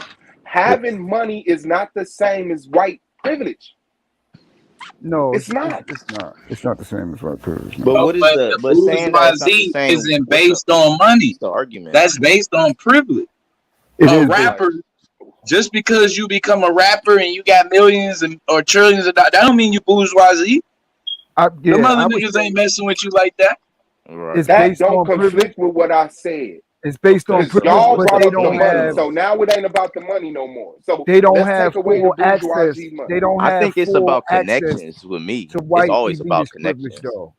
They don't have full access to white elitist privilege at the top, but they do They have just some got more privilege. than the average black person, which Yeah, makes the average black person they say do have y'all some white. privilege. No, It's they're black in the nuanced. white establishment. They're black in the white environment. They're black with white support. They're black with white representation, but they're black.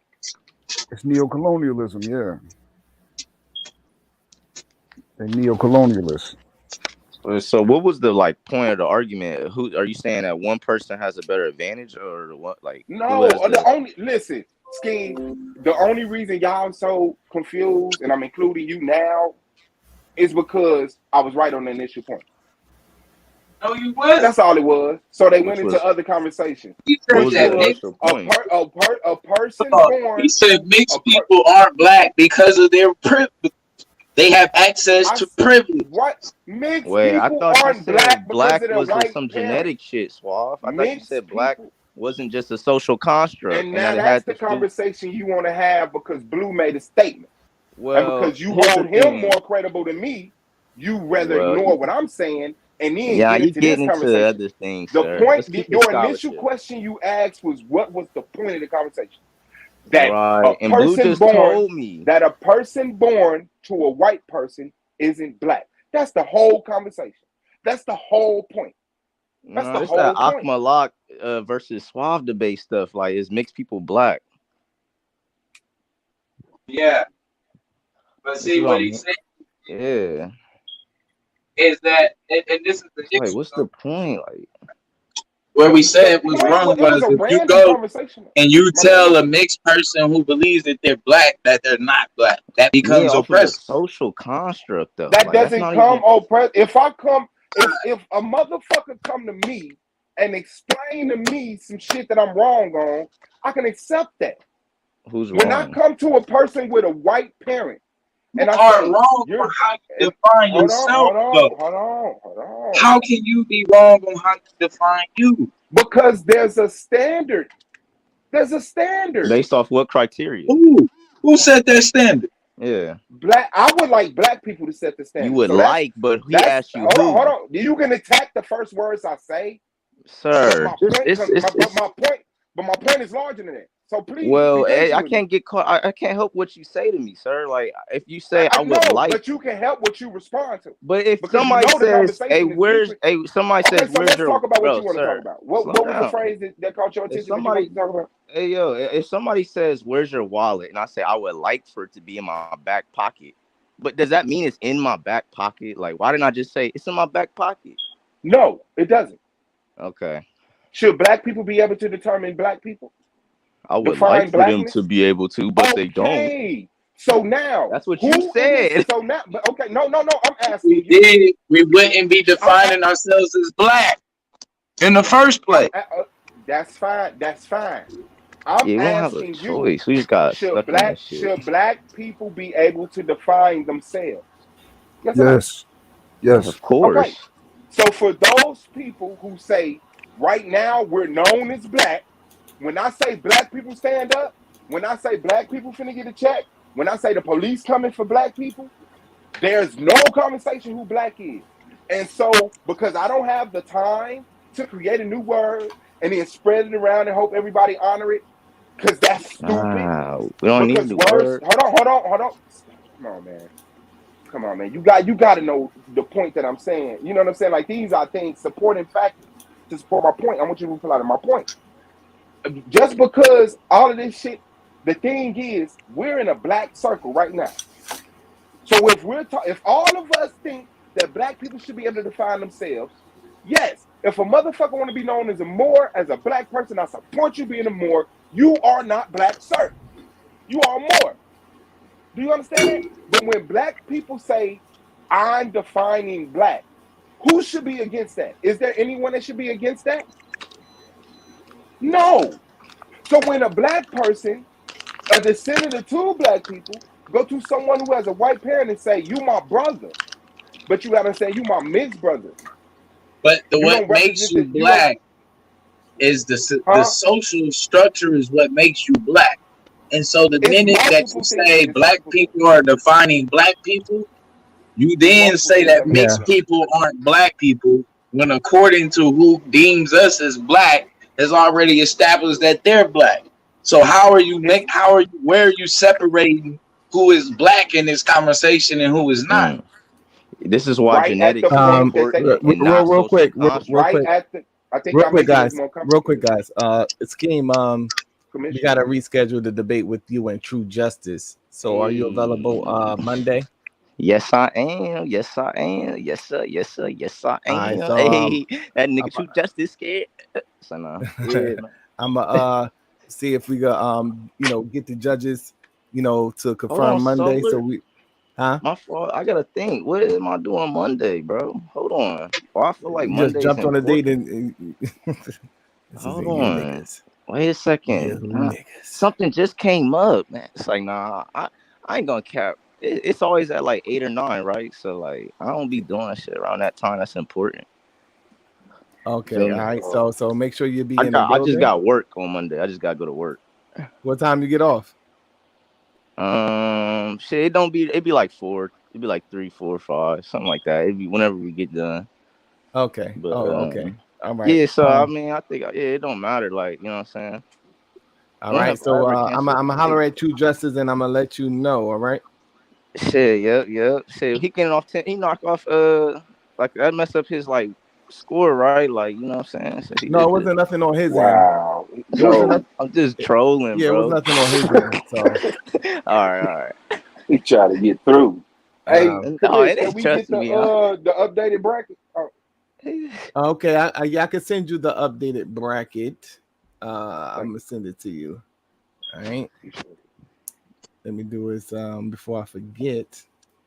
But in terms of the conversation, I think that whatever the black people as a collective agree on, that's what it should be. I think that in this situation is one, everybody got their idea of what black is. Some people call black, a person, that has two black parents. Others is more loose with it, like like a biracial person is considered black to a lot of people. So the black people, and this will come from a person that has two black parents. They may consider a person that has one black parent as black. So I think that what needs to be done is that it's like a collective thing, whereas though everybody agree on what black is, because before, up until maybe I could say maybe like the mid early 2000s, that this whole thing with the biracial thing began to take root, from what I began to see, before it was it was more because I think Malcolm X's mother was biracial technically, right? Yeah. So but she was a black woman and at that time how we viewed it. So So like, you know, now it's beginning to change, and so it has to be, I guess, a discussion had about that, because I do see, you know, it on both sides of the spectrum, whereas though you have some people that has you know, mixed parentage saying that they want to be classified as biracial, and then you have others that say that, well, they're black. And then on the other side, how people view them, some people still say they call them black, like, no, you black. And then some people are now saying that, well, no, you're not black. So it's like everybody's everywhere with it. Everybody's just making up shit. You know what I'm saying? You know, because I remember back in the day, you know, it was just most of the people that, you know, I just thought was light skinned, you know, they were biracial. I didn't know that. I just thought that they were light skinned black people. You know what I'm saying? So that's right. You know, come to find out when we get older, it's like, oh yeah, you know, his mom was like Latina. You know, he had a white. You know what I'm saying? Hey, like, Solar. I didn't know that. You know? Hey, Solar. This is why it's important to get your DNA test, get a DNA test done. Correct? I don't think that should do with DNA though. It don't got nothing to do with it. So we don't have to play these guessing games and be like, he's black, he's that. Get your DNA done. Call it a day. It's not a guessing game. Do you got two black parents? Do you have a white parent? Yeah, okay. You don't gotta pay for no testing. Yeah, man. It's like for example, it was a guy that I was cool with. His name was Douglas, right? And he was light skinned, but like I said, I didn't know that he had his mom was Latina. But I'm pretty sure if he does a DNA test, he's gonna be like, because she probably got black in her. So you do a DNA test, it's gonna be like she's probably like 75 to 80% black. You know, but like, so is that person black? Because they did a DNA test on Chris Rock, and he was like, you think he'll be the blackest of the black, but it was like he was like 69% black or some more crazy shit like that. Yeah, that's why it don't go by the genetics, because the whole thing of black and white was not a genetic test. You understand what I'm saying? So it's like so it's not even that. Hey, whoa! You just died, bro. Yeah, because now you're saying it don't go by genetics. But because you literally need genetics for Blue. Can I be Blue? You just made a statement, bro. Do you so know if it ain't by genetics, Blue, see what are we doing by? You doing it. So now you saying that I said it was on genetics? It's both. You saying that it wasn't about genetics right now, right? Listen. I'm asking you. Did you say that it was based on genetics? Did you say that I said it was based on genetics? You said it was based on genetics and culture. Yeah. No, and we said listen to what I said. Play on it. I said genetics does not define race. Race was built on genetics. Remember, you said they use genetics to get race. That's what you said. Yeah, but I said it. Y'all panicking to be right. This is science. Listen to the the question was because we actually know what you said, sir. What is the difference? Now this leads us back to the first question. What is the difference? Wow. What is a white thing and what is a black thing? Okay, hold on. I'll answer that. Let me make my point to what we were saying right now, that we can get back into that. The conversation has always been had as long as there's been a difference between white people and black people as we know on the day, whatever classification, as long as that's always been a category. When people mix, there's always been two opinions. They're us, they're not us. There's always been a person saying, well, their parent is us, so they're us, and someone saying, would they have another parent? We have to take that in consideration. They're part of us, but they're not us. That's always happened. So now, listen. I'm not talking about a DNA test. You don't have to take a DNA test. When race was built, it was built off of genetics, but not your chromosomes and your DNA and your no. But it does come from particular people, particular groups of people amongst the human family. That's the genetic part.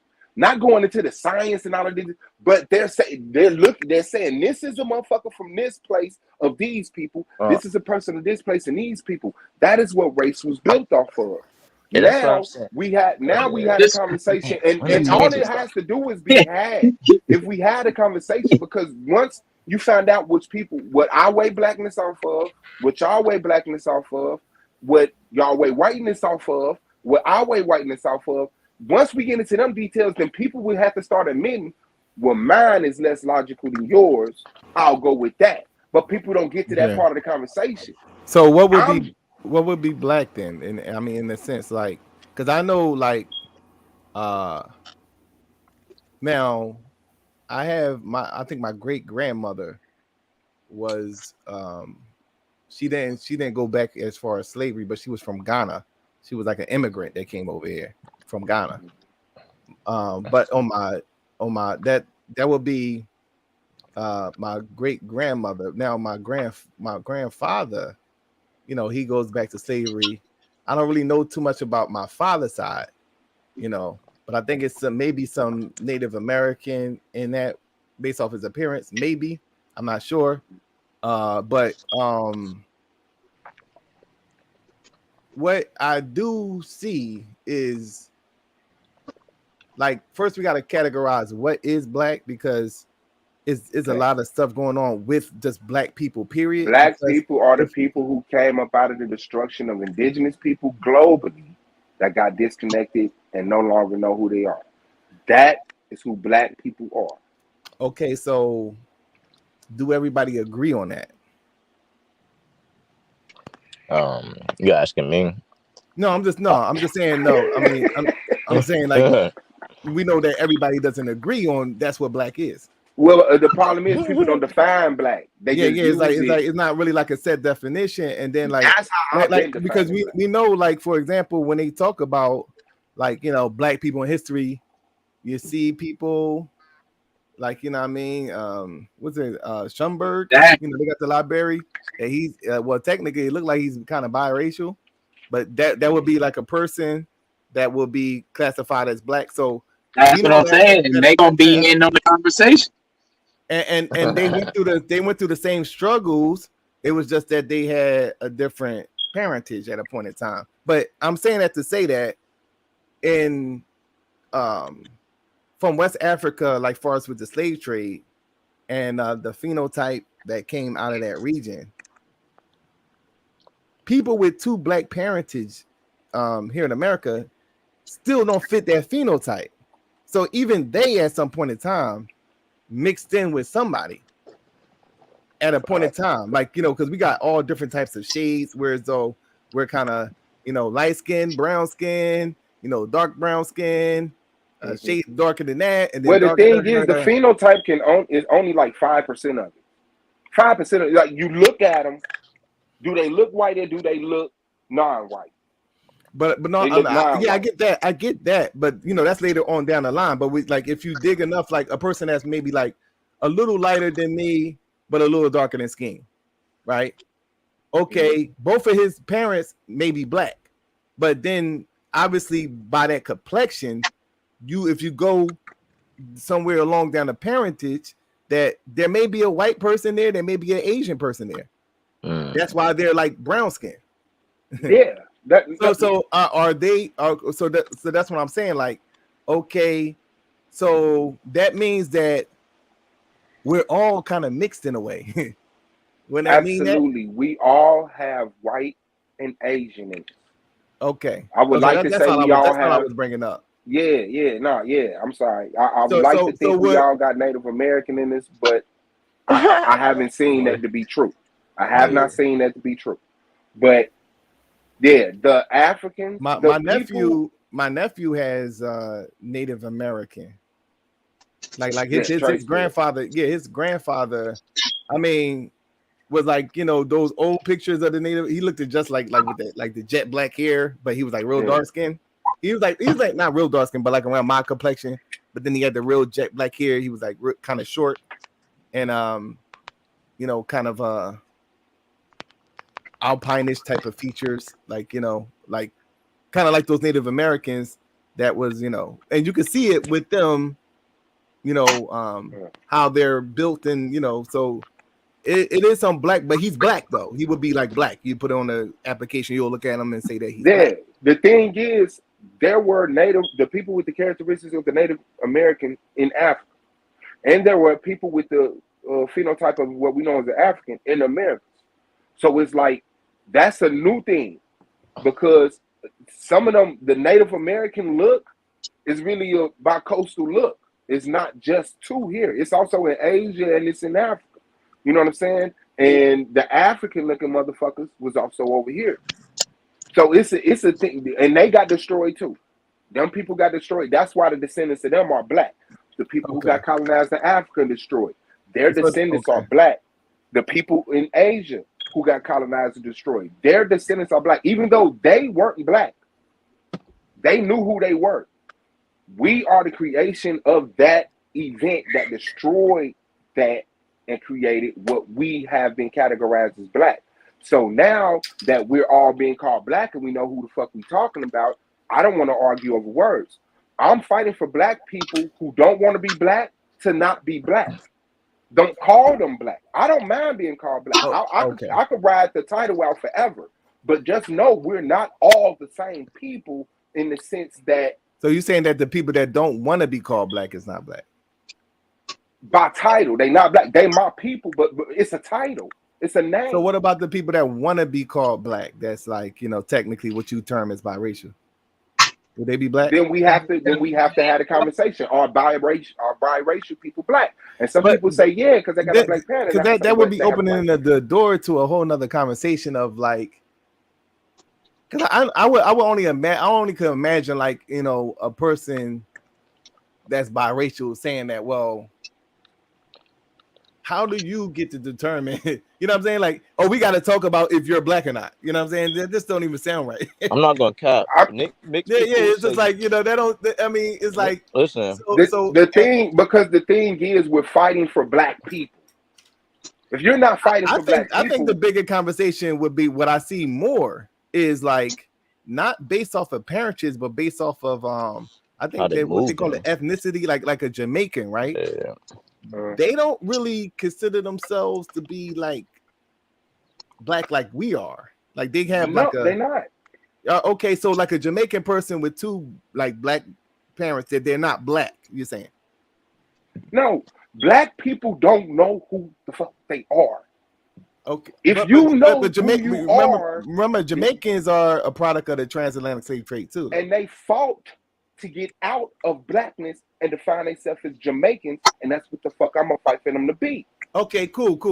No, that's because now I think that would be more bigger of a thing than actually like the skin complexion and the, you know, the mixed thing. Because I see like in the Caribbeans have a different culture. Now a lot of them are like, you know, when you look at once again people saying stuff in history, they would consider them to be like black. What's the dude that wrote they came be Ivan Van Sertima? They call him black, but he's actually from the Caribbean. Yes, they were black. They were black. They descend from black people, but they are Jamaicans. That's why I said phenotype is only 5%. You can only look at somebody and get so much data. The only thing you could get from looking at somebody is, do you look white? No. Okay, well now let's see if you black. That don't mean you're black, but it means you're not white. Let's see if you're black. And then say, well, who are your parents? So like a biracial person, they clearly don't look white. And so we would have to have the conversation if they're black. That's why I was going through the whole back and forth. One person so that's yes. what I'm thinking. Like, that's what I'm saying. Like the thing that I would pose, and this is not me challenging, because I think that we don't know like who we are based off of the history. So it's going to be, okay, I think it's this, and I think another person saying, well, I think it's that. That's what happens when people are robbed of their history and their culture. But the thing would be, from a person that considers themselves to be black and has mixed parentage, like for them to have to rely on somebody else to have a conversation with them to define who they are. Right, just take the damn test. You know what I'm saying? Like okay, we gotta wait for Suave and Solar to see if I'm black or not. No, I all don't you think gotta that do is that's look gonna at be your like, you know what I parent. mean? No, all you gotta do is Who would accept that? Like, you know what I mean? Who would accept all that? you Like, gotta do is look at your parent. If you have a white parent, Lookership. That Blue was talking you about are though. not black. Yes, that's the very okay, basic so of it. that would be the biracial then. Like, you know, that's why I Yes, was that would be asking. the mix. Yes, those are mixed people. Yes. Okay, Those are so mixed people. okay. But they say So, nigga. but White that's what people I'm say saying. Like, nigga. I would like to keep nigga value to us, but No, you black don't care if people, mixed people say nigga. but black people have let white people say nigga. I don't. No, It's a no it's a black word. people. It's What? only that's rare. That's okay. Fine, but it happened. Black people That's let white people rare say though. nigga. Black people got white friends that okay, say so nigga. Swab, what about like, That's for example, rare. right? Like, this is after the fact though. Like, you know what I'm saying? Like, It's an we have anomaly. like a whole history of like 400 years of oppression where the biracial people were there. They were also like, you know what I'm saying, a part of this whole experience. It was the ones that was also, you know what I'm saying, even our perspective of the house nigga and the field nigga, that wasn't the case all the time. It would be some light-skinned niggas on the field picking cotton and some dark-skinned niggas up in there, you know what I'm saying, the house niggas. So they went through this whole experience of, you know, oppression and you know, being, you know, like I said, Malcolm X's mother was biracial. Like, And we never brought up Malcolm. Wait. That's the first sentence we ever said about Malcolm X's mother. We've never said nothing else about Malcolm. The first thing we've ever said about Malcolm X's parents is his mother was mixed. Didn't nobody ever speak on Malcolm. It was always Malcolm X. We spoke on Elijah Muhammad as his father. No, but when you read about her story, you know, his father was part of the Marcus Garvey movement. So they were part of the Marcus Garvey movement. Her and Malcolm X's father. And she like he said on the documentary, the one that got ran on a train.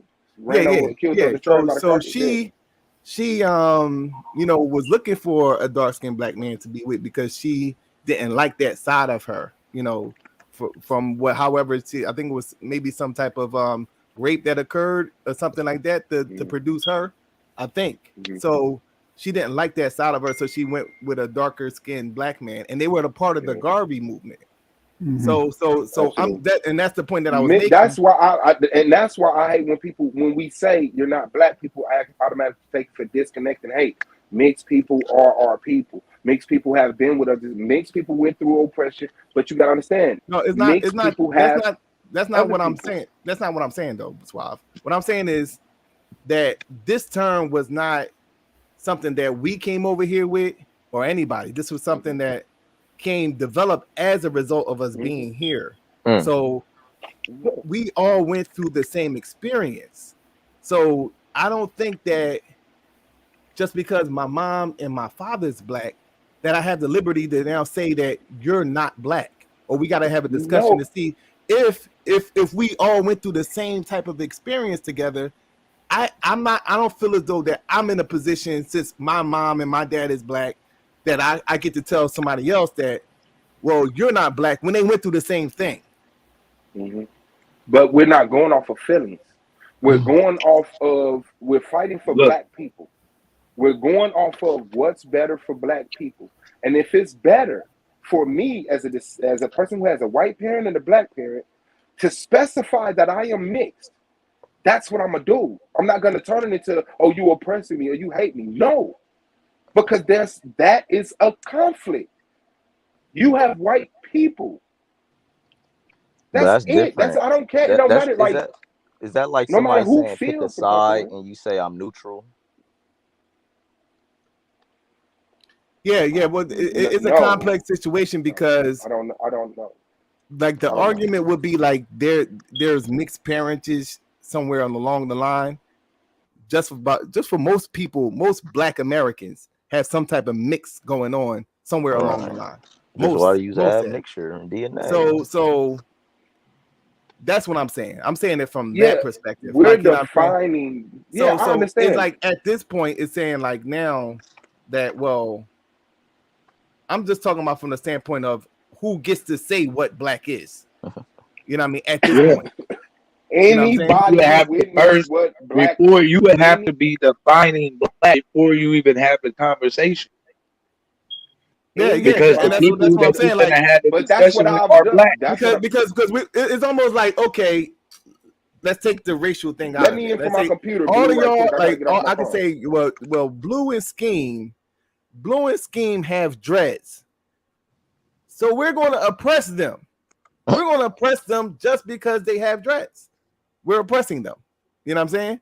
And it gears go down the line and gears on that. So Blue kid has a baby with my kid, and I'm bald head. You know what I'm saying? So they had a whole history. Okay, they had a picture. Okay, they had kids, and they had kids, and we're still oppressing people with dreads, though. So they just happen to have a kid that has dreads. You know what I'm saying? So it's just like all the way down the line is like, now, okay, well, you can't be called, you know what I'm saying? You can't call yourself a dread because, you know what I mean? Your great grandfather or your father was a bald head. You know what I'm saying? But we threw you on a plantation the same way. We whipped you the same way. We oppressed you the same way. In segregation, you were segregated. You know what I'm saying? The whole thing, the whole line of oppression, you went through too. But you can't now call yourself black because now the people that you were being oppressed with saying that you're not black. So if that's what I'm hearing, analogy. Good analogy. if that's what I'm hearing, then that's only going to cause, you know, a lot of commotion and a lot of right, which is issue. why those people have already been deemed as black. I don't. Yeah, because we already clicked. They already clicked. It was like the thing was we ain't black either. That's the thing. We're not black. We just don't know who the fuck we are. We don't know who the fuck we are. You know what I'm saying? Like, you know, some of our parents may go to Gambia, some may go to Senegal, some may go to Ghana, some may go to Sierra Leone or whatever. Like, we don't know who he is. So it was like to now define it at this point. I think what makes it complex is, you know, black people inability to agree. Like, that's all we're defining it. No matter what happened 400 years ago, with those people define black, there's no set mixed black group of people. It changed generationally. Are you black now? Are you mixed now? There's no, oh, I'm the same as the people that was 400 years ago. No, you're a descendant of all of those people. I'm talking about us contemporarily, the only people who matter who could do something. What is black? And I'm saying it's the people who came up out of the destruction of indigenous people globally who don't know who they are today. Now, that could be a mixed person, though. No, we're all mixed. The world is mixed in antiquity. No, that could be a person like, oh, for example, but you just said that they're black. I mean that could be a black a person that's a person that has a white father and a black mother can fall subject to the same shit that I can fall to, as far as when they're getting pulled over in the areas of employment and all those things. They can be subjected until to that the as well. Conversation is had and they reveal that they got a white parent, then things change. So you're saying that you're saying that for biracial people that and like, you know, in terms of like if I get pulled over, they have a the biracial option. can say, look, I have a white father, and they say, have the chance to get pulled over, and they say, oh, I know you're John's boy. He's a white dude. Whether Dude just got laid out by the criminal and she was reaching for a taser. I'm sorry. That boy was mixed, and you could clearly see he was mixed. His mama was white. That happens. Yes, white people kill mixed people the same way that they kill black people. That doesn't make them black. That doesn't make them black. Okay, so all right, so they were called black at a point in time, though. By who? By society. Okay, so I mean, was we represented in that society? Both sides of us? Because I mean, some black people call them black, some black people call them non-black. No, well, we wasn't the ones that came up with the name black. Okay, so I'm saying we're defining black. So yes, in past times, mixed people who had a white parent were called and accepted as black and treated as black. I mean, they was treated as black in the but so that's what I'm saying. Like, so what makes a person black? We got to go back to that then. what makes a person black defined by suave and people contemporarily, or those people then? Because it's a difference. Well, obviously by you, because that's what would be having a white parent. You said what? Having a white parent. Oh, so having a white parent makes you black? Makes you not black. Okay, so any person with a white parent is, if you have a white and a black parent, you're mixed. Yes. Okay, so if you have a white, if you have a Latina and black, are you black? It depends on which side of the spectrum the Latina come from. Each one of these subclasses have a white and a black side. So the Puerto Ricans, no. The Puerto Ricans, the Cubans will be white. Like the more Mexicano, Afro-Mexicano will be black. All Puerto Ricans and Cubans is not white though. Some of them are very dark-skinned people though. So that class that are classified as white. Cubans are classified as white. I do definitely think that the conversation need to be had as far as what is term, because I think that it is very loosely used today, like far as the term black. Because it's almost like, it's so embedded now in our culture now that is like the term is just kind of like a reflection of the people who lost identities for themselves, and it makes it more that difficult to. But no one cares about that now. It's just about having a black parent. That when people are calling mixed people black, it's not because of the descendants of slavery. No, it's because they got a black parent. My dad's black. I'm black. They don't go into history. Yeah, but I'm just saying that's a new thing though. And that's what we need to be addressing. That's having the conversation. So that would be a new thing, because like you had people in quote unquote black history that really were, if it was today, biracial, that contributed to black history, and they were treated as if they were black. Absolutely. And went through a black experience. So if that's going on, then it's like we're now changing that now to saying that, well, okay, we're not doing that no more. Is it for the betterment of black people, or is it for the detriment of black people? Are you trying to honor this one mixed person because of their goals that they accomplished that we can't take away from? It's not honoring one mixed person, because one is multiple mixed people that did stuff. But I mean, there would be individuals. And then two is like, well, we're now changing what is black, because at a point in time, this was what it was. No, we're for the first time defining what's black. That's what I'm saying. Our culture, we didn't develop our culture. Our culture was picked and chosen for us. This thing didn't start, like I said, this thing ain't start going on to maybe like I begin to see it like around the probably like the mid 2000s of this whole thing with just saying, well, this is a biracial person, right? Like before, and there are biracial people who saying we're not black, we're biracial. Yeah, I said that. I said that. Yeah. So what's the attitude? Jackson, appreciate it. So what do y'all say to those people? Well, that's why I'm saying that the conversation need to be had. That's why I preface it by, you have some people that are of mixed parentage saying that, I'm biracial. You have some people that is saying that with mixed parentage saying that they're black, and then on the flip side, you have some people that's saying that's black, quote unquote, have two black parents. They're saying that, well, that's just a light-skinned black person. And then you have some people with two black parents saying that, well, they're biracial. So everybody with two black parents, they're calling people with two black parents biracial? No, that's not what I said. I said that everybody is saying one thing or another. Like, like I think that a person with one white parent and one black parent, I view them as a light-skinned black person. You don't view them as a light-skinned person. You view them as biracial. I view them as a light-skinned biracial person. Yes. Yeah. So even the people that has two black parentage don't agree on what is black. But why are they disagreeing? Is it because they feel, or is it because they had the conversation and actually weighed up the logic? No. The reason why I disagree is because what I said. Like when you're talking about the name that was given to us, it was given to us under a system where they were oppressing or segmenting a group of people, and biracials were a part of that oppression from the beginning. They went through the whole experience with the people that were black. We intermixed with each other to produce brown skinned people. Yeah.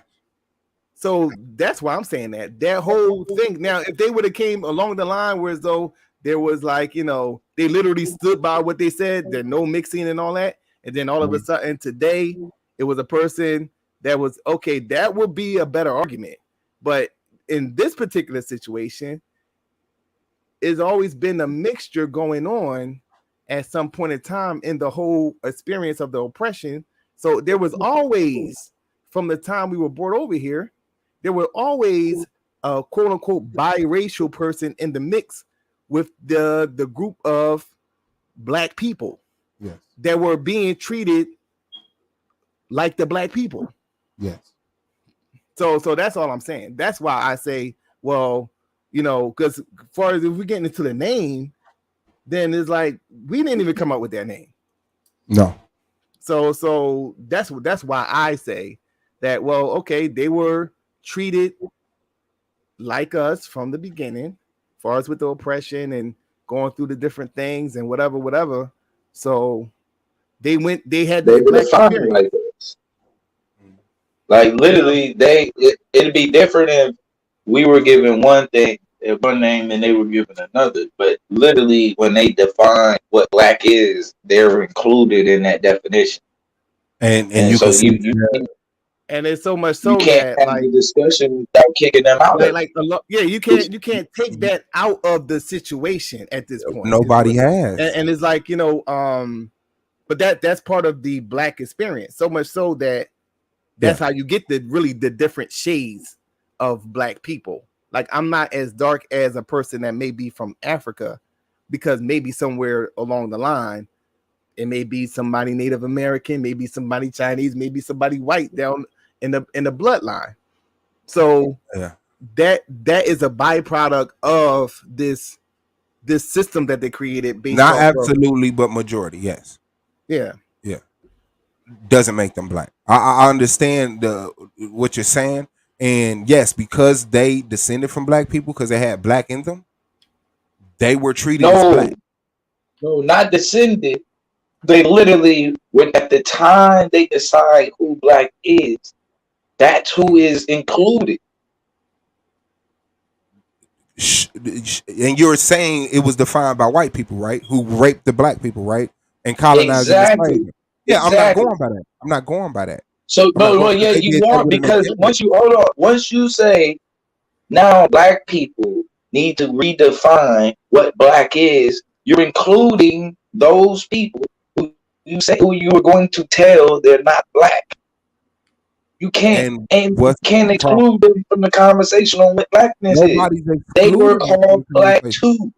Nobody's That's what I'm telling you. Excluding them from the conversation. First of all, you are finna bring them in and tell them that they're not black. Right. That was really what I was getting at. Like to have the conversation about, okay, we know that up until that point that was the case, is what Suave is saying. Okay, we wasn't making the rules then. Now we're making the rules. And you got to stand over there while me and Suave had this conversation about whether you're black or not. See, that's what I'm saying. When a person say you're not black, there's a box of disconnect and hate or whatever, to whatever degree. It might be very slight as far as go over there or, you know, we don't like you or whatever. But no, stand here and let's have a conversation. That's just what it is.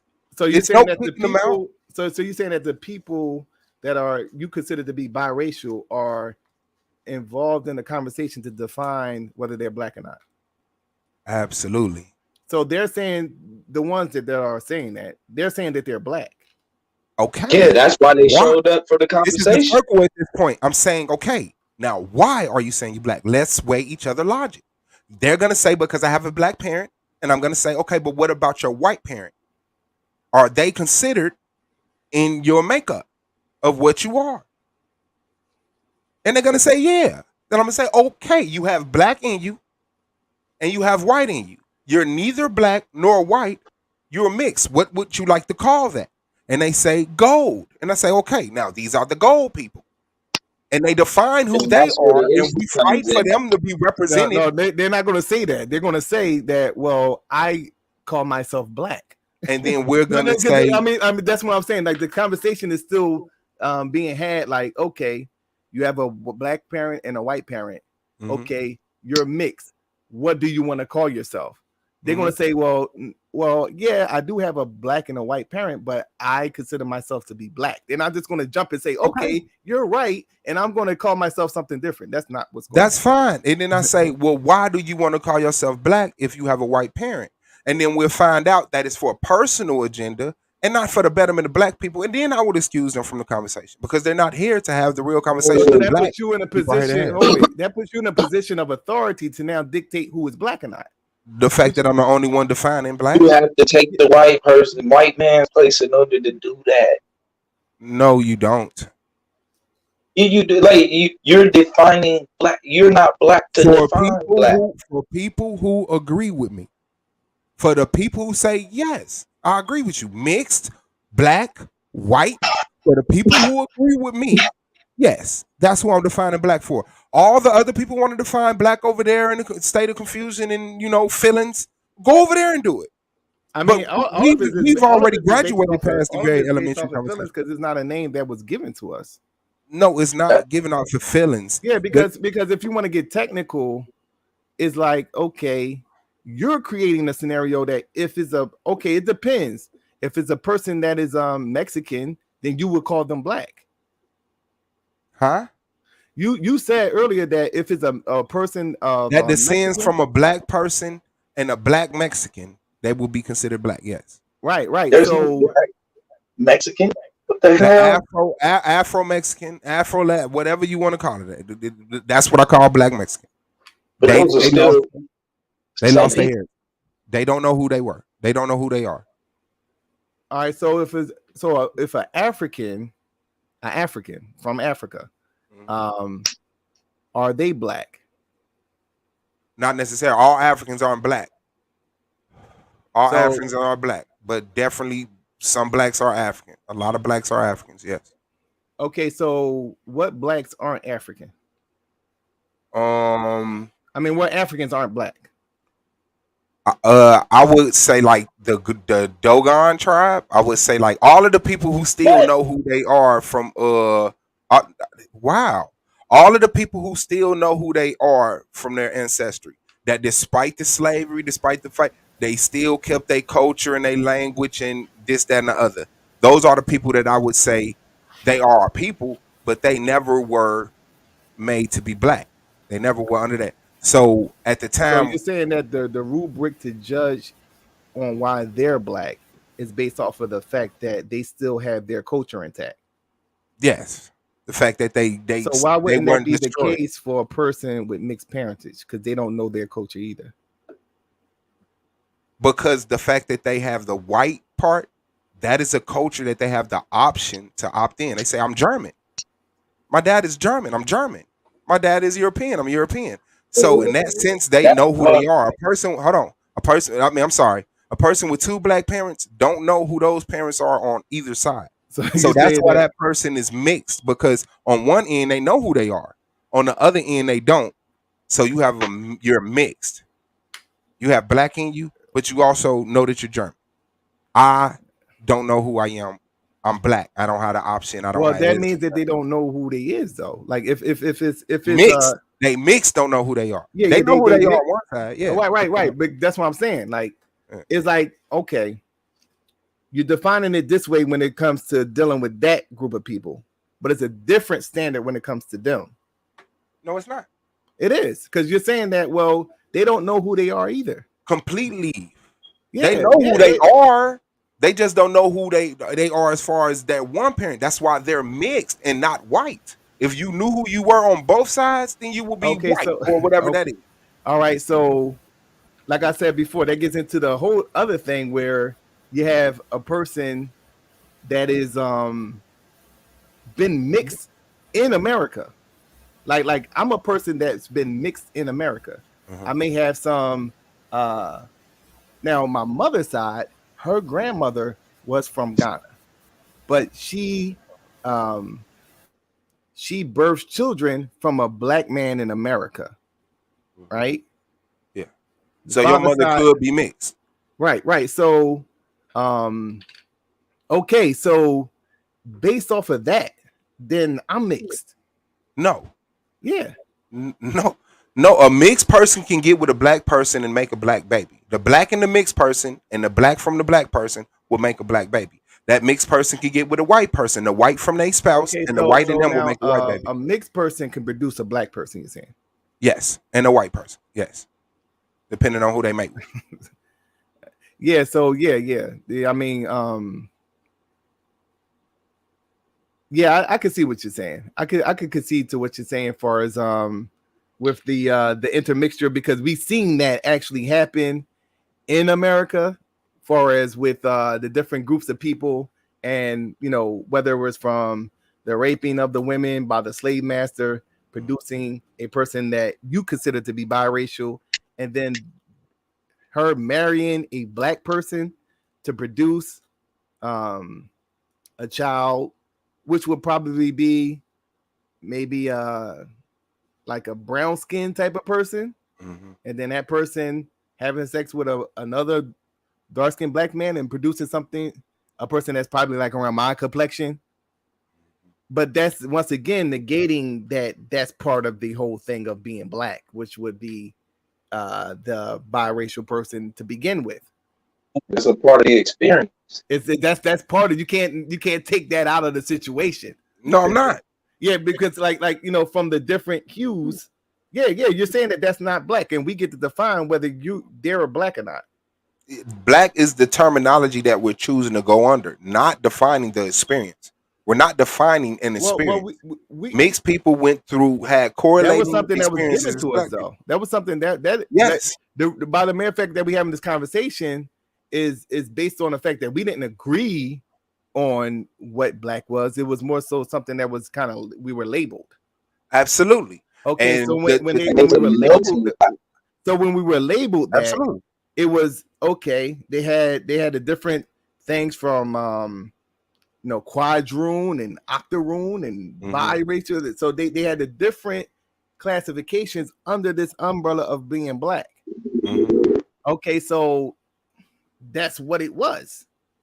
Yeah. That's what it was. So from the black experience, you're saying now that this whole thing from a biracial person and producing a person with a black person potentially or hypothetically to produce that child that has white in them, and technically, like, or schemes say genetically, will probably be biracial because they're technically mixed with other things. So we get to a point now where as though that you got a bunch of people that may have some Asian, some Native American, we all have that, white, some we all have that. We all have that. We have that now beginning to classify as to what is black, when all along this was just kind of like a melting pot that was kind of designed based off of a people that was in power that was oppressing another group of people. Absolutely understandable. And for those who that is a conflict of interest and you have another terminology that you want to go under, I'm supporting you on that. What I'm saying is that we known as black, we're going to define what is black, because if we're going to be known as black, we're not going to be defined by somebody else, especially when we know what it came up out of, the dehumanizing of people. But it is just a word, and words are defined. So since we were, that, I guess, but they were defined as, when you say we, that's including them. They were defined as black also. Including who? People that were who you're deeming as biracial. Yes. I don't know what I said that made you feel like I was taking them out of the conversation. No, I think the issue that is like that I just want clarity on is like, okay, this was something that was given to us. They put everybody in that lump sum of what that was, and that included people that were what you call biracial. Yes, they did. White people did. Right. We're not going by the definition from white people of what black is. How do that change now? is what we're saying. Because like you know what I'm saying? Because not only that they classified us as that, it was a certain lifestyle and a culture that came with that. True. And what lifestyle and culture is that? What you think? I mean, you're was you just saying slavery, or was you? Because I don't want it to be like poverty. You know, but they were poor. No. Well, we're beginning with slavery. Okay. Yeah. Well, segregation. Yeah. You know, all the oppression that was inflicted onto, let's say, you know, darker skinned black people they were getting that same oppression. So yes. So this was something that we didn't come up with the term. This is a term that was given to us to classify us in a certain type of way, to segment us into a certain type of lifestyle. They were included in that. So the thing was, I understand what you're saying, that okay, today, like, you know, a biracial person, okay, you're not black. But the problem is that they always been in that lump sum of people culturally that was defined as black throughout the years. Yes, defined by blacks, by non-black. So now it's time for blacks, including mixed people who were called black at the time. Black people, let's go over here and talk about what's black. Why would I'm not saying why would you disclude them though? I didn't. Did you just hear what I just said? I said, so now it's time for black people, including mixed people, since they were known as black people, to have a discussion of what is black. And then once we get into it, we say, well, if you have a white parent, you're mixed. And then we have the argument of feelings, and we go back and forth and weigh each other logic. And then those who really have the genuine fight for blacks will say, well, I think it is important to specify if I have a white parent. I don't feel like you're kicking me to the side. I don't feel like you're saying I'm, you know, lesser than you, because that's not the mentality we coming with. That's the mentality that the cracker had. So, I mean, whether names are going to get changed. And remember, a lot of black people aren't even going to be called black. Some of them are trying to define themselves as white. Some of them more. Some of them say Latino. Cool. What is your agenda for the conditions of black people to be better? By self-defining ourselves and getting that shit honored by any means necessary. So that's what we're doing. And anybody who has that heart is going to say, well, yeah, sure. Like, okay, I'm mixed. What's next? Okay, now how do we get land? How do we get food? Like, this is a very small emotional conversation. What are you going to call yourself? Like, people, I know it's not attached to a land. That don't mean shit. It means death. That doesn't mean shit. What vocal sound are you going to call yourself so we can get to work? And right, if we say, I mean, but that ain't the conversation though. Like, because they already not doing this. They know what they calling themselves. They're saying I'm black. That's the conversation is starting when somebody says, and there's a lot of biracials that saying I'm not black, I'm biracial. So that knows that. So if that's all you got, that don't know that. You literally just said that this is a minute conversation about, you know, what do we call ourselves? What I'm saying is that that's not the conversation, because they know what to call themselves. No, they don't. Some of them call themselves black. Some of them call themselves biracial. Before y'all get going, let me get this in. Peace and power. So, what's up, Solar? Yeah. Go. Who's that? No, I was just saying, what's up, Solar? But just because one person call themselves mixed race, you know what I'm saying, don't mean that the people that call themselves black but can't call themselves the thing black. about it that was like kind of contradicting, it was like that goes all across the spectrum, from like the Jamaican that we was bringing up, and even what you classify as the Dogon. Like, you know what I mean? That standard is not put onto those people that you consider to be not black. Well, why not? Because that's what you said, bro. No, I'm saying, how is it not applied to them? I'm saying they're mixed. I'm saying the biracials are mixed. I'm saying they're not black. I'm saying they're not black. They got black in them. They got black in them. It's the same measurement, the standard. No. You're saying that. No, you're saying that. Okay, if hypothetically, if an African American mates with somebody that was from the Dogon tribe, that was a mixed person. That child is a mixed person. Yes, that's a mixed person. Yes. You're Dogon and you're black. So you have a history, you have a culture to claim. What is the Dogon mixed with, though? I'm trying to figure out, what is the Dogon mixed with? I thought the Dogon was the Dogon for thousands of years. I haven't seen nobody come in and mix with them. They've been traced. Like, they have history all the way back to Egypt. But you're saying a black person over here that breeds with a Dogon they produce something different. You saying it's mixed with? Yes. Yeah, that would be a mixed child, is what he's saying. Yes. No. Okay. Why do you disagree?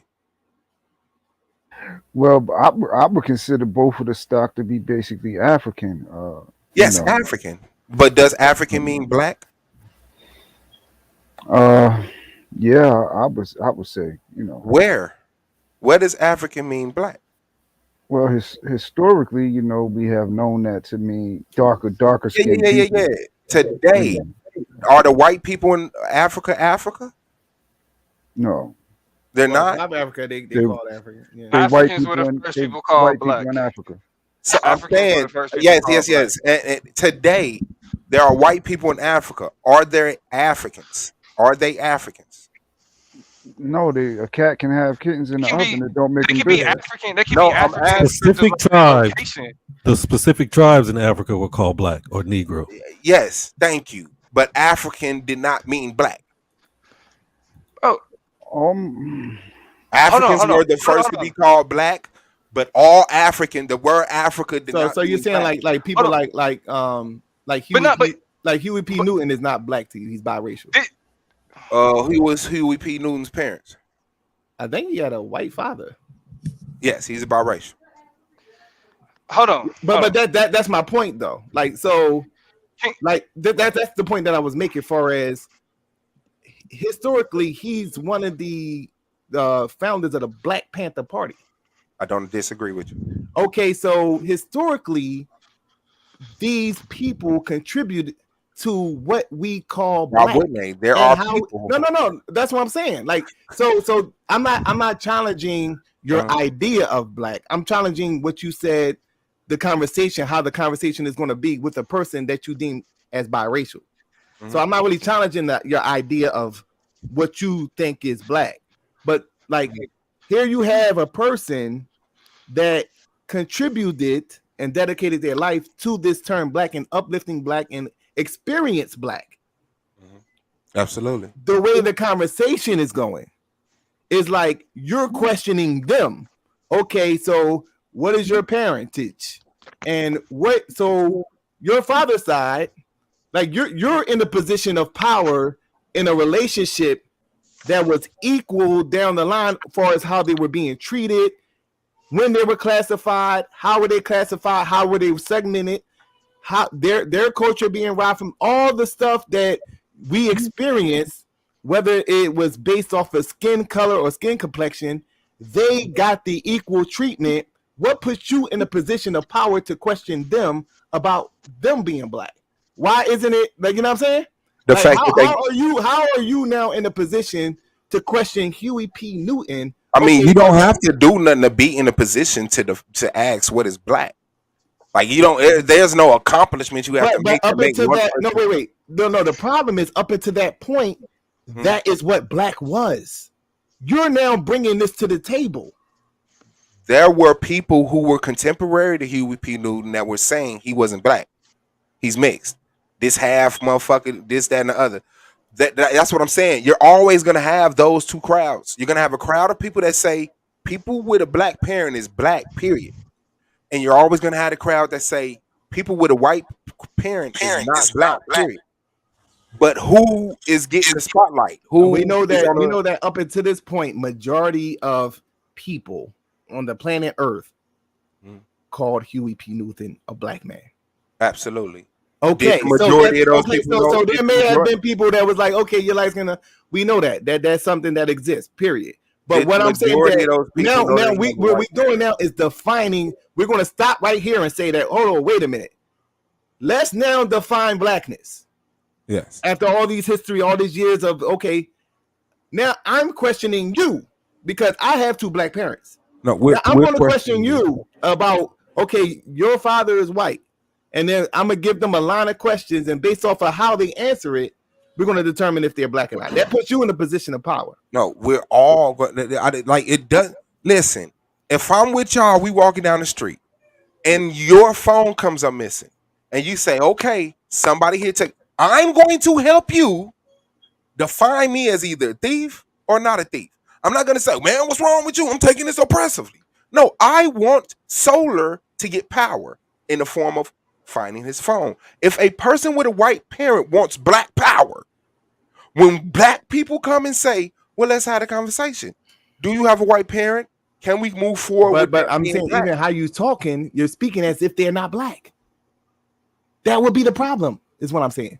Because they're not black. Okay, so that's the problem. Like, you're going into a conversation already assuming that they're not black. No, we know you just said it. We're not assuming. You said he had a white parent. Okay, right. So that's what you believe. That he had. You don't see that as a problem, bro.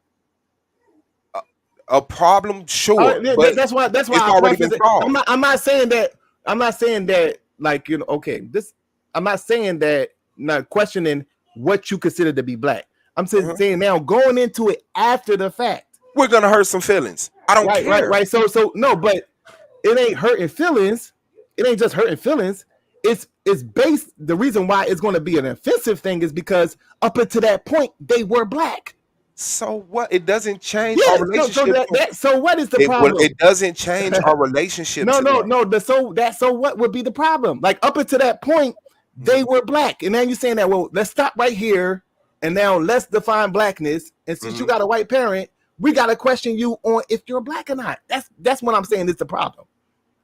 If all the way up until this point, they fought out with the cops. He shot out with the cops. Okay, so there's a problem, but the solution how at that point, how in that point after all that shit done happened on people that they called black, you want to stop right here and say that, well, okay, let's now define blackness after all that shit done happened, and saying that, well, you're on a chopping block right now, so you got to answer these questions. Because it's a conversation that we haven't had that needed to be had. Okay, bro. We kind of let things fall into place. So I mean, so that's all I was asking. That's all I'm gonna. That's it from the beginning. It's something that we need to talk about, and it's been talked about. That's not going to be something that's going to be productive because you have people that will be offended by that. Of course, and like, you know, and it ain't just based off of them feeling or something. Yes, it is. It doesn't take any money. Because you're neglecting the fact that they were oppressed too. No, I'm not. Mixed people. Okay, so that's what I'm saying. They were called black. What?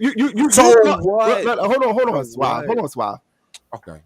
The term mixed people, right, was not on the fucking on the sign saying that they couldn't drink out of the water fountain, bro. That is a term that we are now putting on them. What the society said that they were black and they were treated like a black person. You are now saying that, well, okay, after all this, and we're now taking them out just for argument's sake, and now highlighting them in the line of what occurred here in America to say that, well, okay, they had civil rights leaders, they had militant leaders, they were part of, you know, these things that was fighting against oppression. They were the ones that was also lynched. They were the ones that also went through all this. They were the ones that, so all the things that was termed under this banner of black, they went through and experienced and was a part of. And you're now saying, stop right here. You're not black, and we got to question you on if you're black or not. That is going to cause nothing but turmoil, disunity, based off the fact that we didn't come up with the name. We didn't come up with that name. So if that's the case, nobody's black. Because this was something that was given to us based off of what was put on us. Absolutely, a multitude of points. All right, despite us not giving ourselves the name, despite them being defined as black with us when they were being oppressed with us. So you saying fuck all that? We still gonna question you? Not question you. Define blackness. Yeah, but you said it's based off a series of questions that you was going to ask them to see what was up. That we're going to ask you. You're separating them. But the reason why I'm saying that we're asking them questions is because up until this point, they thought they were black. There wasn't no questions. It wasn't no conversation to be had. They were black. They're asking themselves also. You are now coming up and saying that, well, guess what? I think we need to reevaluate this blackness. And matter of fact, you got a white father. Okay, so let's ask you some questions. That's what we're saying. No, the mixed people. Yes, that's what you're saying. No, you're calling the mix, bro. So what? This is not. Wait. That's what I got a problem with when you say so what? Because what's all the hold on a second. That's what I'm saying. I'm not questioning what you define as black. I'm talking about for the conversation that you want to have that you think is going to be a productive conversation. Once you peel off the layers, it's like, so what? Yes, that's the offensive. Yes, so that's what I'm saying. So Solar's not part of the conversation. Solar's not part of the conversation. He's going to go over there and say, "I don't agree with you." Okay, right. And I'm going to continue to define black with people who agree. That goes back into, once again, you have one African. That's why I started it by saying this. You have a person like me with two black parents that says that, okay, that person is black. You're saying that they're not. Is a person that, okay, so that's a person, that's two people with two black parents having a different opinion. Now, the people that are biracial, some biracial people say, well, I'm biracial, and there's some others that say they black. So everybody is everywhere with their perspective. Yes, of what's and then we have the conversation once again. It's the third time we coming back around this corner. Right. So once again, when you peel off all the layers of what the conversation is going to be, it's going to be so what at the end? Like, okay, we did all this under the term black, and why are we black? And at the end of your thing, your logic is to say to them, so what? And I would like for them to answer that. So what? But who gives you the power to question them is what we say. So if you're questioning who gives power, you're not in the conversation. We're already in the so that's once again giving you power. No, we all have like the you power. Saying, like, look, that's what you saying. If you're not going to be under this line of questioning, and if you don't want to be, get the fuck out of here. We all have the power. No, if you don't want what's we don't all have the power because up until that point they were called black. I gotta hold on. You don't want to actually bringing this onto the table, bro. It doesn't matter what we were called. All I'm saying is if it doesn't matter what we were called. Sir, you don't. Then why call yourself black? Because you're not listening to the because it got to be that conversation. You listen to the initial words I say, and you disregard my point of saying it. When I say so what, I'm giving you a reason why I'm saying so what, but you never get it. Okay, so why did you say so what? Why did you say so what? Because I want you to answer so what. You're saying, but these people were called black back then. So what? Does it take away what they did? No. Does it change our relationship to them? No. Mixed people and black people went through the same oppression because mixed people had black. But mixed people uniformly, not absolutely, had the option of white privilege in certain circumstances. That's a lie. That's a lie. You just said uniformly. That's a lie. Yes, everybody who had a white parent, uniform.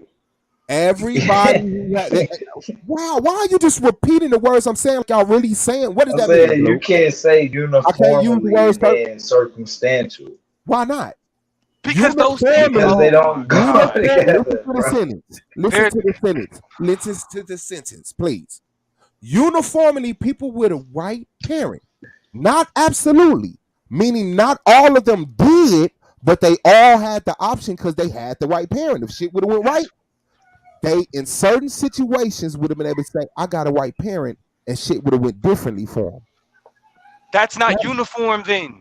If it's certain situations, it's not uniform, bro. Uniform means the same. Stop. Uniformed in the fact that they all got a white parent. That's the uniform. No, oh my God. Wow, that's crazy. That's crazy. Bro, like this. No. That's what I said in the first place. Uniform. That don't make sense, bro. There's nobody that has a white parent that doesn't have a white parent. Bro, people with white parents have different experiences. So that means people with white parents have different experiences. No shit. I wish you would speak to the conflict. I agree with that. Your response was based off of me asking you about the experience, and you said they had a uniform experience. That's what you were saying. No, uniformly, people with a white parent, depending on situations, had the ability. I had a white parent. Oh, like bro, what happens uniformly for people with a white parent? They were born from a white parent. There's nobody born from a white parent that is opted out of this. Every person that has a white parent has that circumstance where they can say, I have a white parent, and that benefits them. Black people don't have that. But having a white, hold on. You trying to dance with that? Hold on. All I'm pointing out is the difference. Black people would never have that option to say I have a white parent. Hold on. The fact that having a white parent doesn't mean that you have the same experience means that it's not uniform. That means that having a white parent could mean privilege. No, you dumb. Stop trying to prove me wrong and talk about the conversation. Oh my God. Uniformly, people with a white parent. Dumb by stupid people. Right. Blue, I'm really not trying to fuck up your panel. With a white parent. Can't be called dumb. A white parent is the uniform. So either we gonna keep it to the conversation, or we can just be disrespectful about it. But I refuse to be called dumb. I don't by care. the most ignorant motherfucker on the panel. Stop talking to me. For real. I got. Stop talking to me. Why even jump on in the conversation being had? I was a part of the conversation before you was. Okay, then. So stop fucking complaining and have it. I'm giving you options. Listen to this. Hey, Blue. Uniform. I refuse to be called. You can't say uniform. I bet you want to kick me off because I called you. For real. I refuse. You want to kick me off because I called you stupid motherfucker. Huh? You gonna pull your friend card? For real. Yep. That's not uniform. Yo, punk ass up. Yep, not nigga. Uniform. Pussy, nigga. That nigga said, "Hey, Blue." Yeah. Hey, Blue.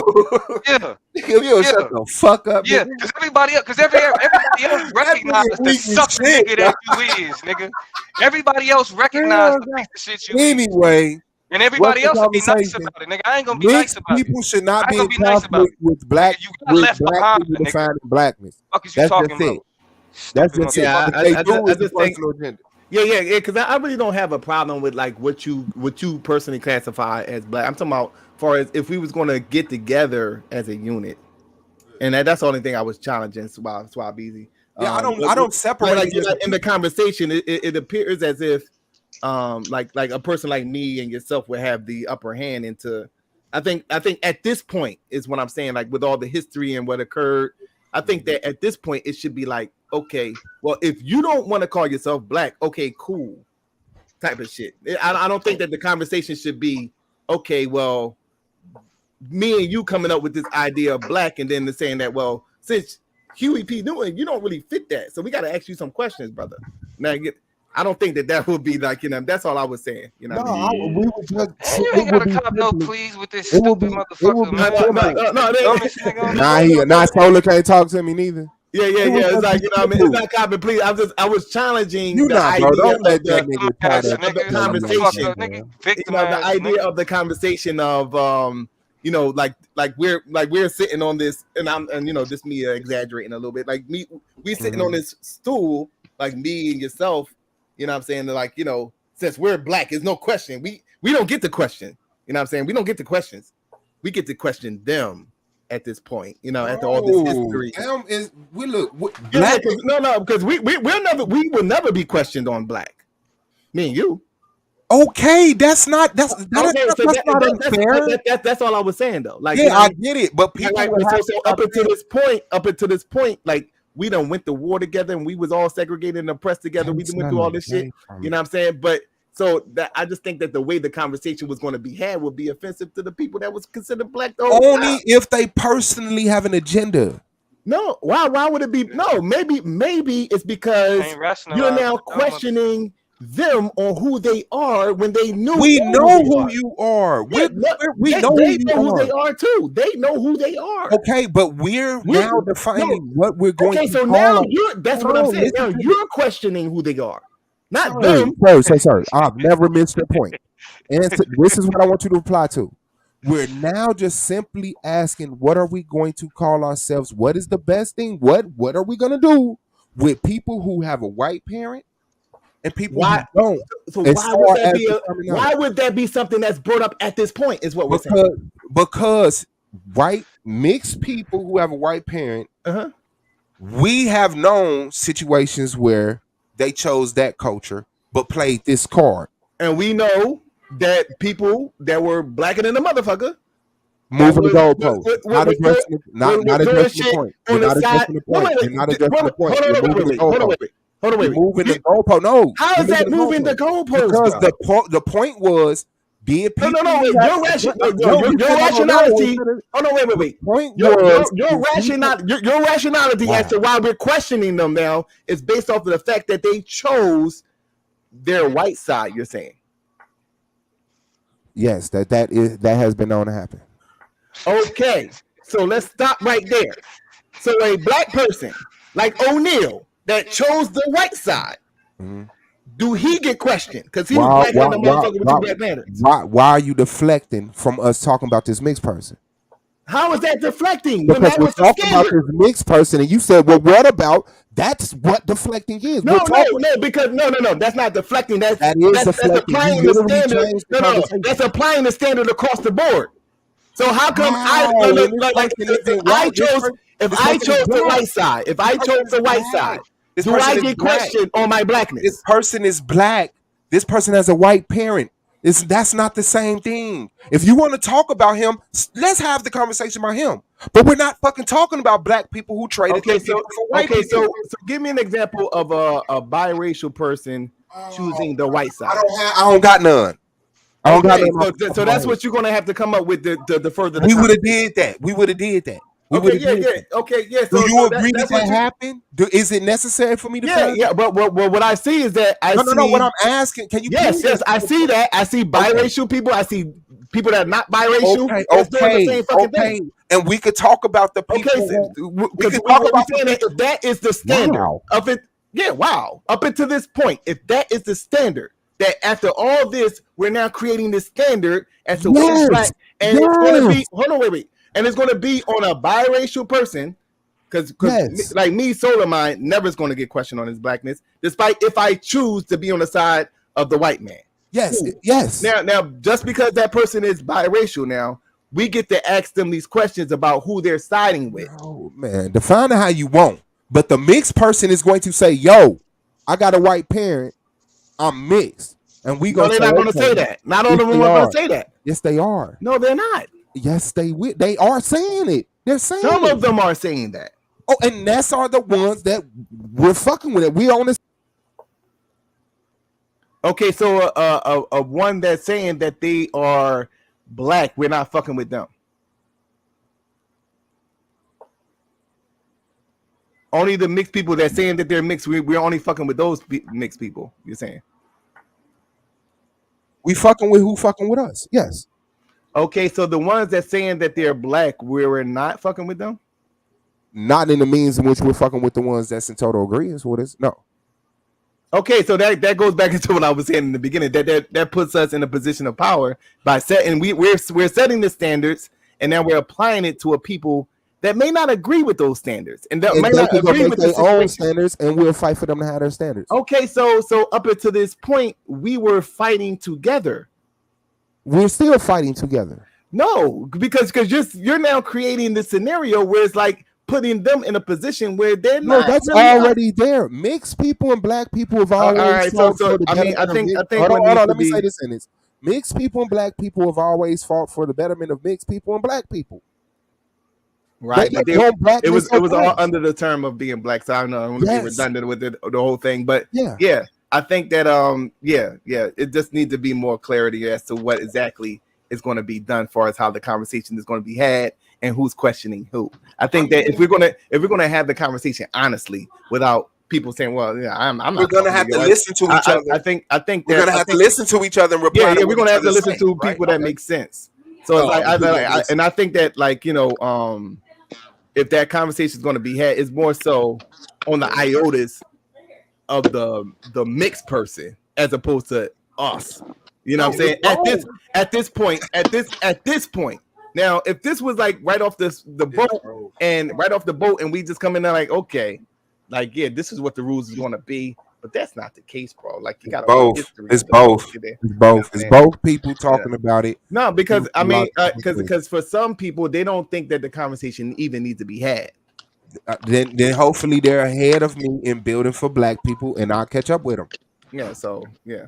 I think it's an interesting conversation, though. That's something that y'all may need to debate. Why don't y'all get that? Why don't y'all debate shit like this? Nobody can even have a conversation. You know, y'all need to put together y'all PowerPoints and y'all information to debate stuff about this. I've been defined black. Ain't nobody challenging me on that. About instead of talking about whether the Earth is a cone or a sphere, and you know, did the aliens come out? You know, and the reptilians sticking out the center of the Earth, and you know. Hey, I'm Black Power, man. Motherfuckers could challenge me so on that let at them any do that point. shit, man. Like these You know what I'm niggas, saying? these type of niggas don't Y'all need to talking be about did the talking about reptilians defining help part the blackness. Red Sea with Moses and These you know what niggas I'm do saying? not Like need to be the ones defining blackness. Let these niggas talk about pyramids, Earths, flat Earth. Let them have it, man. Keep don't get no that shit serious shit over to these there. niggas. Keep that shit over there. Hey, don't nobody else got a That definition of black? nigga probably got more, you Did know what I'm saying, nobody make else more up here sense talking define about black? that shit.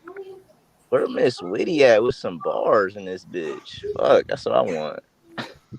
Shit. I see everybody joining. Where Miss Witty at? Witty Saddam. Yeah, you know, Blue know what I'm talking about. Feel me? And what you talking about, Skin? What you talking about? Miss Wit. We talking about Miss Witty. She got bars. Nah, just you know what I'm saying, just a little side So note. I'll take the Cause I seen conversation. everybody joining. I'll Go take ahead, the sister. What you conversation got to because say? I'm mixed. I'll take the conversation. I'll take the conversation that y'all are having. Go ahead, sister. What you got to No, add to you it? go ahead, Suave. Go ahead. Ask your question since you seem so, like you're the end all to be all to ask anybody anything.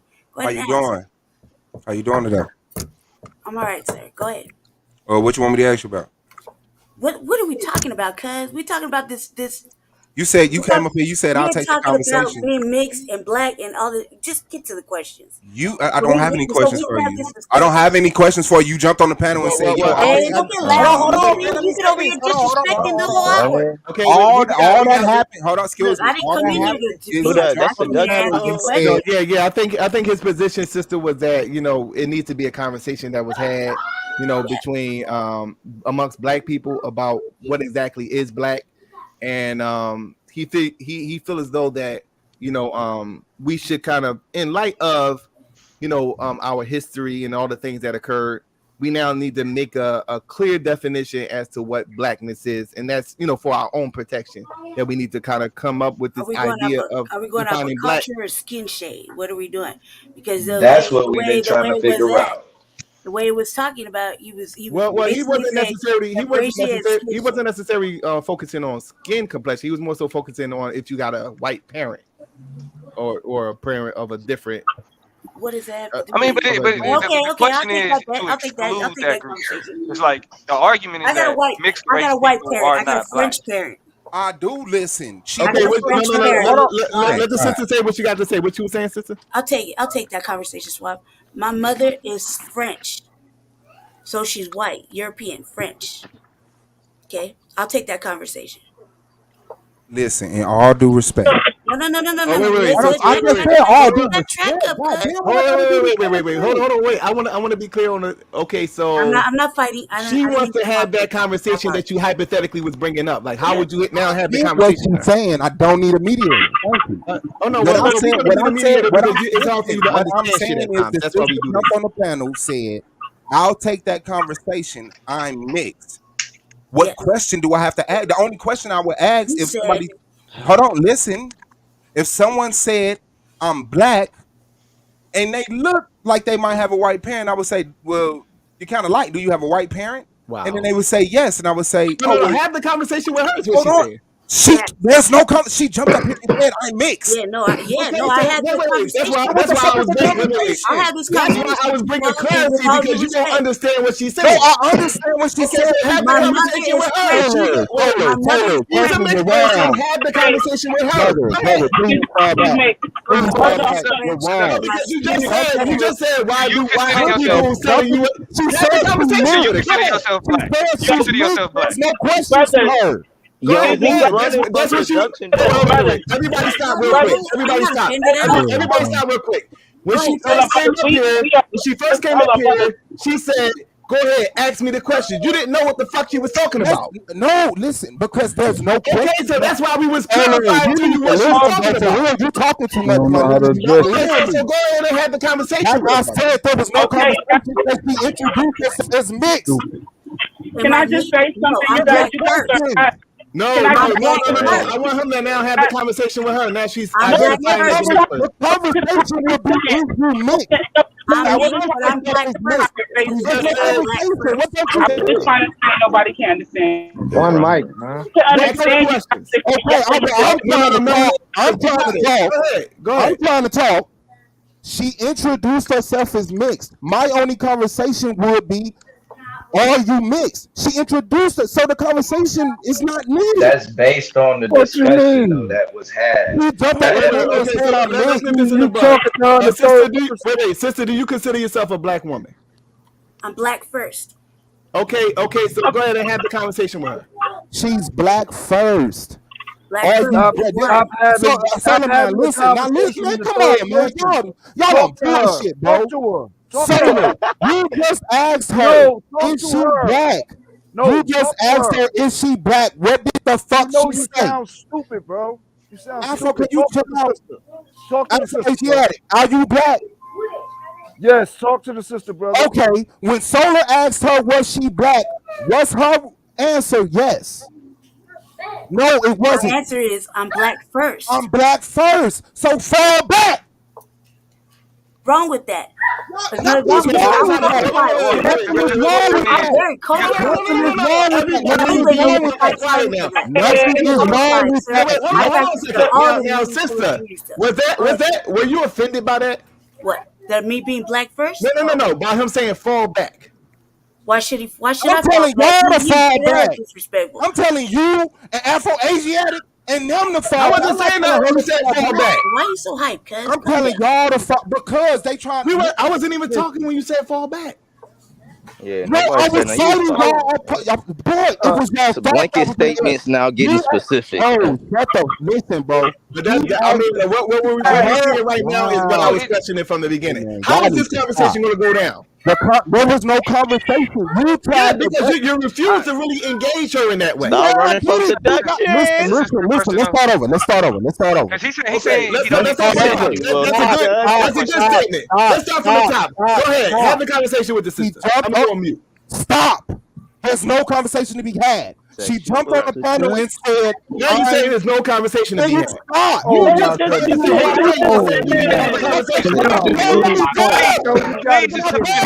Can I finish my speech? Please let him finish. Okay, y'all did. No. Your mic is really loud. Swap, your mic is really loud. Stop talking. Really loud, so please stop yelling. People are listening. People are listening. I'm literally only yelling because you're talking. Please just let him finish talking. Please. You can stop now and people can hear me. When she jumped on the panel, she said, I'll take that conversation. I'm mixed. So at that point, I don't have a conversation for it because the conversation I was having was if people with one white parent was mixed. She said she's mixed. What am I asked her? Now, when Solar said, are you black? She said, I'm black first. Thank you for being black first. There's nothing wrong. Mixed people and black people have always fought for the betterment of mixed people and black people. She's a mixed person that's black first. Okay. Now, for the sake of clarity, and ain't nothing wrong with that. Real quick. So to the sister seduction, for the sake of clarity. So you don't see yourself as a black woman, but you do see yourself as black first. You see yourself as a mixed woman. According to the life that I have to live, everybody goes off the shade of my skin, and they ask the same questions. But my father is black, and I'm with the way I live my life. I'm black first. Well, that's ignorant to go off your shaded skin. That's ignorant to go off your shaded skin. If we're gonna consider what he was saying earlier about the white side and having passes, I've never gotten no passes from having a French mother. In fact, I get treated the opposite of that. So I would have to say no. I'd have to disagree, and just in my personal experience only, I've been treated with the same disrespect as everybody else gets. Not no passes or privileges, considering the life I've lived for so long. I would say this, that when I say I'm black first, that means I only recognize that side because of the side that I would consider my mother being villainous, as you see with everything going on. I'm 42 years old. I've only seen nothing but negative things come from white people my whole life. Okay, so your white French side, your mother's side, My mother's y'all don't get along. No, we barely talk. I think I've seen her once every 3 years since I was a little girl. You And know where how is that she? shit Where, is. where, My This shit is stepfather raised common me. though. okay.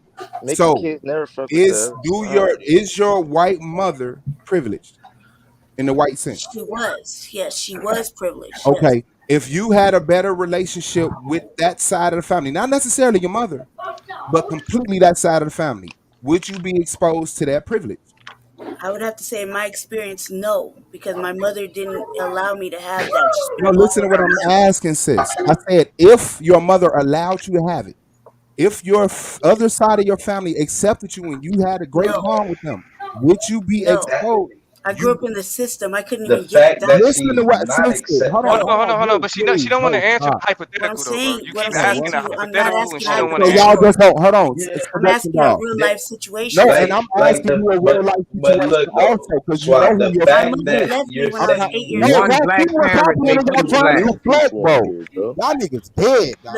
Look, I'm gonna say it like this. Like My Shit, mother nigga. man. left If she me and was my cool brother with her twice. white people friends, she would see that same privilege she just admitted her Yeah, mother yeah. used to Let have. them finish having the conversation. Yeah. That's all I wanted to see how this conversation is going to be had. So yeah, let them finish. Y'all niggas is the ones that's making this shit bad. I Now don't got no go problem ahead, with Swab. her. Hold Swab, on, Swab. hold on. I'm not talking to you. We don't need the commentary. I want to hear the conversation, bro. Okay, I We don't got got no. it. So anybody who thinks they got a problem with it because she got a white parent, get that out your head. I recognize the oppression she go through because of her blackness. She admits this. I want better for her because of her blackness. They call me racially ambiguous because I can my skin, the way my skin is, and my looks, I can blend in anywhere. However, I get no passes anywhere. Not with see the that Native American side or the Hispanic side that they always want to claim me as, or they want to say that I belong to, or even here with my black brothers and sisters.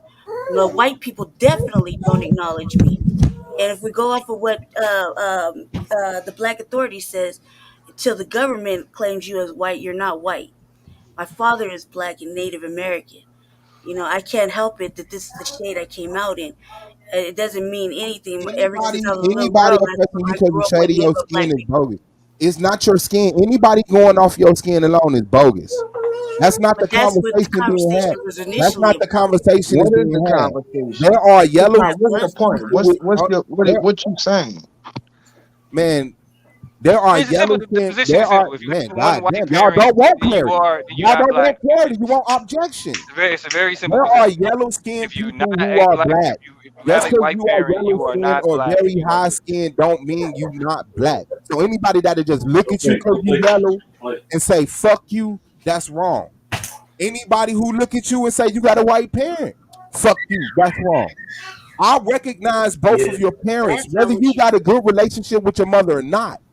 She But is that's part not of what you. you You said. are part of her.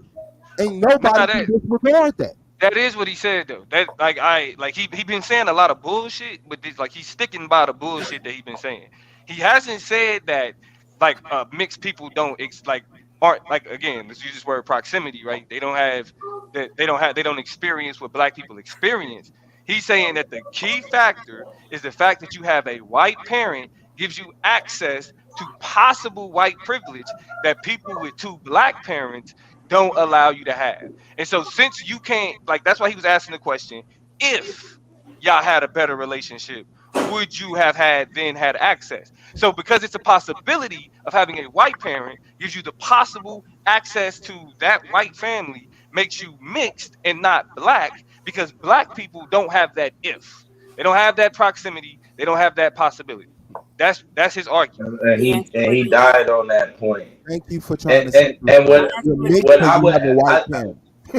what I would ask though is, were you offended when he said that mixed people aren't black?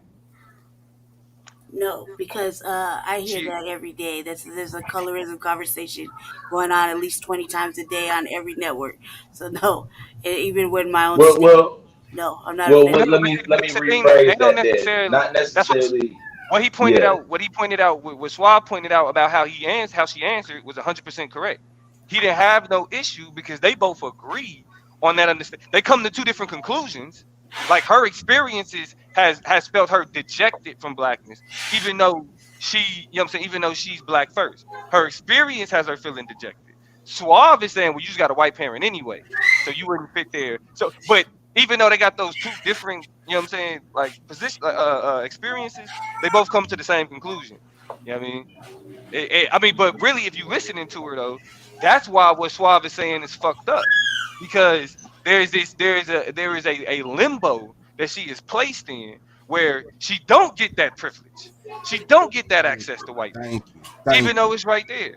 She don't get none of that. And that is what I'm Then fighting you, against. Good point. hold That's on, what I'm fighting against. but then you got niggas that treat her the same way and tell a girl, well, you look like you got that access, so we And that's bullshit. can't call you. But that's what you're doing, bro. That's not what I'm doing. Okay. It's not what I'm doing. I ain't never treated her like that.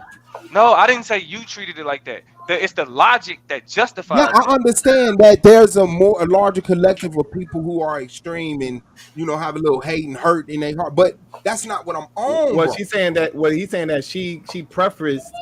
She said I'm black first, meaning she could correct me if I'm wrong. That like she had the black experience, and that she's for the black cause.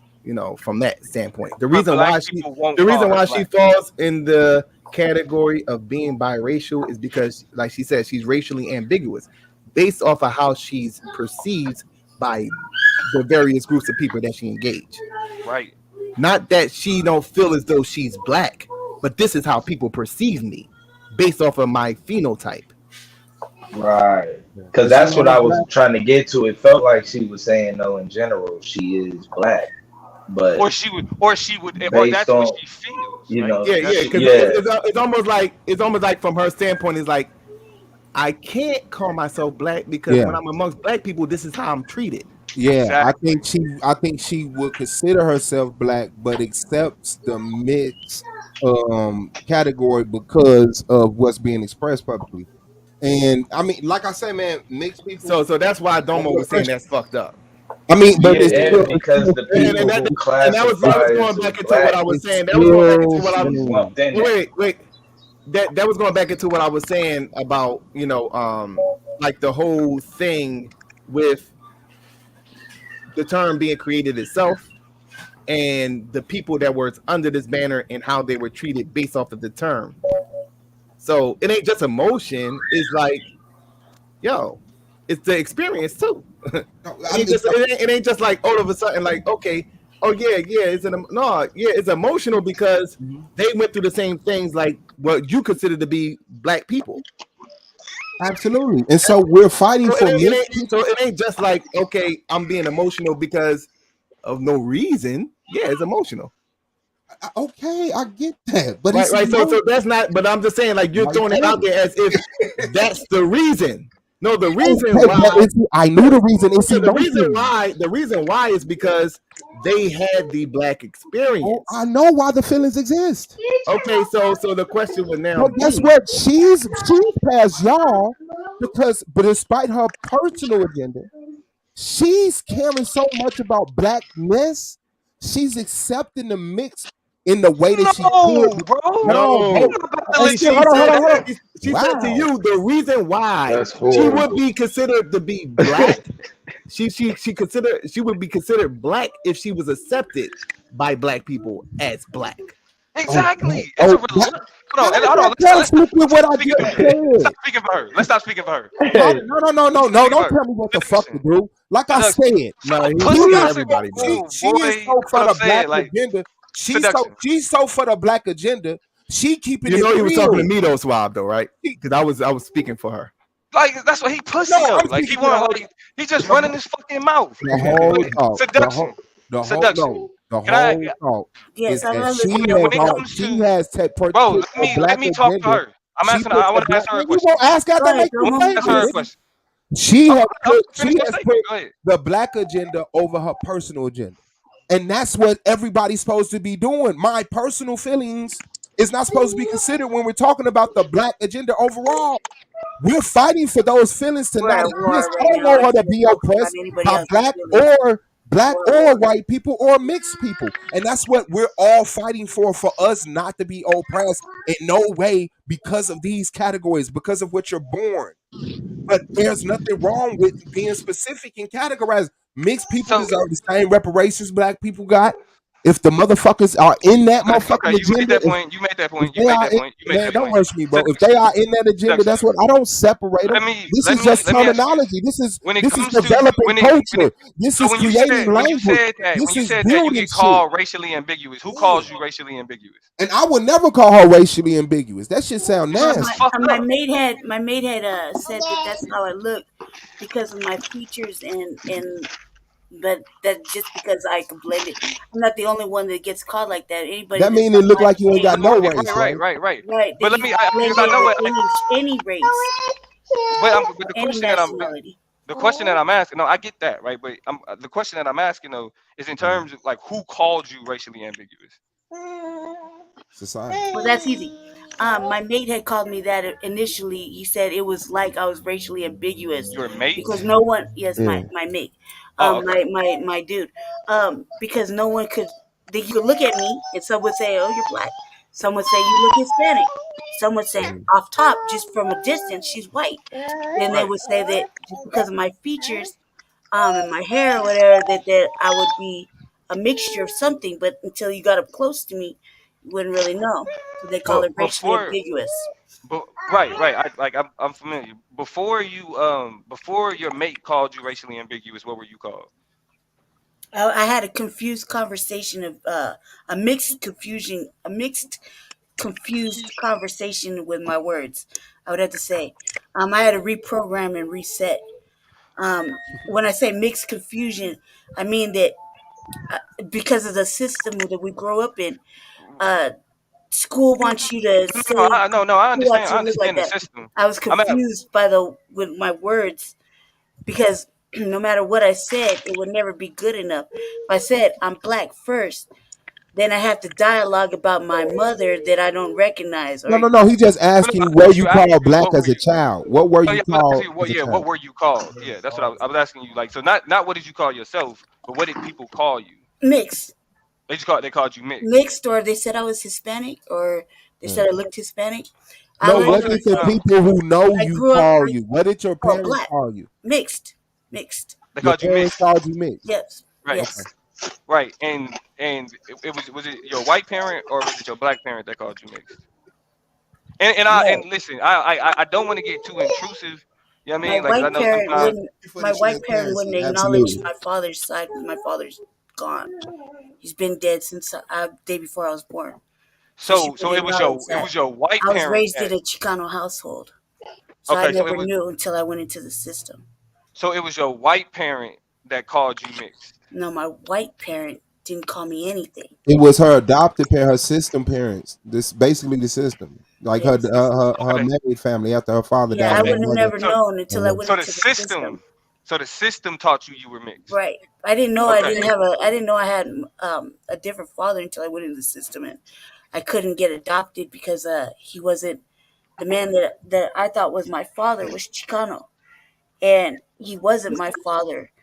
He raised me when my father died, so I didn't know Right. until I got in the system, and then my So mother you didn't even decided know to you tell me was black before you didn't even no. know your attachment to black. You had an attachment to blackness. No, because I have a half brother who like So Native you American and French. So he so looks like before me. you got so before you went into the system, I didn't know. I you thought I pretty was much thought you were Chicano. Like Chicano, right? You thought you yeah, were I thought I was Chicano. like a Okay. Chicano household. Yeah. Okay. So you never really had the conversation. You just assumed. Right. Yeah. Nobody ever No. sat you down and told you, you know, what I'm saying I anything. didn't know I had a different father until they came across paperwork when I went in Right. with a broken face. So Yeah, and so she so and wasn't so sure about her parentage, and up until that point, she Yeah, my thought she was parents didn't. My mother didn't tell me. She left when I was 8 years old. I didn't go in until I was like 12. I was raised with a man, with my brother's father. So I never knew. I never had even an idea, because he's my little brother. He's 2 years younger than me. So I was raised with him. I never knew I had a different father. so seduction is a unique example in the conversation because that like blackness is something that she learned she had an attachment to later. Well, So because it's my like father was black. so it's right. So Yeah, it's like I grew up she's in the system with nothing but black kids so because I you've couldn't get always been adopted. referred to as mixed. You've always Always, been referred to because always. right because of your complexion and like the Right. racial Because ambiguity. like she said, she was with her mother till 8. Yeah, my mother left. You know, so they're gonna look at this girl But with my this mother white spoke woman, and they're French. not gonna say, you know what I'm My saying? mother spoke French, and she was in and out the house. She was hardly ever there, so we But she basically spoke with did one have ear. that access to that privilege though, did she? I'm sorry? She did have that access to that privilege though, didn't she? No. No.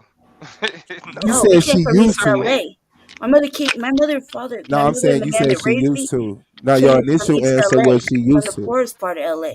Your We came to initial answer Colorado was '94. she used to. She did. What Did you privilege? remember that? White privilege. Nah, she No, I've said she never never had fucked like that her mama. I Her privilege. didn't mama never. say you. I didn't say you. My mother probably had that privilege. Yes, my mother There had you go. that privilege. Thank you. That's what I'm saying. Yes, she had that privilege. She has that privilege currently. I've never had that privilege. Currently. I've never had that privilege. No, I mean, and so that's why like her and Suave don't necessarily disagree because like Suave said, it's never that they don't experience what black people experience. It's just whether or not they can be called or should be called Whether we're black. going to, it's not a. It shouldn't come off so But people like are going to though. judicially. It shouldn't come off so judicially. It's like But we people in are agreement. going to though. I Like understand. I understand. I'm gonna say that, Oh and then wow. like you not. So I like I don't understand. understand that. I understand that. I can understand that. I accept that. What I'm saying is that it shouldn't sound so territorial or intruding. It's like, do you care about black people? Yes. So let's do something about it. And in that, these conversations are gonna go ahead and cut me off for something. What I in keep this? saying though, that's a faulty premise when you start with black people because that includes them. Yes. Yes, they And then were known and as you gotta black do people. extra We work all to discussed that exclude mixed them. people have historically been called black people. So now black people are distinguishing the black from the mix. And they're fighting No, for bro. Look, that what? makes no sense. That's not a real sentence in the context of You the weren't conversation we're having. you weren't called black whether you were based on whether you were mixed or not, bro. You were No lumped shit. in. That's why now that we're recognizing the mix, we're redefining it. Because they No, didn't no, care. no, They were no. saying one That's drop what of blood makes or you whatever the black. fuck they were saying. That's not what makes you black. That's not what makes you black. That's not I what just makes you black. What What makes you makes you black? black? What makes you black, brother? Not having that being cut off from the history, know your legacy, knowing who you were. The fact that you know who you were on one side means that you have a mixed experience. That doesn't make you know who you are, though. Yeah, I mean, it doesn't. You have to get up and do the research. Yeah, but there's No, nothing no, black I'm people just can saying do. that. Well, you're still not going to know who you are. If it, like, let's say hypothetically, I had a white father, okay, and I know my white father goes back to Ireland. I still don't know who I am because I don't know my black side. I don't know who they are.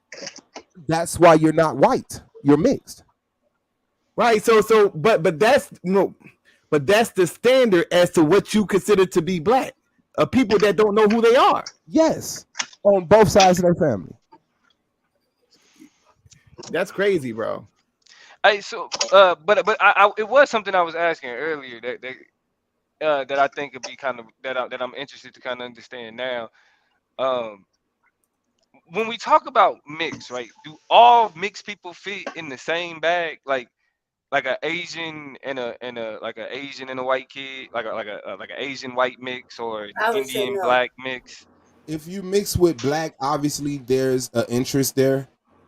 Other mixes I don't care about. They can define themselves. I would say no, Domo. I would say no because for one very simple reason. But even when as Right far as now, saying like another black, technically a colored black person, like an African, and they will be he could mixed mix, too. but totally be on that white side of things, like he was saying earlier, and be a total detriment to the whole black race. You see what I'm saying? And Never know. that right there is what I think he was trying to say earlier. Or they could be mixed and be on the black side and stay on the black side. What I think was the real issue was whether the person was mixed on the black side or was going to Jasmine in stay the on the back. black side or going to switch up and go to the white side. Jasmine in the back. Blue. Oh, okay. Yeah, I mean the thing is the black oppression. So if you're mixed with black, On the way. we have an interest.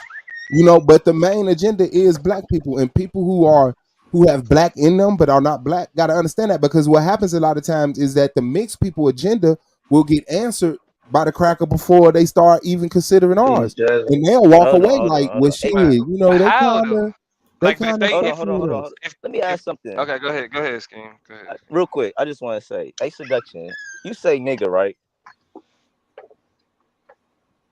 Yes, all the time. Exactly. That's all I want. All the time. That's exactly. I don't feel like I That's all should. I want. I shouldn't That's be all I there. want. You think you black? Stop playing Seduction. You think you black? If you comfortably say nigga, being politically Yeah, comfortable correct. all day long. I'm not say And I nigga, feel her you though. think I you feel black? her. Seduction. Why should I? Why should I? That Why was the should point. I? Yes, it I mean, When we all do it. that was the We point of the all whole do conversation. it, Is like and how the conversation is going to be had in I terms feel of. like it is that's Skid what got it is. I straight just to have to it. say yes. Hey, I What? appreciate you, Skid. And Skid what? got straight to the shit.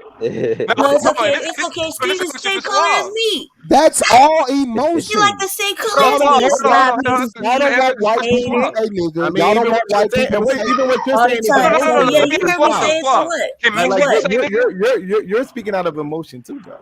But real quick, Explain Suave. how. Can mixed people say nigga? Like, or like from your perspective, Yes, not white even people like. can say nigga. Nah, remember Suave? You said you No, don't he want them said to he say can't. He just said Nigga is a said word. white people can say nigga. Like, Nigga okay, is a word. You said white like people can be black. It's a Family. social construct. You said white people can be black. Classification. Family. Yes, they can He say the same nigga. color as me. Family. Stop today. that's Jasmine Jasmine said is in around the me. building. What's going on, Hey, sister? that's two different What up, discussions, family? man. You an I'm saying asshole, no, Swab. real quick, Jasmine. Hold on, no, real quick, Jasmine, real quick. See, this is why this is why you run away from nuance and description, because you need simple statements to be able to make your statement, like make your arguments off of, bro. I Like, because appreciate it. the context of those conversations is completely different. Even For in sure. that conversation when niggas said white people could be black, we talking about in the context of the way labeling functions. Okay. The same way that melanated people could be white. This is what Domo was Okay. breaking down the first conversation. So what is though, wrong remember? with my example of you saying white people can be I black? know. White people being able to White say Yeah, people nigga. say because nigga. and that's I literally actually know a white true dude that's a thing, because you know descendant that of a the slave. Domo literally. people Hold in North on. Africa are considered to be white. They're classified. Wait a Yes. second. Right. So, That's why African does not mean black. Solar. Let me jump in here, y'all. Let me jump in here on this Go one, ahead, y'all. go I gotta jump in here on this They're one. white according I got another to question I've for American that. got to Suave. do this. Question. Go ahead, Absolutely. Jasmine. I've got to Jasmine. do this, y'all. Go ahead. Peace to my family, my people. Kuyenga dog Peace, cousin, peace. yes. So I'm gonna do because I gotta go in a second. I'm gonna do a role play real quick. I want each of y'all to ask me what race am I, and I'm gonna break it down like this. No, Starting one with of us gonna ask you, and then you gonna ask. no, all you guys gotta do is Why start would with you. people ask you what race? Go. I'm doing a role play. Y'all know I love role play. I'm doing a role play. Let's do it. Okay, Blue, go ahead. Ask what race am I? What race are you, Miss Jasmine? Oh, I'm Black African. Okay. Who is that? Who's next? I'm next. Okay, go ahead, Skid. What race are you, Jasmine? I'm Black Haitian. Domo, go ahead. Ooh, that's different. What race are you, Jasmine? Oh, I'm Black Brazilian. Dog, go ahead. Ooh, Next, 3 exotic. times. What race are you? I don't want to. I already know. I'm Black mix. I'm Black mix. Ooh. You see how I'm doing that? Y'all see how I'm doing that? Yeah, But you never cooking. will she ever be black. But y'all see how I'm doing that? I just Yeah, said Jasmine, you it's cooking. easy. Easy. It's Yeah, you easy. cooking. You Just cooking. because you know what I'm saying? No, but I think what Suave is saying that when you add the other thing to it, you're mixed. You're mixed. You know that. But no, but stop. I said I'm Black mix. I said I'm Black mix. Now you can choose to say what are you mixed with, and I can say, oh, I'm Black and French. No, I'm cool. You mixed. You black. Oh. You got some black in you. No, he's saying even if you said Black Brazilian, you're mixed. You're mixed. Oh no. Yeah, What I'm doing is I'm Black. Let me ask you. He's giving you your black. What race are you? And that's all I was challenging, the fact that he could give people blackness. What race are you? Oh, I'm Black African. Never will stop and say just black. I recognize that mixed people. Hold on. I recognize that mixed people have black in them. And in the fact that you okay, so when I say I'm African American, am I black? Yeah, that's the terminology that African Americans are being held under. That's why you want people to know there was a point in time, especially in America, when mixed people was just black. They're not black.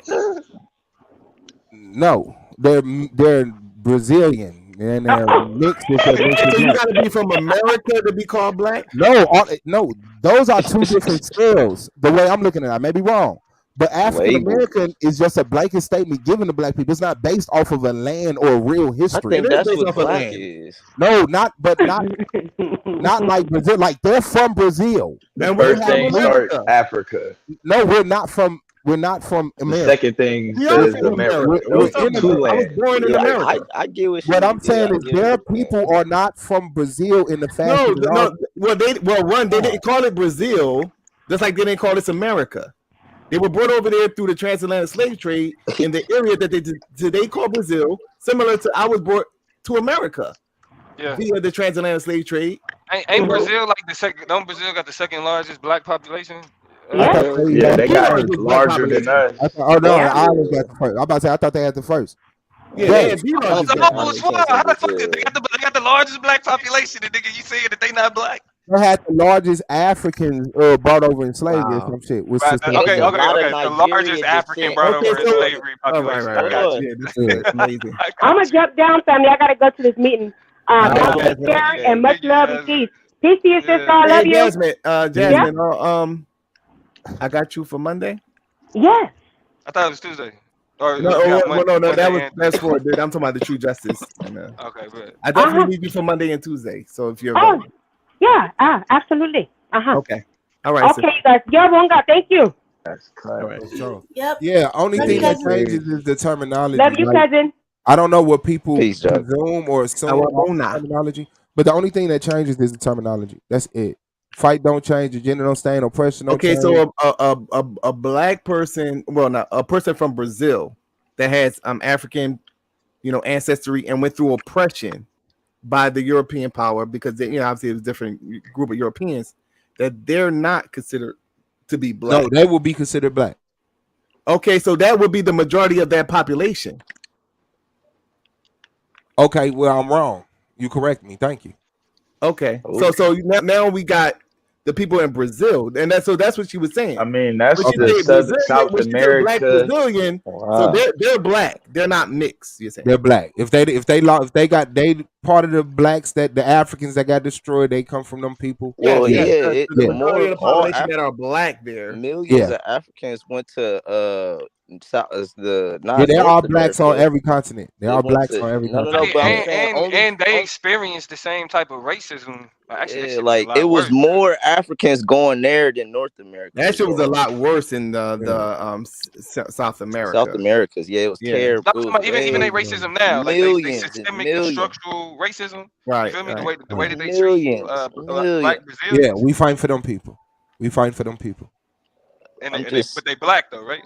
Power to them people. Yeah. Yes. Okay. Yeah, they're the black. I guess you say black Brazilians. Like we the black Americans. You know what I'm saying? Okay. Yeah, we just got somewhere. The black. Okay. All right. Wow, black niggas just got somewhere. Now show them how the Brazilians look, though. Maybe that they look like Native Americans. Don't fuck it up. I know what they look like. We gotta show them how they look, and then maybe you'll have a change. That's why I say some of them look like the sister over there. That was just. That's why I say phenotype is only 5%. That's what I say. You only get a little bit out of looking at somebody. Like she doesn't look white. Seduction Doll does not look white. I would not call her white. Like that would not that's all you can get from looking at somebody. Is you gonna call her black, or are you gonna try to say we need to have a discussion?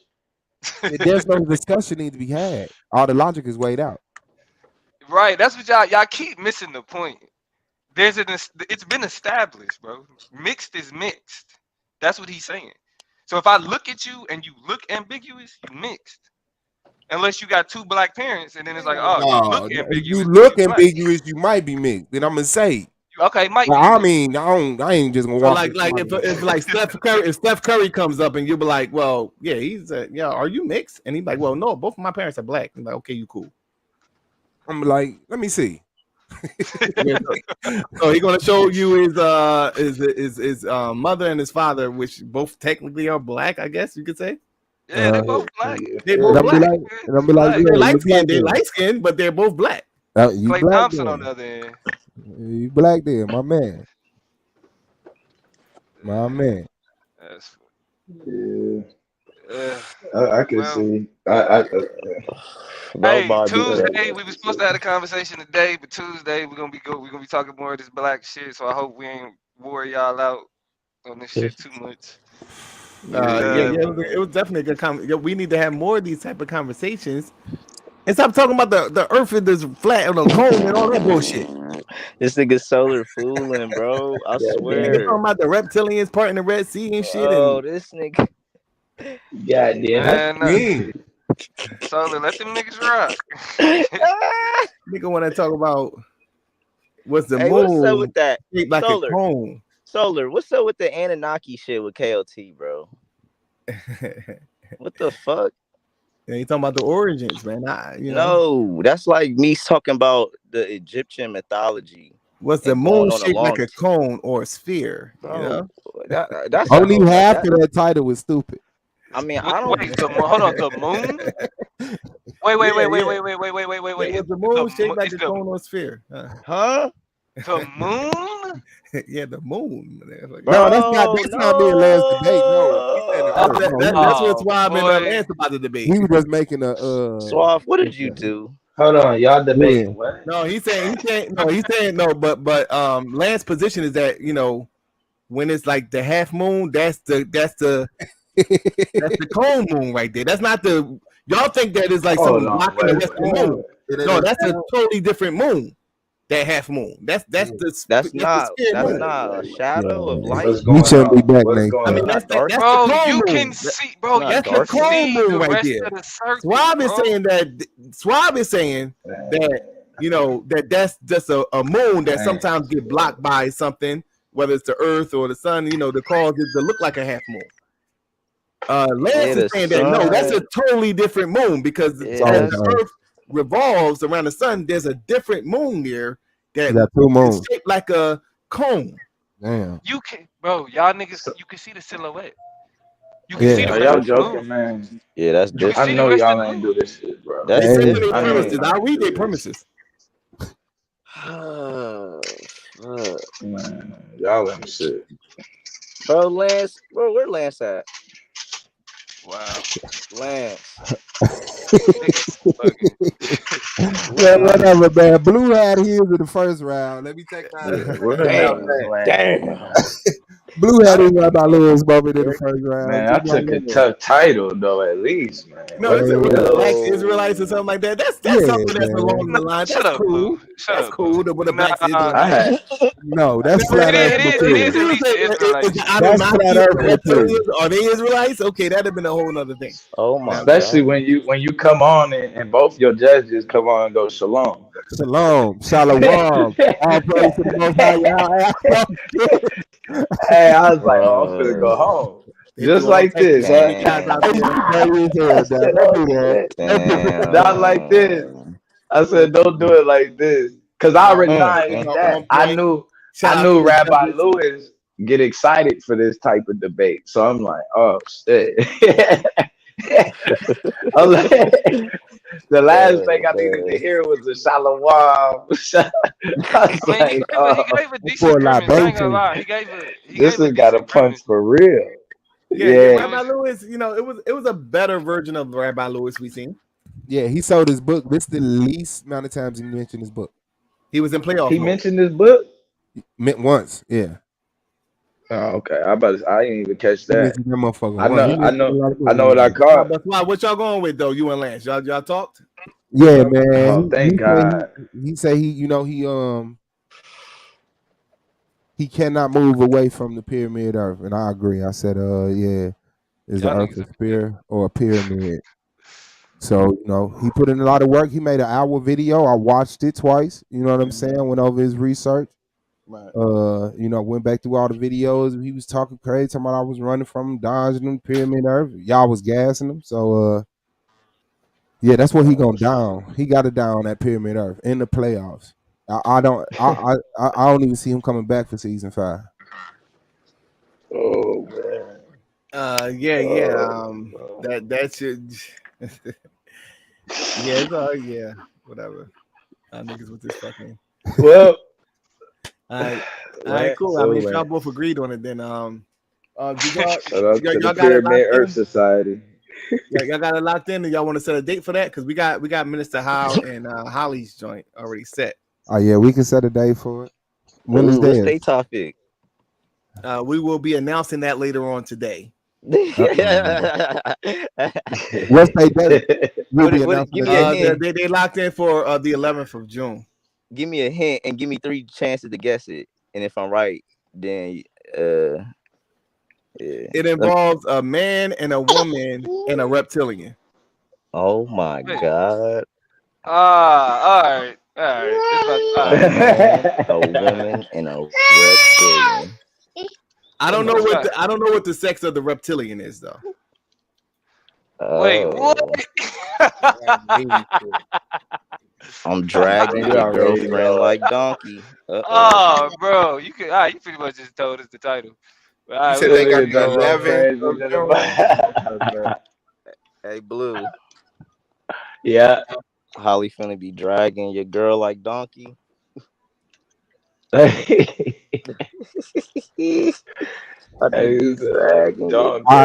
can go for the 12C. Lance wants the 12th of June or whatever. Okay. Oh. I give him a call. I bet. Let's see what's up with that. Swabeezy and Lance on the flat Earth and the sphere. He don't give a fuck about that debate. Yeah, I'm like, actually, fuck that. I'll spit on that debate. God damn. Man, I'm sorry, man. I'm telling you, man. It's just certain factors, man. I'm walking straight up to sit up here and listen to Andy. Stop. On my life. Such and such, and look. Y'all gotta listen to Lance ask me questions about the spirit. What y'all doing? What y'all doing? Lance come with PA. What y'all doing with Lance? Hey, yo. What y'all doing with if Lance come with hot sources from top scholars with I'm going home. PhDs and crazy and top universities, So y'all and he getting peer reviews. Do you got the Pyramid Society. Wait. So out of your opinion, that's the bare minimum. Like, he does that. Right. Don't do it, this is the thing, there, right? Don't do it. Yeah. He's gonna snap on your ass like peer-reviewed studies, nigga. Did you hear the motherfucker? Who you think gonna have the peer-reviewed studies? The person that believes in a flat Earth, or the person that believes that the Earth is a cone? Lance is gonna go to the Lance is gonna go to the top universities. I told him to go to the top universities. Told him to only go to the top scholars and with jump. PhDs. Go to the top of the university and jump. Yeah, and bring a parachute. I just don't get why you don't just argue it's flat. I mean, the idea though is that regardless of the argument, both debaters bring some form of peer-reviewed information. I ain't bringing peer-reviewed. Some form. Oh, okay. I ain't got no words on my slide. I got all videos. All videos and pictures. I answer. We are talking to swabs. Y'all don't even know why the word peer-review got caught the fuck up. Yeah. Peer-reviewed. I ain't peer-reviewing shit. Ain't nobody in the back, right? This nigga said I ain't peer-reviewing a motherfucking thing. Go ahead. Damn. Earth is a globe. Neil deGrasse Tyson said so. Hey, what's going on, Lance? We live on this nigga said Earth is a globe. Neil deGrasse Tyson said so. That's a bar. I'm out about with the kids, man. We had a go-kart race. Okay, yeah, that's what's up. That sounds like fun. June 12th. We were trying to get a date on the debate. You agreed on the topic? No, I haven't agreed on the topic. What? Okay, so I'll let you go ahead and go ahead and get on with the kids. We'll call you back to discuss the topic with Swabi. Busted. All right. Damn. I got a whole stream with that nigga agreeing to the topic, talking hella shit. He said you How don't old want is to this debate stream, man? and that's why he wanted to come on. Solar said he ain't gonna do no promo for it. How old is this? I never said I wasn't gonna do a promo for it. I was just talking the same shit that I'm talking. I heard the stream. He wasn't saying that I didn't say that I was gonna do a promo for it. He's saying that You think we're gonna get a promo from Solar if we do this shit? That's what he was saying. So I didn't say that, but that's what he's saying. Like, nigga, I need you to start understanding sarcasm, That's bro. what he Like felt. that is ridiculous. Yo. Yeah, I'm sorry, man. I don't see no reason for it. Hey, yo. I'm so confused. Like, wait, what? No way, Lance thinking that. Yeah. Oh man. So yeah, I need to figure out what I'm gonna debate KOT on. The topic or whatever when he gets some time. I'm telling you, Blue, hop in that Bible bag, bro. Hold on, the screen right here. Where the peers, Lance wins, KOT versus Younger. So what do you think about the debate? Oh yeah. Hold on.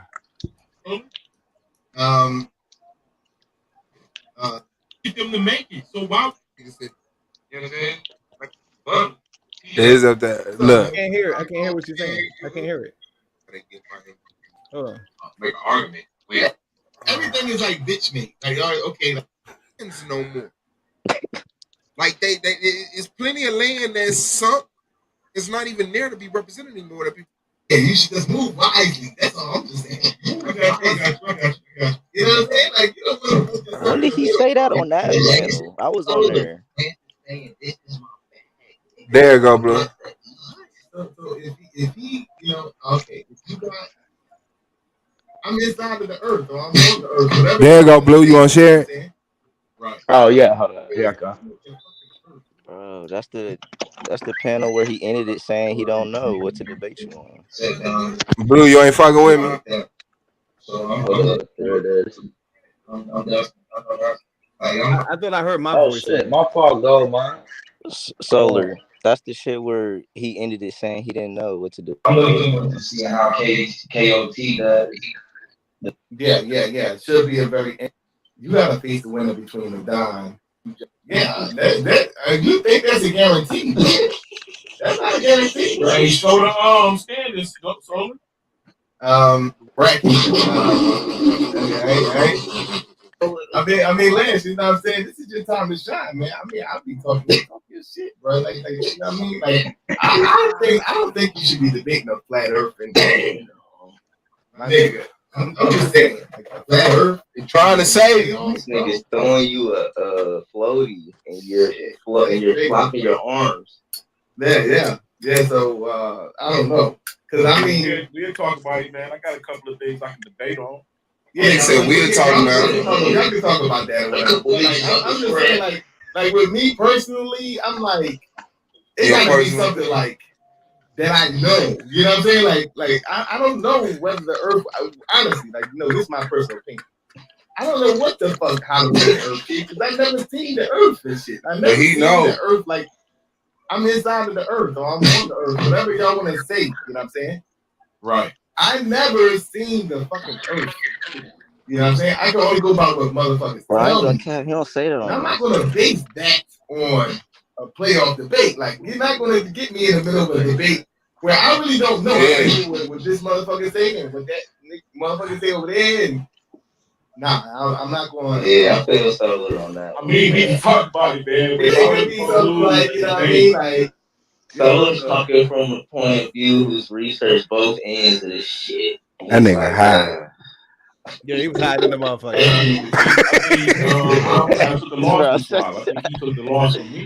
Yeah, I mean, whatever it's going to be a fire debate, you know, either way, because, you know, this is a lot is at stake for Swab. He got to beat you.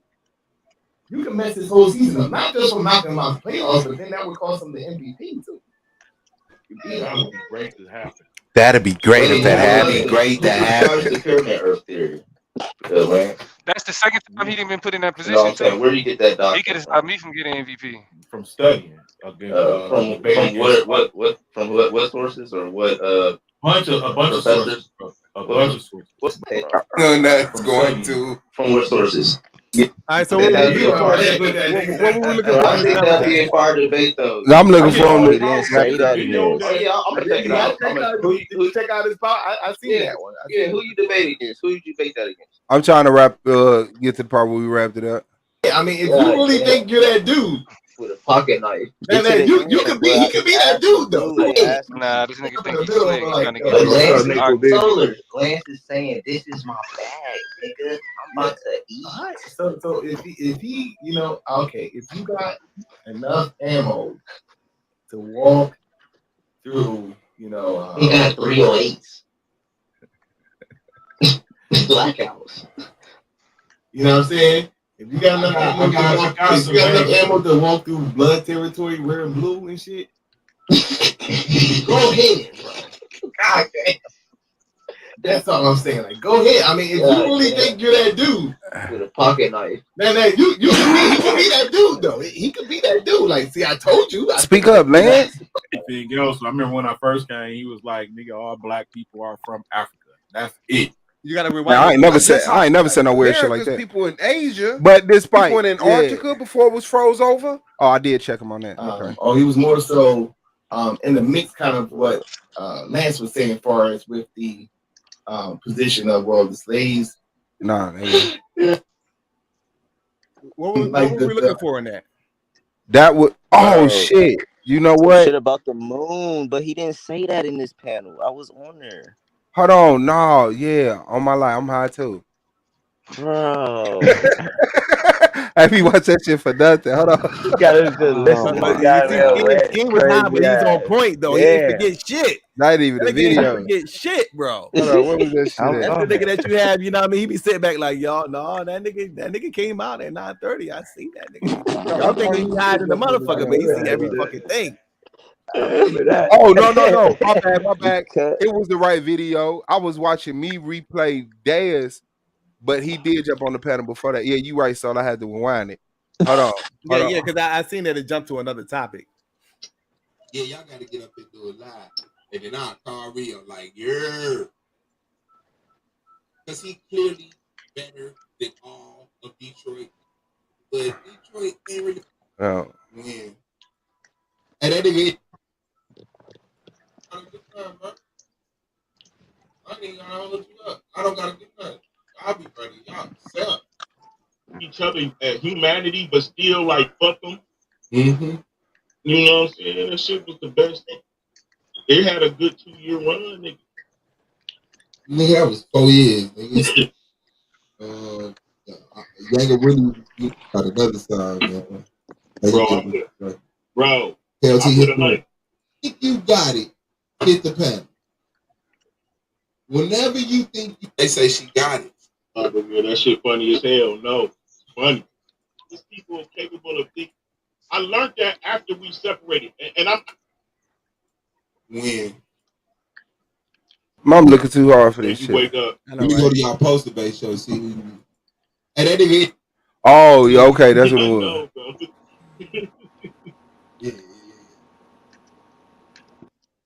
Hey, that's what it is, man. I'm gonna go in here and take a shower. If you're on off, get some sleep. Nah, it's gonna fuck up my shift, my day. I can't sleep. Yeah, no, I'll talk to that corny ass nigga though. Necessary rule. 3 in the morning had to be to work. I can't when you get off the stream, you don't have to announce what you're doing and shit. Like, you know what I mean? Like, yeah, I'm about to go take a shower. You know what I mean? Like, you don't even know all that shit, bro. Just I'll talk to you guys later. You know what I mean? Y'all gotta go take a shit. You know what I mean? I'm gonna talk to y'all. His neighbor watching this shit. I'm gonna go watch clothes for about 2 hours across town for a little while. You don't need to know. Good looking. Yo. Weak as hell. Season 4. Go Meezy, what's good, big bro? Man, I had to come find y'all. And figure out where everybody was. On your twin channel. Okay, Christmas came early. Okay. Y'all still ain't fucking with me. They just being cordial, let me on the panel and shit. Y'all being very professional. Like, I appreciate y'all being professional debaters. You feel me? I mean, but take the move though, Floppy. I mean, obviously you're the target because you're the MVP and you put these niggas to shame this year. The MVP opening round, rebuttal round, and that's why you're the target. But this is the thing though, right? Like, they don't like each other either. But you know what I'm saying?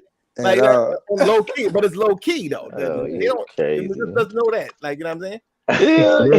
Yeah. So shut your ass up. This nigga, I mean, I wouldn't even saying some shit, nigga. I wouldn't They even don't like each other either. Hey, I know what it is, man. Them okay.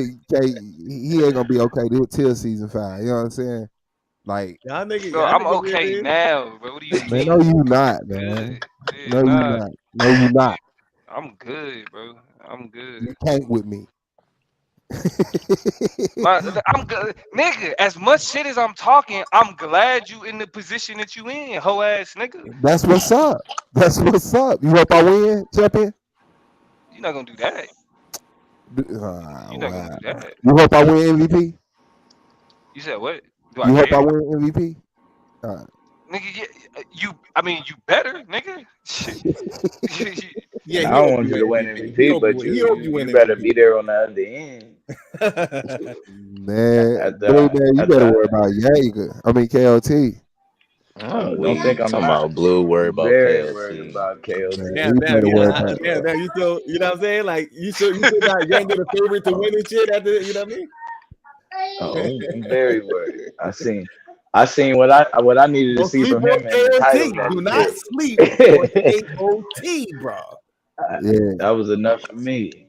I'm still constantly.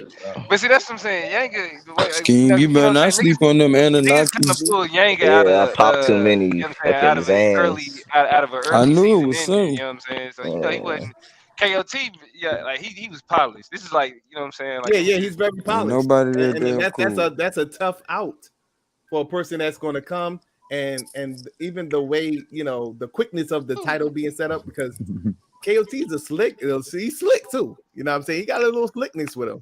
Like, you know, and that was perfect. You know, I liked it the way he did the premise round and the opening, and Yanga was clapping back, but it was almost like it was an uphill climb from how it was like he constructed his argument. It was clear. It was like you got the 10-point program, and on the side was them actually displaying that they're in agreement with what was being asked for by the Black Panther Party, or what they were requesting, or what they were demanding, should I say. And it was just like, what you got to show to disprove that? And I don't think that, you know, the argument, I seen the area in which he was going, but that goes into to how it was titled. And because I think that the area that could have been, you know, focused on was when he made the comparison with he thought it was going to be sweet apples, but you know, it was just two apples. And when he seen that they wasn't sweet, then he had a problem with it. And that was kind of the analogy that he was using to what Martin Luther King was fighting for, which would be the passing of these civil rights acts. So it should have been titled that way. You know what I'm saying? However they was going to title that, because that would have been the area where he could have, you know, made a better argument by saying that, well, he thought freedom was going to come from these civil rights acts. And so they weren't fighting for the same thing, because the Black Panthers wasn't fighting for that. You know, they wanted, equality and justice and freedom, but they didn't think that they were going to get it through these civil rights acts. So that's the kind of the argument that he was trying to shape. But this was after KOT done laid on all this stuff. You know what I'm saying? So he had an uphill battle to climb, but I understood what he was coming with. Yeah, so I think that would more so go into the wording of the topic, and then what was the focal point of Yanga's argument. That I would have had to beat y'all in the head from the jump with that. Okay, let's make this clear right from the front. All that stuff that he was showing you, Martin Luther King felt as though we could get that through civil rights acts. The Black Panther Party did not believe that. That's what Martin Luther King was fighting for, because he assumed that would get him. You know what I'm saying? It would have had to been something constructed along those lines, and that wasn't done to the capacity of what KOT did. You know, so it was a good debate. I edged it to Yanga probably because I was more sympathetic to that, like to that argument. I peeped it more. But I definitely thought KOT did more than enough to win. Right. Like it's a very, and I think that's what Asar M. Khan was kind of saying in his judgment. Like, I understood, and I like I said, I understood what you were saying because I know the different perspectives and I know what you're saying, you know. But in terms of actually presenting the argument and how it was presented, and you know, it was a better quality on the part of KOT. I don't know what the fuck you're saying. That's fucked up. Yeah, he made it too easy to follow along. Yeah, it's very easy to follow along. Yeah, he's like people. That nigga was Plus, like, but really, what killed him was that equity and equality conversation. Like, I want to delve that too required much into too that. much time. Yeah, because it was too much of a challenge. Yeah, like to get people to understand like that nuance, you got to sit on that. But if he doing like a historical narrative, and it's easy to kind of connect, okay, similar, you know what I'm saying? They want the same for the same people, right? Like they're both using the language of equality. Right. Now you can't be talking about equity if you see the language of equality in the 10-point plan. And he tried to do that in a way, but I want to use that for the equity equality argument. I'm going to use it more so as what I was saying. Like they thought through legislation. They was fighting for legislation, to be passed. So they got the sour apples. So that's why it had to be continued. So, this struggle had to be continued because what they thought was two apples was two sour apples. So they would have to continue to fight for what they actually wanted. And they now know that they can't get it through legislation. Even that could be challenged, though, now that I'm thinking on it. Yeah. Even with that being said, it's like, well, they want the legislation for, the same thing that the Black Panthers want, So, I mean, yeah, but that would have been a better argument in terms of, the debate, how you could maybe sway the judges. With a nice constructed argument. I didn't like that title for Yango from when I heard it. I ain't gonna lie. Yeah, it was a pro KOT topic. Now that we're looking at it in hindsight, like shit, not even in hindsight, nigga. When I heard the title, there's a couple people that said it. I was Commissioner Solar Mine. In better conditions for Black people? You're lost. What the fuck? Everybody gotta go through that. Everybody gotta go through that topic thing when they first come in. Madonna ain't learned though. Madonna ain't learned though. That's one nigga who he don't give a fuck. Like he gonna go with what he gonna go with, and I'm gonna meet you right. I'm gonna meet him there every time. That shit's a goddamn shame though, man. With KLT, like that whole like I don't know, man. That title shit, man. Cause shit sound good. And especially as fuck for a pro-Black motherfucker, like you know what I'm saying? Like it's like Black Panthers and the civil rights, Martin Luther King, but they're fighting for the same thing. Hell no, nigga. Hell no, I mean, because you can eat. There is a way that he could have ate. But he didn't do. And then in the rebuttal, when he started with the, just the talking shit about Dr. King and call him a plant and all that, then it's like, no. And then it's like, okay, I would get if that was your premise. That wasn't in the premise though. Like if it was in your, like if you was like, all right, him being a plant is like a whole part of my argument, which I thought it was gonna be.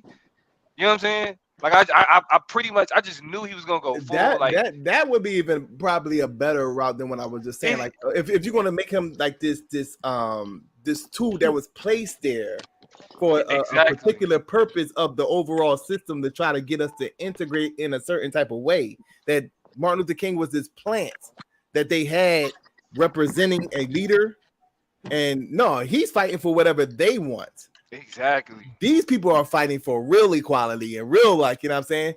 Yeah, that would be even better than what I was saying. Yeah, you gotta go full. Yeah, you gotta dig on that one, bro. You gotta pull out the little FBI files, and you gotta look like J. Edgar Hoover himself. You know what I'm saying? You know what I'm saying? You feel me?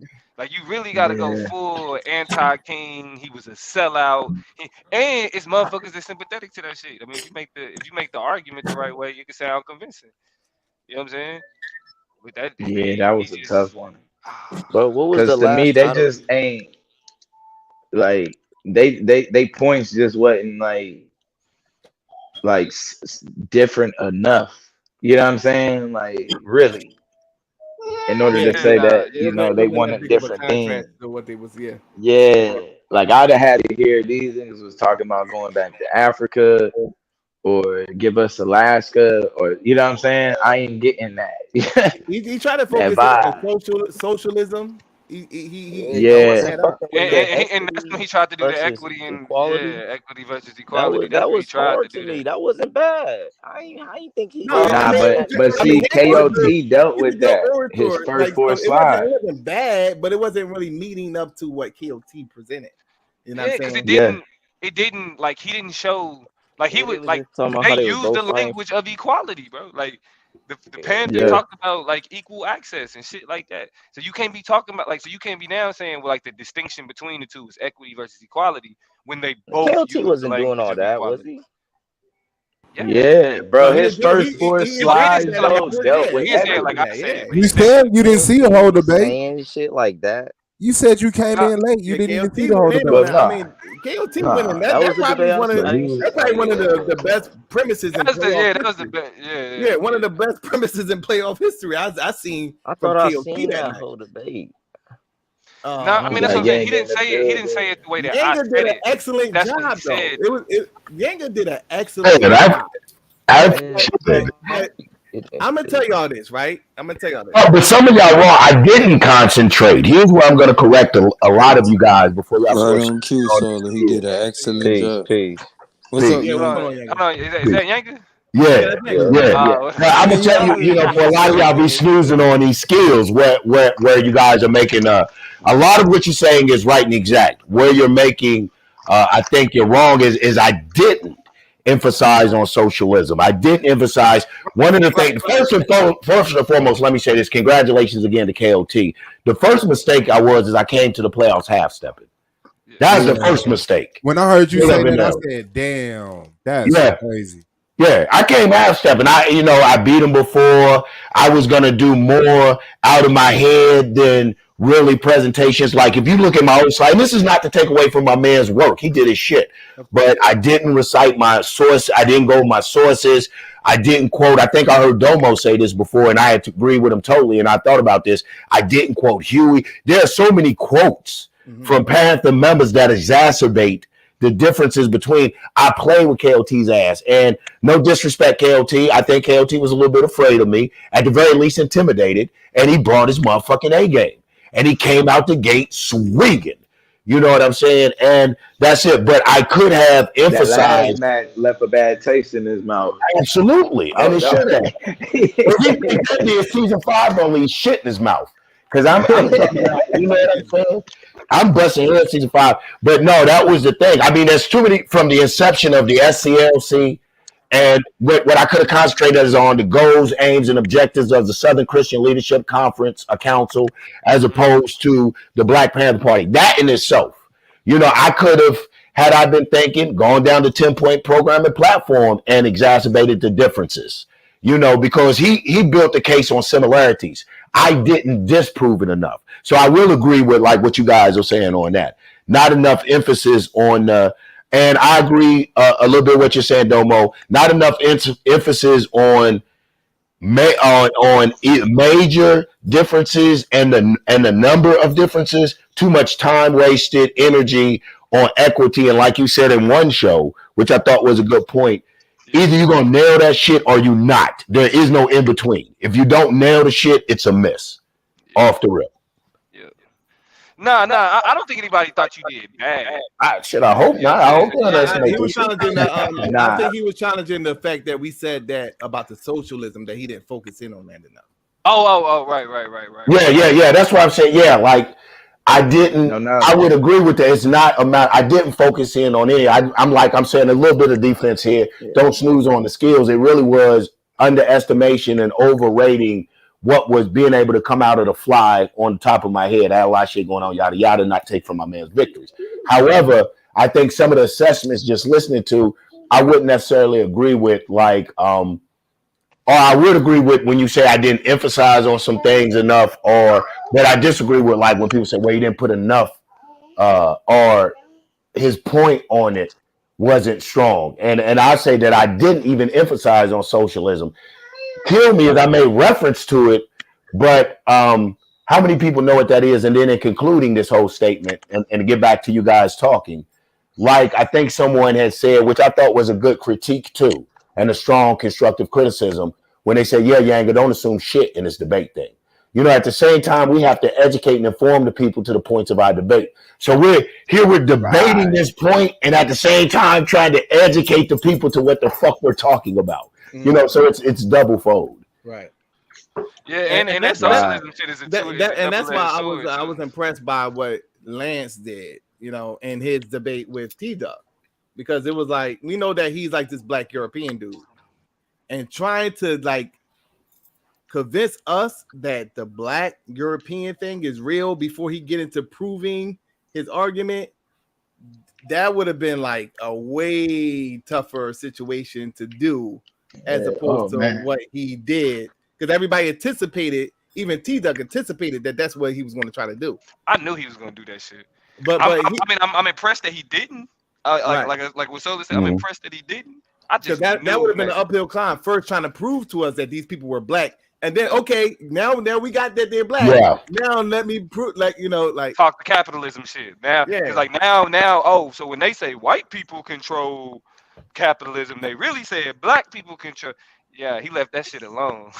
Like, very smart move. Too much. Yeah. Now the thing about it was, and he admitted this, there was some things that T-Duck could have said that could have triggered him. Because if we being honest, he kind of left that shit alone against me too in the playoffs last season. That's why niggas our premises like was damn near, like it was a lot of things that was similar. It wasn't and because he went first, I'll even say we went into the rebuttal and Lance had the edge. I get like in last season, you feel me? But I knew because if niggas go back and listen to my rebuttal, I'm saying pretty much fall sooner or later. I'm like, this shit. That Y'all rapid hear what fire he's round saying? was crazy. That was probably one of the best rapid fire rounds. I mean, it was some rapid fire rounds in that last season. Yeah, like the last playoffs was lit. But actually, I think these niggas just set a pretty good standard for these playoffs. Like I didn't. Oh hell yeah! Hell yeah! And I knew it was going to be that. I knew it was going to be that. Yeah, man, I knew it too. I knew it too. Holly pulled out that. So right. We seen the best KOT. We seen the best Lance. Holly pull out the upset. You feel me? And then we seen the best Rabbi Lewis, if you ask me. I was about to say Blue damn near. Blue damn near Rabbi Lewis. You know what I'm saying? So Lewis really wanted to win that too. You know what I mean? He should win the most improved debater, though, Sola. Goddamn. Did he get a certificate or something? No. I mean, not a debater, but hardest playoff. That hardest focused playoff, man. That was a step up. We give him Iron Man as well. Like something. Not even Iron Man. What are you talking about? Crash dummy. We need a crash dummy award. I mean, let me stop. Best Rabbi Lewis, something. He deserves something because he did his thing. Like KOT did his thing, but hell, it's always been in KOT. Yeah, because KOT definitely is. See what I'm saying? Yeah. Lance did his thing. Yeah. Lance did his thing, but it's in Lance. Rabbi Lewis did his thizzle. He did. His premise. If he would have followed the structure. Of the you don't know that. And it was like he put himself in a disadvantage. He didn't have the camera on. He's not rebutting in the rebuttal. He's just like going. It was almost like he was using season 1 format along with season 1 format because they didn't have to cut the camera on. Oh, okay. But you know what I mean, season 1. So just but this in the same he was already one, behind along with the can y'all hear me? Yeah. You hear me? Along with me doing his PowerPoint. Just like all that was like, I already know. And I'm gonna let y'all know, I announced to the judges, I says I'm doing his PowerPoint. I gotta take a point off from the presentation. I'm doing your presentation for you.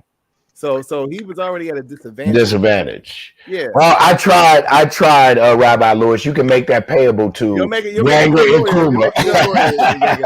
You can make that check payable to Yanga and Kruma, brother. I tried, man. Yeah, this shit is they coming out with their thing, man. Yeah, niggas I mean, coming everybody out coming out. swinging, Yeah, man. yeah. That's what's So gonna you ain't a little bit sweating though. Go on, tell the truth. My man that postponed today. He going to the secret vote on you, Domo. I'm telling you, bro. Man, the motherfucker's so secret, he don't know where it's at. That's why he never gonna time to find it. You know what I'm saying? I'm not worried at all. Plus, I even went looking for the source he said he was gonna use. This nigga said he was gonna use some book called The Three Conquistadors. Ain't no fucking book called no fucking The Three Conquistadors. That nigga bro. said he gonna use the Three Musketeers. The Three I knew when he Amigos. said that though. I did too. I did Once the nigga said it should have a bridge on the cover of it, or some niggas riding a horse. I was like, wait, what? Nigga, I went looking for that shit and was like, bro, I don't. The fuck? The three, nigga, Google. I spelled three. I put the number three. I put that shit in the three conquistadors. But then all it does is name the conquistadors that came to America with Columbus in 1492. Yeah, they because the conquistadors aren't they Spanish, right? Yeah. Yeah, but what port? Like Spanish, Portuguese. You feel me? But one thing, but at the same time, it was like they did have mercenaries. You know what I'm saying? So it was like people from, but they was a Spanish force though. Right.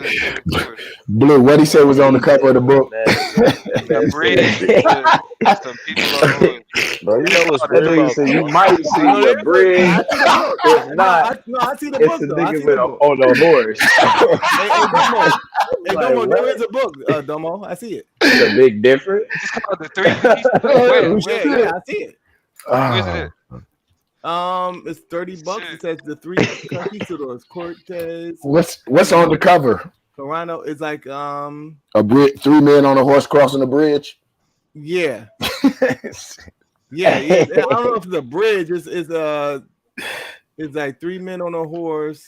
How did you it's spell like a couple of soldiers. They're on land though. They're not crossing the bridge. Oh shit, he was dead ass. Yeah. Okay. Dumbo. He was dead ass, man. He might need to go on the hunt, Domo. Shit. He might go to the Hebrew library. He's talking about Cortez, bro. He's talking about Cortez. Because like I know the Cortez, Coronado, and Pizarro, right? But hold on.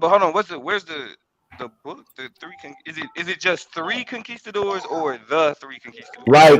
It's 3 conquistadors, no the. So what's the debate? Making that people in Americas was made reference to being black before. We're called black before. But I remember last time you guys talked, it's like anything. I know you had cited Ethiopia. So and it doesn't. The thing you were saying, it may not be black in the word black, the but more. Is Shannon Garst, Garst. Shannon. Domo ain't finna read that shit. Who not? You finna read that shit? What Hebrew library is I ain't this about to one? lose no fucking Madonna playing around. Don't do that with that. No, I found it. Damn. Bro. The dog got that nigga shook. Hey man, it's the playoffs, baby. I'm not playing. Nah, not Madonna, nigga. KOT, nigga got me. Hey, straight up. He said, I think straight up. Almost losing, nigga. But I got it, man. I don't know. Let me read that. Let me buy this book, man. Let me see the 1492, baby. But that's what I'm saying. If he's saying 14, he dead. If he's saying Cortez, yeah, he dead on that alone. Yeah. Because I mean, you got to be talking around that time because that's the time that they went over there. Exactly. And the fucking Mayans and all that. Niggas don't even know the names that we call indigenous people is all bullshit. Aztecs, that ain't when they fucking Mayans. Those are terms that anthropologists use to group the different ethnic groups that existed in types of empire. This is kind of sidebar, right? I want to see what y'all think about this, right? And like as I look through this motherfucking book. now y'all know, far as there were a lot of empires on that west coast of Africa, from the Mali Songhai Empire and all. So a brother was telling me that the terms that they currently use were given to them by Europeans, like Nigerian, Sierra Leone, and because he's saying that, well, because before, up until the point of European inclusion, that they were like the Mali Empire. They were empires. There wasn't like separate into like countries. Oh, countries like, is colonization. I'm off. Go ahead. Yeah. So that so if that's the case, then that would like yeah. Go ahead, Domo. Nationalism destroyed tribalism. That's colonization. Or no, actually, I wouldn't say destroyed. Tribalism evolved into nationalism. Absolutely. Yeah, it evolved into it replaced. It did replace. Not to say that Destroyed. what Suave was saying. It was forced. It was kind of forced. It was like, hey, you want your tribe to be a nation? It was like, if your tribe not considered part of this nation, is that still not evolution? I don't know about. Yeah, because within Nigeria, you got different tribes in Nigeria, and tribalism still exists. It's just not as pronounced. Like they're Nigerian, and then once you talk, like once you get deeper in Nigerian, then it's like, oh, you're such and such tribe, yeah, whatever, right? Yeah. But they start with their nationality. You know what I'm saying? Kind of like the same way we start with our race type shit, and then everything else come afterwards. And so, but the idea of nations and dividing and like kind of dividing dividing Africa up into countries had to do with how it was carved up during colonization. And it started with Ethiopia. That's what I'm trying to explain to niggas. Ethiopia was the first was the first time the Europeans was looking at these motherfuckers and was like, oh, y'all burnt faces. And they didn't mean burnt in the context of like being disrespectful. It was like because they thought that Africans lived closer to the sun. That's why they thought that they had that darker complexion. So they was like, when they said burnt faces, they saying like people from the sun, people whose skin is darker because and we talking about Greeks. They not pale skinned motherfuckers, right? Greeks are also, you know, melanated to a degree. You know what I mean? So they came into contact with much darker people and called them the Ethiops. You feel me? And then even more so when the Latin speakers showed up, that's when they started calling them Nigers and Negras and that type of shit. Right. Like that's why this nigga done, bro. Like that's what I mean. I'm gonna read this book so I know, like, cause it's the only thing that this nigga, the only source that this nigga, and I'm glad, cause I hadn't been able to find it. And the debate was gonna be today. So I'm glad. This nigga actually fucked up. This nigga actually fucked up. Now. But Don catches Domo with the on the highlight. Yeah, on the highlight. He would have been, you know, I would have had to put that Buster Douglas, man. He would have been Buster Douglas. You would have been Mike Tyson. I would have been Mike Tyson. It would have been Buster Douglas, Mike Tyson. Yeah. You would have been Mike Tyson in that one, Domo. But he would have been Buster Douglas. Yeah. Listen. I still think my argument, my presentation is like. Hey, that fight was rigged. Shut up, nigga. Shut your ass up. But I still think what I got beats this. But Bobby Brown was saying. Bobby Brown was like, "Yo, you know, he did a joint. He was like, you seen that John Blue with cannabis? With Bobby Brown? Yeah. Cannabis. Cannabis was was it cannabis or no? It was what's the boxer name? I said cannabis. He looked like cannabis a little bit. Zab Judah. Zab Judah.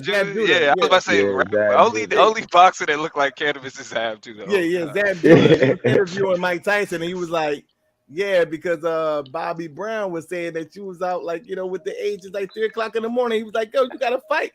And the only thing Mike Tyson did was just start laughing. Like he just started laughing and shit. Like, like you know what I mean? He couldn't even deny that shit, bro. Like you know what I mean? That nigga was not ready for no goddamn fight. And then I think Buster Douglas' mom just passed away and all that type of shit. That nigga was focused, bro. Yeah, that nigga was going hard. Before that fight, when you watch the documentary, before that fight, Buster Douglas was like at one of the worst places in his life type shit. Like, that wasn't the vibe, bro. Bro, out of some Asian pussy, you know what I'm saying? Like yeah, he was not in a good place. Bro, let me say something. That fight was rigged, bro. Let me tell you how. Go ahead. This nigga Mike Tyson was out partying all night, whatever. Nigga, he just said that shit.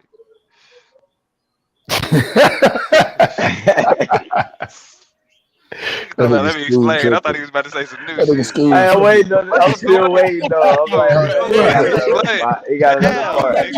Mike Tyson was out, like with the Illuminati paid them to be out fucking Asian bitches. Put the blunt down. Yeah, bro. The Illuminati paid them. Like, yeah. Paid them to go out there. Just say no. You're begging. You're begging. And he said the same thing my man said. He's like, yo, that fight was rigged. You know how? Yo, y'all know what was all night. What was my brother, man. That nigga was all night playoff, nigga. When I lost motherfucking Orthodox Moore, nigga, that shit was rigged like a mother. Oh, what was rigged? What's season 2? Season 2, that shit was rigged, nigga. Wait. You say you lost to Orthodox Moore. What was y'all debating? I don't remember the debate time because y'all debated. Nigga, or libertarians, libertarians beneficial for black people. Now, actually, Solar voted for me in this. He voted for me in this debate, but I lost the Shucklebuck. That's why I lost the debate because I lost the Shucklebuck. Yeah. I put a couple of y'all niggas out of the playoffs, and I was in the debating. So yeah, he did. Fuck Solar, bro. That's what I called it. No Shucklebuck in the playoffs, you know. I called that nigga Vince one word, bro. Yo, one word. At that point, Domo didn't like me after that. That's funny. Yeah, we had to get out. It was still the commissioner. He was still, but that's when I started calling him the commissioner, nigga. I'm talking about Commissioner McMahon, nigga. Like this nigga slid in the ring with the chair, nigga. Hit a nigga in the back of the head and slid out like a. You know what I'm saying? You know, Vince McMahon when he got buff and shit, he's got a couple steroids and shit. He think he can beat the wrestlers now. I turned into that. You know what I mean? That shit, because I'll admit, bro, I definitely lost that Shucklebuck. I ain't even gonna lie to you.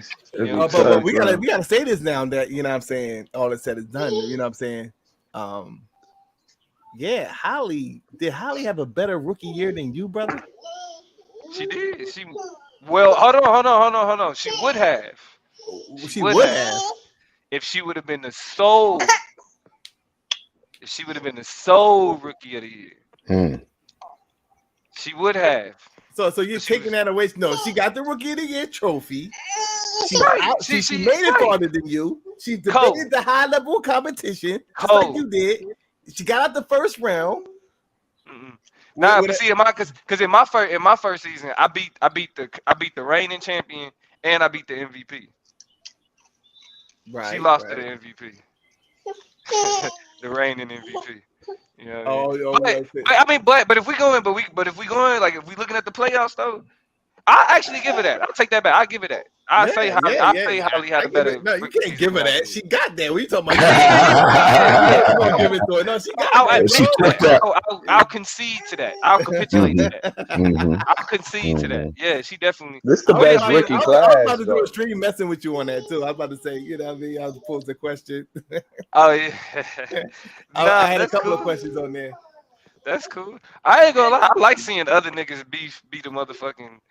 This is after y'all was having that little back and forth though. You know what I'm saying? That was like, you know, you was like, all the stuff that you're doing, I've done already. Remember you said that to her?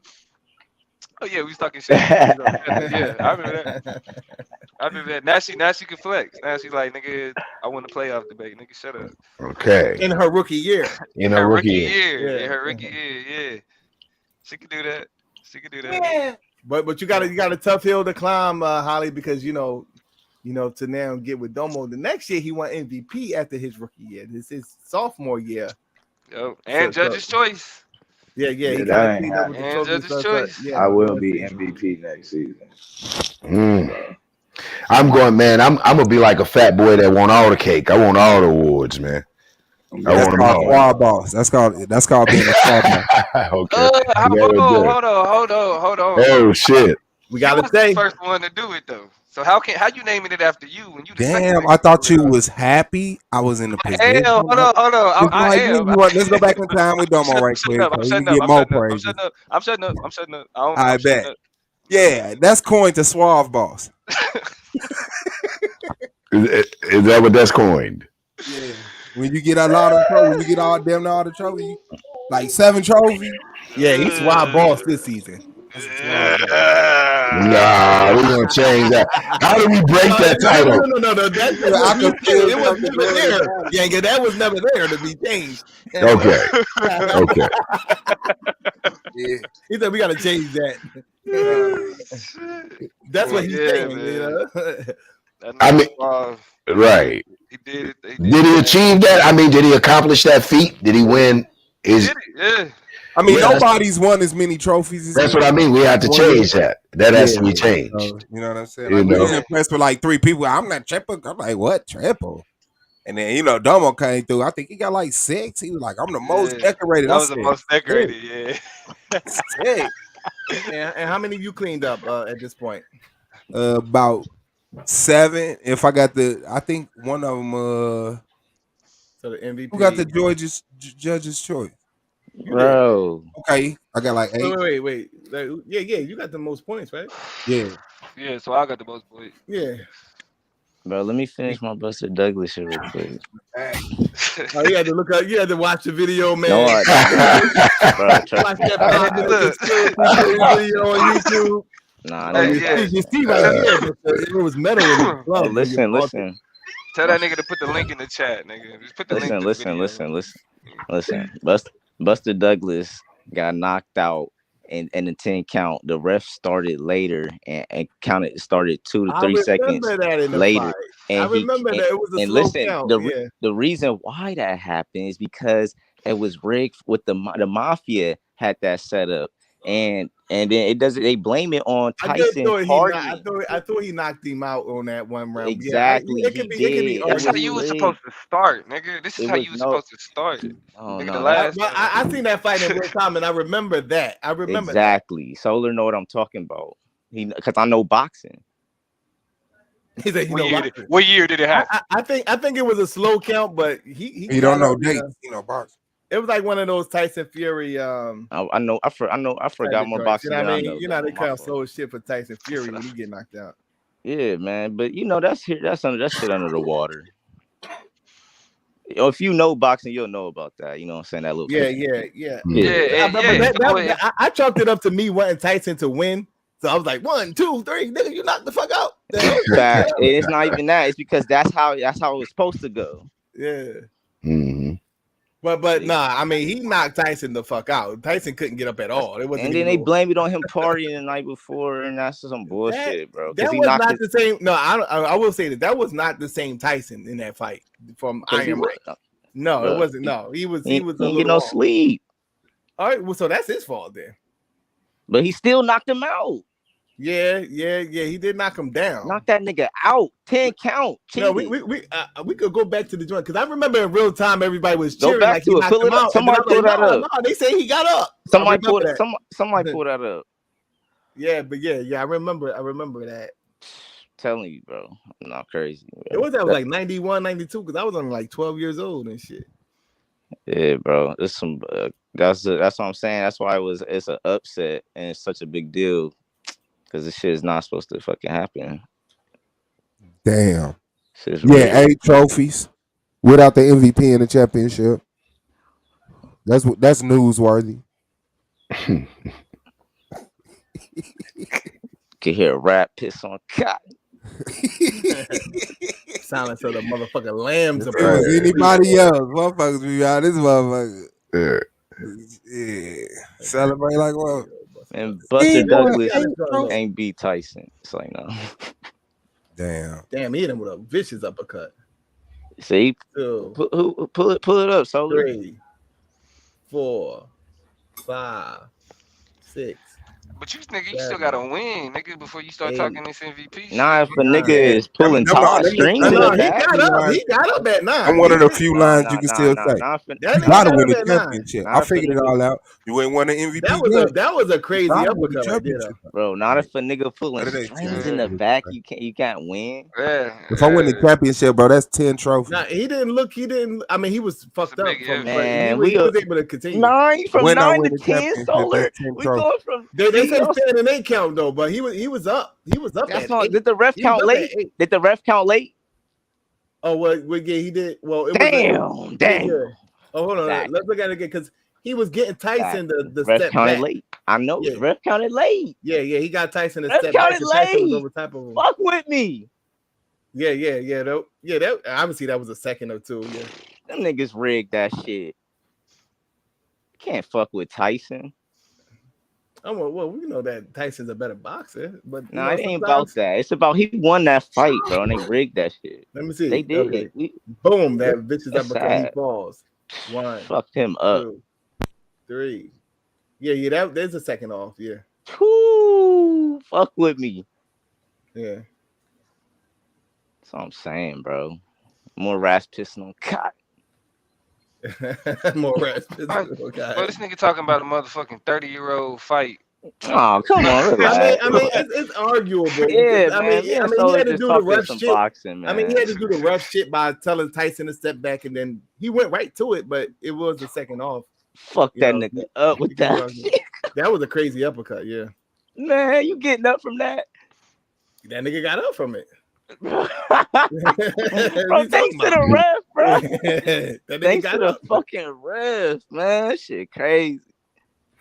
No, yeah, but I just feel like that's all. I feel like that with Tyson Fury, that whole conversation just got played out for me. Oh no, Tyson Fury got hard. That nigga got up from that Wilder hit. That was crazy. I'm talking about just the whole how niggas built whole YouTube pages off of Wilder got cheated. Oh nah. Tyson that was nice, ugly. bro. Nah, Tyson is nice. I think that second fight was a better suspect fighter with the glove and shit. It was Bro, like Tyson it was a couple Fury's a things way on better that second fighter one, than but Wilder. I don't think he could beat Wilder anyway, though. I don't. Who? Fury. I don't Fury think he can't could beat beat Fury. Fury can't beat Wilder. Yeah, he just can't box. Fury, who can't box? I mean, I'd say that Tyson Fury. I mean, Wilder can't beat Fury. Wilder. Yeah, facts. Yeah, exactly. Wilder I'm can't like, box. hold on. Yeah. Wilder can't beat Fury. Wilder's ass, but Fury's dumb nice. I fuck with Fury. Yeah. And he got stupid heart. See, Wilder ain't ass. It's just it's the technique, bro. Like he's just a better boxer. That shit ain't working. Tyson Fury's just a better boxer, man. Like he just, way better. Yeah. Shit, nigga, that last Earl Spence fight. Man, that's scary. I gotta see that. I didn't even catch it. Oh, he beat the brakes off that. And the thing about it throughout the whole fight, it don't look like it looked like he just blocking. It looked like he just blocking. Like I forget. Who did he fight? Terrence Crawford or this is the nigga that this nigga he fought the nigga that beat Pacquiao. What's the nigga name, Blue? You Gus? Yeah. Ugas. Yeah. The guy named Ugas. Yeah. Beat the boy. It's stoppage, nigga. The thing about it is, I'm talking about he just man, like body, but he started running soon. His uppercut was like, what was it? With the left. What was it like by the 10th round? I think it was. He had turned it all the way up. Man, that man, I looked like it had a motherfucking tennis ball sitting up under that bitch. I'm telling you, bro, it was so bad. It was so bad. Like I ain't seen a nigga get like he beat him up. But what's up with Canelo? He just took that L. Yeah, bro. That shit. I mean, well, like he was like an undefeated nigga anyway. But he got jabbed out. Yeah, bro. That shit pissed me off. He kept running from the Charlos and ran right into something anyway. He not Roy Jones Jr. He can't up a weight class and you know what I'm saying, do all that. Roy Jones Jr. the best. He only like 5'8". Hey, Roy Jones Jr. My fault. Is Roy Jones Jr. the best boxer ever? Hell nah, Floyd. Nigga. Crazy. Floyd is nice. It's between Roy Jones Jr. and Floyd. Roy was the most exciting, because the way he did it. Yeah, this nigga jump weight, bro. Who you know? Yeah. He had some crazy fights. This nigga jump weight classes, took the title, and came back. Yeah, his peak was awesome, bro. This nigga, he was different. I think he should have fought Bernard earlier. That would have been a little, you know what I'm saying? I mean, everybody say that about Floyd. He should have. Yeah, but see, that's the thing though. Like after they all run into a buzzsaw, and when Tarver put that nigga down, he just wasn't the same. He should was not the same after that. He was just wasn't the same, bro. Yeah, he should He was taking too many chances. Yeah, he would have been like Floyd and just start protecting himself more when he got older. But he didn't work on his timing. Yeah, he didn't work on timing. That wasn't Roy. He shouldn't have jumped fast. weight. It's the weight He was class. fast and he was flashy. Yeah. He was I told nigga he gonna stick his chin out, nigga. He had the that's what he speed. do. Listen, That's hold what he on, hold on. He had the speed of Sugar Ray Leonard. This nigga had the speed of Sugar Ray and hit way harder. And here's the thing: you couldn't hit him if he didn't want you to. Like in his prime, he did everything like how you say you can't hit Floyd. He was all that. It's just when he jumped weight classes and came back down, that was too quick. Yeah, that was too much. You can't go up and then down. Yeah, that was a dumb move. That's what fucked him up. If he didn't do that, He should have made Tarver come up. He would go down as the greatest boxer who ever lived. I agree. I think that has something to do with it, but that's a part of being smart. Like that was his decline. You're not finna get Floyd to come down. Like you're not finna convince Floyd. Oh, meet me at 140. Nah, bro. I'm at 147. He said he got tired of beating up on everybody in the weight class that he was in, so he wanted to jump up to the heavyweights. And then that's when he won. He won though, and came back down, took the title, and then I believe he got the title back again when he came back down. Because he looked sick in that fight too. When he came back down, he looked bad. I think did he win though? The one he won the one when he went up, he got the title. But when he came back down, Tarver, he looked sick. I don't remember him losing immediately. I thought he lost after he came down. Nah, he lost after he came down. Yeah, with Tarver. Okay. That's what I was saying. When he lost that weight for Tarver, he was that fucked him up though. Yeah, I fucked him up. Yeah, but that's not somebody's age deteriorating in skill like how we see every boxer that goes on their decline. It's either they're on a run and they, like you say, like a Tyson shit where you blame it on this nigga partying and just bullshitting and not being in the gym and they getting fucked up fight after fight. This is not one of those case scenarios. That's why I'm saying, like, we have to make an exception for Roy Leonard. Man, listen, if we talking Roy Jones, my fault for Roy Jones. Talking sports. Hey, Blue, who coming out of the West? Come on, go to state, man. Stop playing. Hey, them boys is looking. I want to say, bro. I said that with Dallas. Luka's a beast. Luka's a beast. Yeah, I don't think it's enough though. But Luka gotta.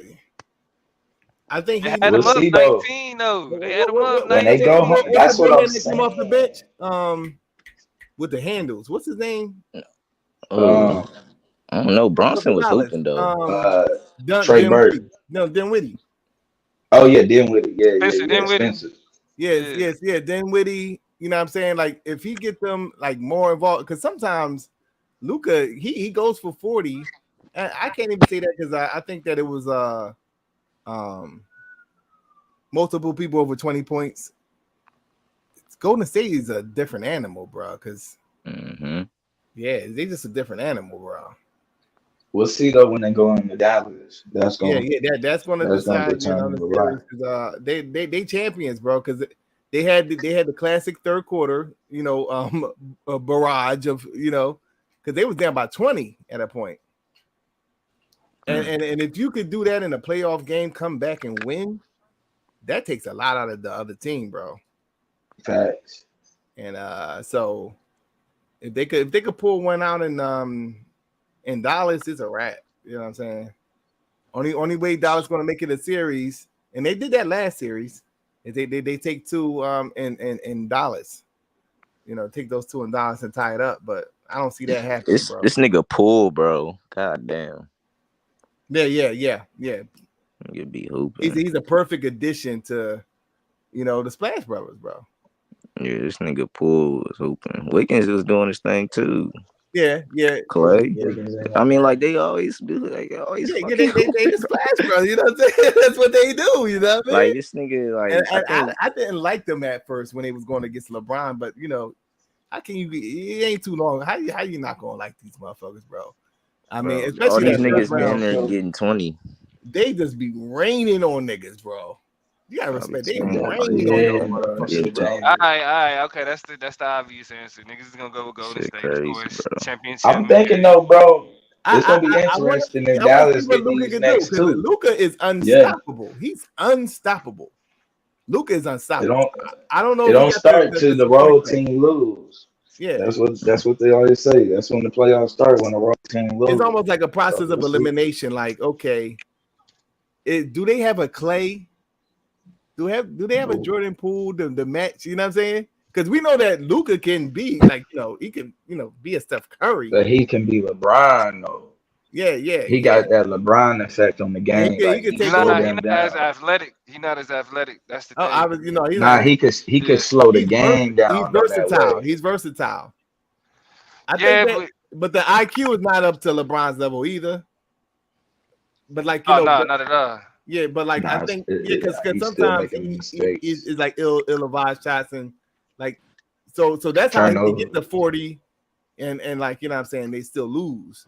But once he gets that, he's unstoppable for as a for talent because he's like his game is his game because he's not really that fast, but he got handles and he can create his own shot and he plays bully ball too. Like That's dangerous, bro. No, I give him that. He nice. I agree. I just I mean I ain't been I feel like when any Miami and it's Boston just he's just not enough. And I think you're on the wrong side though for if you want to get an argument going. That Boston Miami joint is what we need to be putting. No. That's what I wanted to get. No. That's why I wanted to get that out the way. That's why I wanted to get that out the way. That's why I wanted to ask that. I'm rooting for Boston. I'm rooting for Boston. I would love to see Boston and either one, really. I mean, whoever makes it out of there deserve that one in the Western Conference. Yeah, I don't see who, but to be honest, I see if the Warriors make it, bro. Yeah, Boston. I don't see Boston or Tatum been hooping. You know what I'm saying? Or Miami. But I think Miami, yeah.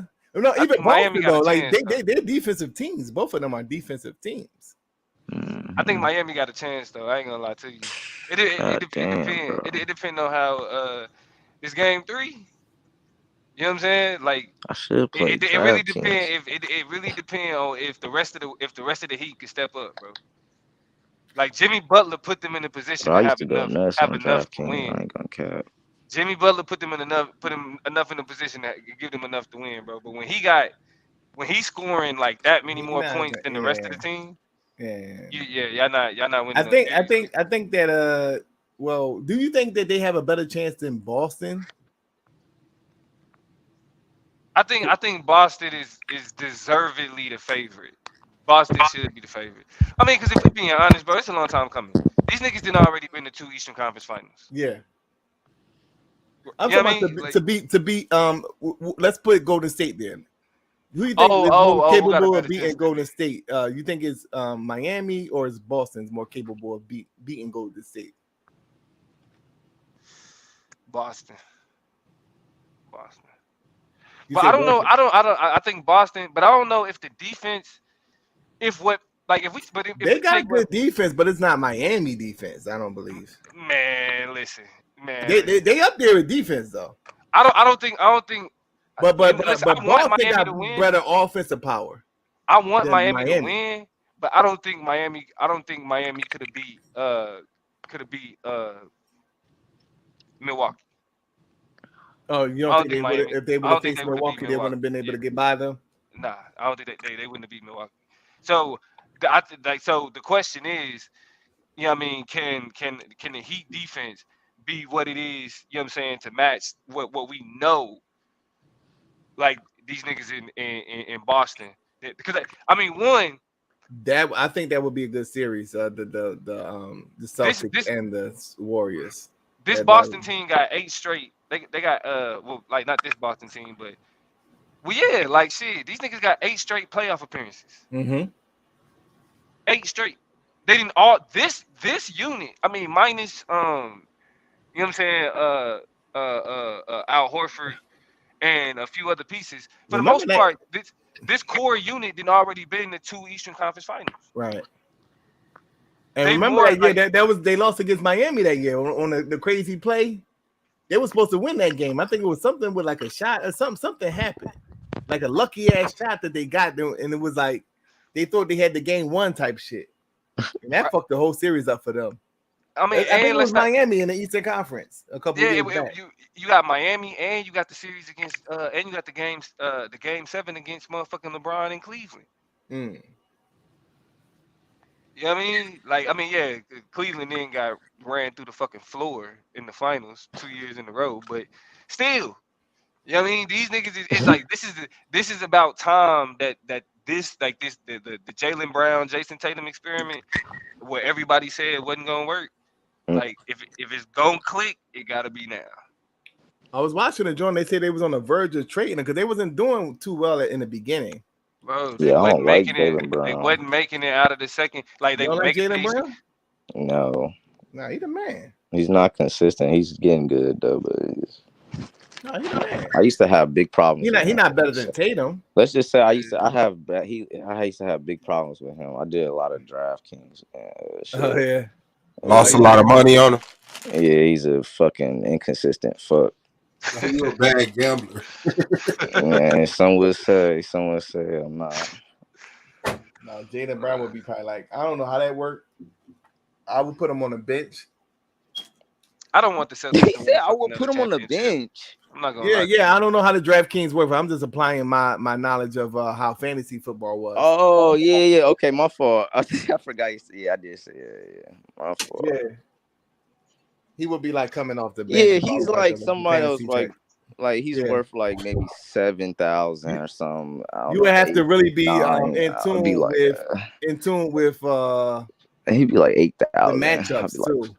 Yeah, I'll be like, fuck, bro, I ain't trying to get him. I'll be like, it's like when I see Clay, I'll be like, okay, am I getting Clay? I don't know. Is he gonna give me fucking 12 points, 8, or is he gonna give me fucking 20 something? Like, I don't know. Like, I'll be like, these niggas, man, just do what they want, bro. Like, but then you got niggas that's always dropping 20. Nigga, them niggas cost. Coming to the zone though, but that's a good defense squad because they got him, Smart, and Tatum. Smart's nice though, because Smart's everywhere. Smart's everywhere. Yeah, man, but you're not about to beat the Warriors in a 7-game series talking about you got a great defensive squad. They don't give a fuck. But you know, Tatum. But I'm just saying, Tatum could go off at any moment. Brown could go off. You know what I'm saying? They got like offensive... the Warriors though, bro. Like Klay Thompson scored not like 30 fucking points, nigga. Not like the Warriors, but nobody could do it like the Warriors, of course. Like who could do it like the Warriors? Like in the amount of time that I'm just saying, bro. Like, and that's why, like, can't nobody like fuck up a deficit like the Warriors can. Niggas can go from 19 to like down 19 to up 6. You know what I'm saying? By the time you reach the end of the quarter. And if all niggas is saying, because the Warriors the best thing they did was get rid of those point guards that put Marcus Smart in the starting lineup. I thought he was in the starting lineup. Yeah, no, he wasn't before in the previous seasons. Oh yeah, you said that's the best thing they did. Yeah, it made him the starting. Yeah, because he's a great facilitator for sure. Yeah. Smart, but he offensive liability though. Like, no, not really. He be hitting threes, man. He be hitting threes when he open. Look at the games when they lost. Marcus Smart. Look at the games when they lost. I mean, Marcus Smart. No. Okay, Smart. Smart is cool. No. He's like, he's not. I wouldn't look at him and say offense. No, he's like balanced to me. He wouldn't be like what's the dude? Patrick Beverly is a defensive guard. When I look at Smart, I don't think just defense. He's like balanced to me. Yeah, I mean, I guess saying the liability, maybe. I don't know. It would be more defense and hustle if you want to be really, you know what I'm saying? Like in physicality, he a physical player too. But he hits the like, you know what I mean? He hits. I mean that game the game that they actually put away the Bucks. I think he had like 30 or something like that. He scored. Yeah, he can. 25 that's or something like that. He can go off. He can. I mean, I guess not. I don't want to say go off, but he could really add to the be another layer to the offense. But against the Warriors, though, you know what I'm saying? Like that. Like, yeah. I think he's still gonna get. You think he wouldn't give Steph a little bit of trouble? Steph ain't holding him. Yeah, like 24 is the last game I think. No, I'm talking about like far as from a defensive standpoint. Like you don't think Smart going to give Steph a little bit of trouble? Like no. The way, bro, the way that the Warriors play, Marcus Smart gonna be tired than a bitch. Yeah, because he got to run through a lot of the picks and all that. Yeah, he's gonna have to run. And then, bro, and this is one thing that both the Warriors and the Celtics do well. They move the ball around. They do move the ball around. They go deep into the shot clock. You feel me? But the Warriors can go. Yeah, Jordan is going to be the X factor in that though, because he. And that's what I'm saying. Like that. Like Jordan Poole is gonna be. I think in terms of like filling in the gaps when they was top heavy, like when they had KD. This is more like the Warriors team that beat LeBron in 2016 with what's his name, Harrison Barnes and shit. That type of Warriors team. And now, well, he's more like the other dude. What's the dude name? He's really a mixture of Clay and Steph. Really, I mean, he got handles. He got handles, and he shoot the three, and he play defense. Yeah, and then you got Draymond on defense, and you got Kevon Looney on defense. Like, I think that's what I'm saying. Like, I think what the Celtics do well, the Warriors also do well. But what the Warriors do great, the Celtics can't even fuck with. Even on their best offensive night, they not fucking with the Warriors. They have to do what they did to the Nets. I mean, it got to be like just remember when you seen that game one, they made a statement by even if they was fouled up already, to the point where they was in a penalty. They made a statement in that first game by just being extra aggressive, and it went down to the wire. But that was a statement. They got to play, borderline dirty. You know what I'm saying? And that's what they was doing. Like, you know what I'm saying? It would have to be that type of series. And then let Tatum do what he do and Brown do what he do. And, Horford to get a couple open threes. They got to play dirty. They got to play tough defense. Let's go Boston. Yeah, you're not gonna beat them just going back and forth offensively. No. And that's what Dallas is trying to do. And that's not gonna work. That's how they. I mean, I don't think Dallas could do much more than that though. Like I don't think they have the defensive prowess to be able to be like, all right, we stopping Steph Curry. Now, is Hardaway Jr. hurt or did they trade him? You talking about from Dallas? Yeah, I didn't see him. I don't know. But you're right. He ain't really been a part of the. You know what I'm saying? Did they trade him? Because I didn't. I'm not sure. Let me see. You said trade who? Hardaway Jr. Nah, he hurt. Okay. He hurt. Yeah, he been on the sideline. Yeah, man. I can't. But as a Laker fan, bro, ain't no way in hell I'm rooting for the fucking Celtics. Ain't no way in fucking hell. Wait a minute. What are the Lakers gonna do with Westbrook, bro?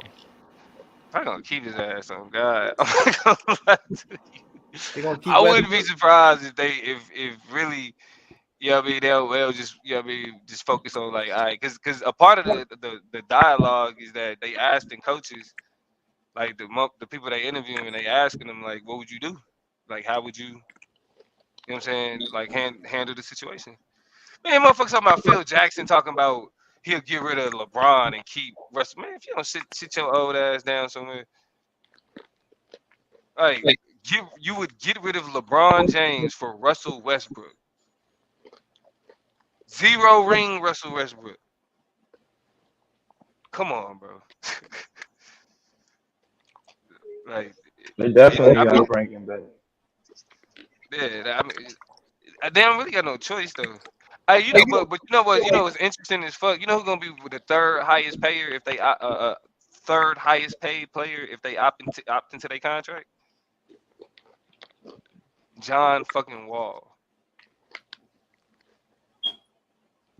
John Wall, who ain't played football, or I said football. I'm playing Madden.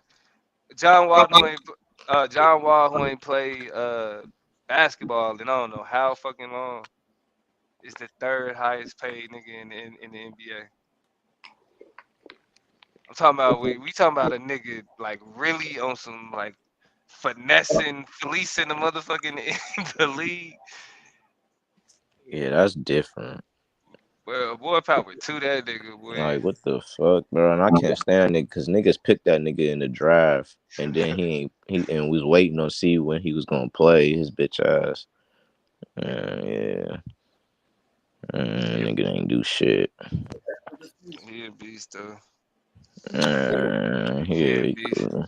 Shit, but let me let my devices and shit charge up, man. I'm gonna holler at y'all niggas. Yeah, My shit yeah. die. I think I'm probably gonna go ahead and kill it my damn self, man. So shit, we ended on a great note. I think we done got it all out for the most part. Let's see check out and see what's happening in the rest of the world and shit. But like I said, man, I definitely appreciate everybody jumping through. Yeah, I'm jumping in the here discussion. Too, all right, then, y'all. Peace, facts. Man. Power to the dark side. Peace out, man. To the dark Peace side, guys. Peace, Blue. Peace, Suave. Peace. Black power. Yeah. Y'all already know it. I know I will end it.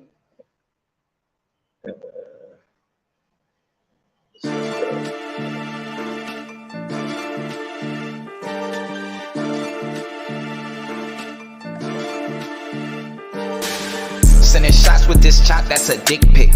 I can't mix with your block, I'm a misfit. Slide on my feet for a mission. Finna light your street up like it's Christmas. In a Shark Tank, talking big shit. Even out my pond, I'm a big fish. In a Shark Tank, talking big shit. Even out my pond, I'm a big fish. My nigga never leave a mission unfinished. Record still spotless, little nigga unblemished. You can feel the tension change every time they mention me. That's on game, run his name, it's for squeaky clinky history. Put him out his brains and his misery. Seriously, here he switching teams, wipe his memory. Instantly, on replay, I see it vividly. In the streets, they bumping your guns, now you looking weak. Got in his face for the fade and he couldn't speak, cooking him. Heard his own mama couldn't look at him. Left him on his knees, facing east like a Muslim. Destroy a nigga temple, break it down like Jerusalem. I'm finna have the streets on key and a padlock. And I got a lawyer like Madlock. I can never fold, I'm no laptop. You ain't never in the game, you a mascot. Sending shots with this chop, that's a dick pic. I can't mix with your block, I'm a misfit. Slide on my feet for a mission. Finna light up your street like it's Christmas. In a Shark Tank, talking big shit. Even out my pond, I'm a big fish. In a Shark Tank, talking big shit. Even out my pond, I'm a big fish.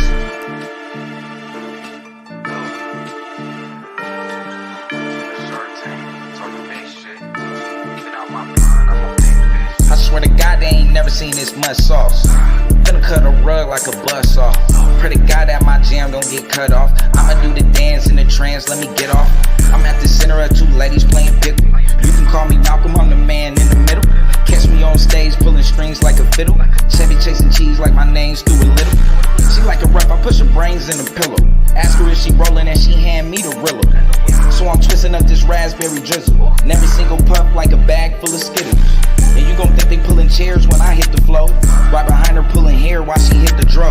I got that 40 on my hip while she getting low. And I think she getting wet when she feel the cold. Sending shots with this chop, that's a dick pic.